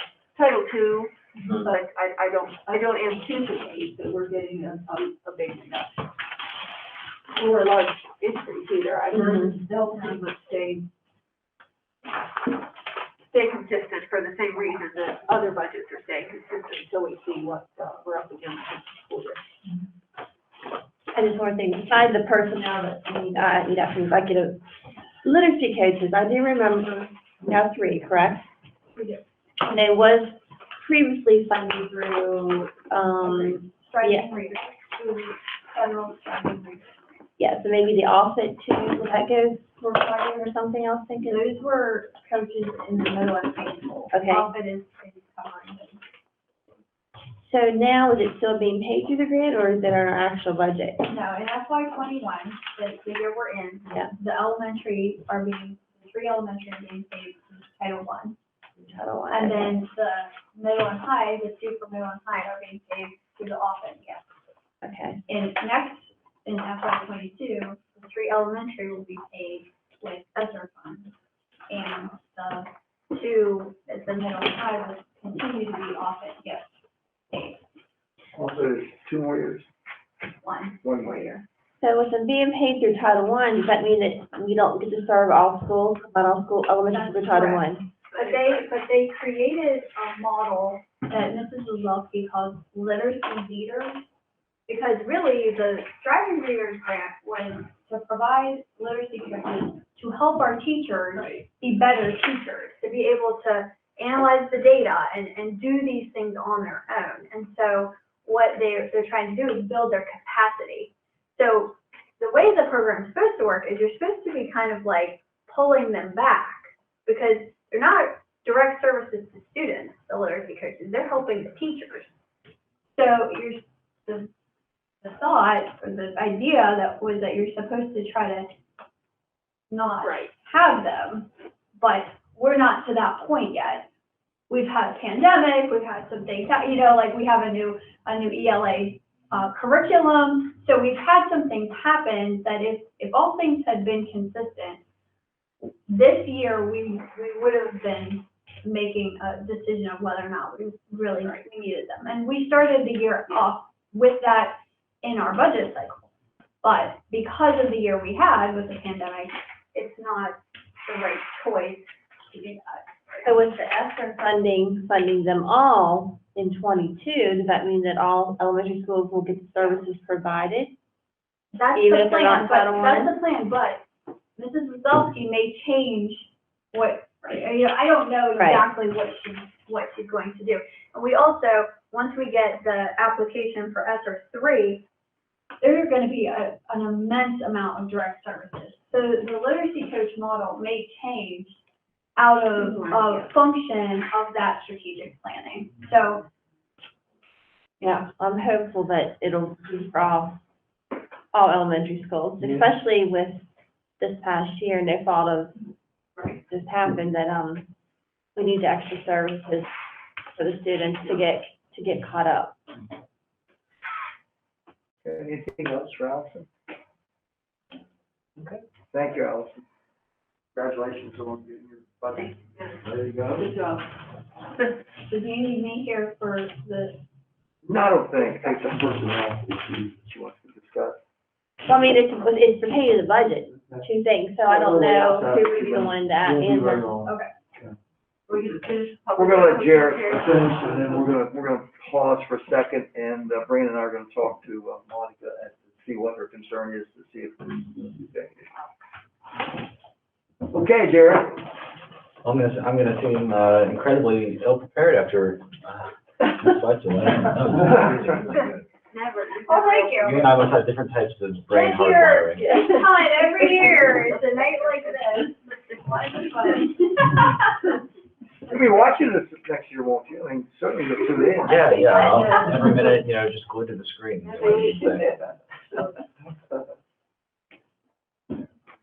Well, as you know, we've continued with our in-person instruction. I've made some observations for you as a senior in high school, and also as a really involved community member who's involved with all the operations of any other schools. First of all, I say our teachers have been doing, and teachers, administrators, and of course the custodians have done an excellent job of implementing what we've asked them to do with the COVID safety precautions. You couldn't get away with doing the mask under the nose trick for very long without a couple eagle-eyed teachers asking you to pull it up. But that doesn't mean it doesn't happen, and I think we should remain diligent even as we approach, hopefully, the end of the pandemic. But from what I've seen, I will maintain, and I'll tell the board my opinion tonight, a Garrett County Public School is the safest place in the community for any of our students to be. It is better than at their friend's house. It is better than probably at their house most of the day with the exposure they might be getting outside of the house. So if we can at all help it, I think we need to continue to do exactly what we're doing. I told you I was in support of continuing the asynchronous Wednesdays. I could lay out a few reasons for that, but I think the change is our greatest enemy right now. Consistency will be our greatest friend to see this school year out. I think we have a great thing going right now. Like I told you, my classes are progressing along nicely. We're in the fourth quarter now. It was a bit of a scramble, and for every student, but for students like myself especially, there's a self-deprecating crack there. But at the end of the third quarter, to get some assignments in, we've done a great job, from what I've seen, of being tolerant towards situations and accepting work that should have been done in a normal year a little bit earlier. So that's my thoughts about the implementation of the school day. I can answer any specific questions afterwards about how different things work, specifically in school. I'd be remiss if I didn't congratulate Mr. Germain and his department for food and nutrition. The meals that he's providing are safe, they are convenient, and in my opinion, I'm not a nutritionist, but they are very hearty and nutritious. He's gotten me to eat more fruits and vegetables in school than I think I did throughout the entire quarantine, to be frank with you. Every day it's usually like a lean protein or a hot, and then you receive a bag with fresh fruit and fresh vegetables and some cups of fruit and vegetables, and it's really, really great. And it's so efficient, and you don't stand in line for ever more than about 3 minutes to get your food. So I congratulate him. I would not recommend any changes there. Great stuff there. I told you that last board meeting, we were going to have a general assembly on March 29th, 2021 for the Garrett County Association of Student Councils with a few objectives in mind. We began with a workshop, about a 2-hour workshop with the mental health czars and our professionals throughout the county. And the first thing we did was we learned proven techniques for managing short-term stress, because that is something that is extremely prevalent from our observations in our community with our students. Short-term stress is it's a physical disorder. You do suffer physically as a result of short-term stress. So we learn different physical breathing exercises, mental thinking exercises to not only learn for ourselves, but to take home to our home councils, our friends, our peers, and hopefully disperse those throughout our community as well. You'll recall, and I can't even remember when it was, but when Ms. Nezelrot, who is the creator of this wonderful social SEL hub, when she came to speak to us at a board meeting, she gave the same presentation to my peers at the GCASC. And they were really taken to it. They agreed, like we did, that it has the potential to do a lot of good, not for just primary students, but for our secondary students as well. So we spent about an hour brainstorming and planning for a secondary version of that SEL hub.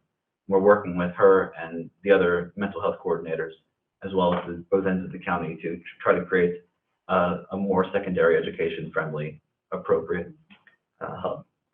So that might even look like a mobile app that students can have on their phones with different resources and some contact information and things like that. Got to sell that thing for millions. Well, we have, and this is all just a continuation of GCASC's and my own priority of addressing mental health and making improvements for our students. I know my successor, presumably successor, that you met this evening, it's one of her top priorities you'll read about in her statements, is to continue this initiative and stop the stigma of mental health issues and create a more equitable and caring GCPS. We heard reports from the treasurer and the secretary. I offered a report on our doings to the county assembled, and we had the official endorsement process for the 2021-2022 student member. That's about a 5-minute speech and about 10 minutes of question and answer from the audience, and after which from each candidate, there was only one candidate come forward. But after which we took a vote, and of course it was unanimous support. It was my recommendation to support young Miss Leo Wild as our next student member. So you'll meet her at a future board meeting, have a chance to read her statements, her recommendations, her resume, and make a decision there for yourselves. We have a general assembly scheduled for April 29th, subject to change, and we have any students who are interested in an officer position that might be listening. Your applications are due before then, so that we can discuss that and take a vote. And that includes the small alternate position for this application. That's about all I have. I can answer any specific questions you might have. But I think we're doing a good job as a school system. We have steadied the ship, in my opinion, and I think we should continue to do the good work. And of course, I could sit here and thank different departments all night. But, thank you for listening, and I'll field any questions. Thanks, Jared. Questions? And this one, you're talking about that hub to get it at the secondary school. What is the ultimate goal when to have it completed and can be utilized? We don't know if it'll be implemented this school year, mostly because it's just the stability that we've achieved. And of course, there's a timeline for this kind of thing. It's going to take a lot of help from different types of people, coders and programmers and things that are well beyond my nature and beyond the nature of any mental health expert. Perhaps by the start of next school year, if we have some sort of, God forbid, we still have COVID as a substantial issue in September, but we'll see. And of course, the effects of COVID-19 for SEL are going to be felt for many, many years beyond the pandemic. That's our targeted audience. I think it's a good idea. I got a question. On the student representative to the board, the last, you're the third rep in a row that's from Southern High School. And when you do this evaluation, do you just don't get applicants from Northern, or what's happening? If memory serves, even back to I think the first Tichenal term, which I was in 8th grade perhaps. I think all the nominees were, all 4 nominees were from the southern end. It's being promoted as. One northern. We've had one Northern and one campaign. That year, we That did have year. an applicant, but we chose Southern High School students that year. And then it was northern. I was And that year it thinking- came down to just the candidates, but we haven't had a Northern candidate since then. It's being promoted. There are some murmurings of different candidates from the northern end. It's by no means a Southern End position, just because we're sitting here in Oakland. It is, I think it would be important to have some Northern End participation. I actually think a couple of years, right before I got on the board, it was a Frotts girl from Northern, and I believe the major boy was from Northern, so it seemed like several years ago, it was all Northern. So yes, that is the valuable point you brought up. I mean, Well, all I just, kids I there. haven't, It's well, just- it doesn't matter, I think we've Yeah. had great representatives, Mhm. don't get me wrong. I just wondered if we're not promoting it enough up there, or, is it travel, is it, hard to get home? Could be a culmination of things. The election that determines what candidates we send to the board, if necessary, bounces between Northern and Southern each year, because there typically are a few more delegates from each school, from the host school, just to kind of balance the power out year by year. But that's been a moot point in recent years because it's Southern nominees. I do think they are promoting it. Maybe there's something we can do to encourage Northern students to apply as well. Well, if you had to drive home at 11 o'clock at Yeah, night, yeah. it's a long drive. And we've worked with them. Yeah. Are you getting near your college choice? That's always something we're always excited about when we hear that. Not ready for an announcement yet, but there are a few options narrowed down. I will be anxious. So you're not ready to announce yet? No, sir, but perhaps my next board meeting. And I'd be remiss if I didn't thank the board for the first annual Charlotte AC Bowl Award. Thank you very much. This is going to do a lot of good for a lot of future smiles, and of course myself notwithstanding. There can only be one person who was first, so you're always. That's true. All right, well, thank you. We're gonna take just a 2 or 3 minute pause, recess, and so that we can speak to Monica to make sure that, we need to go. And Monica, you want to sit outside? I'll go bring my paper that has the question.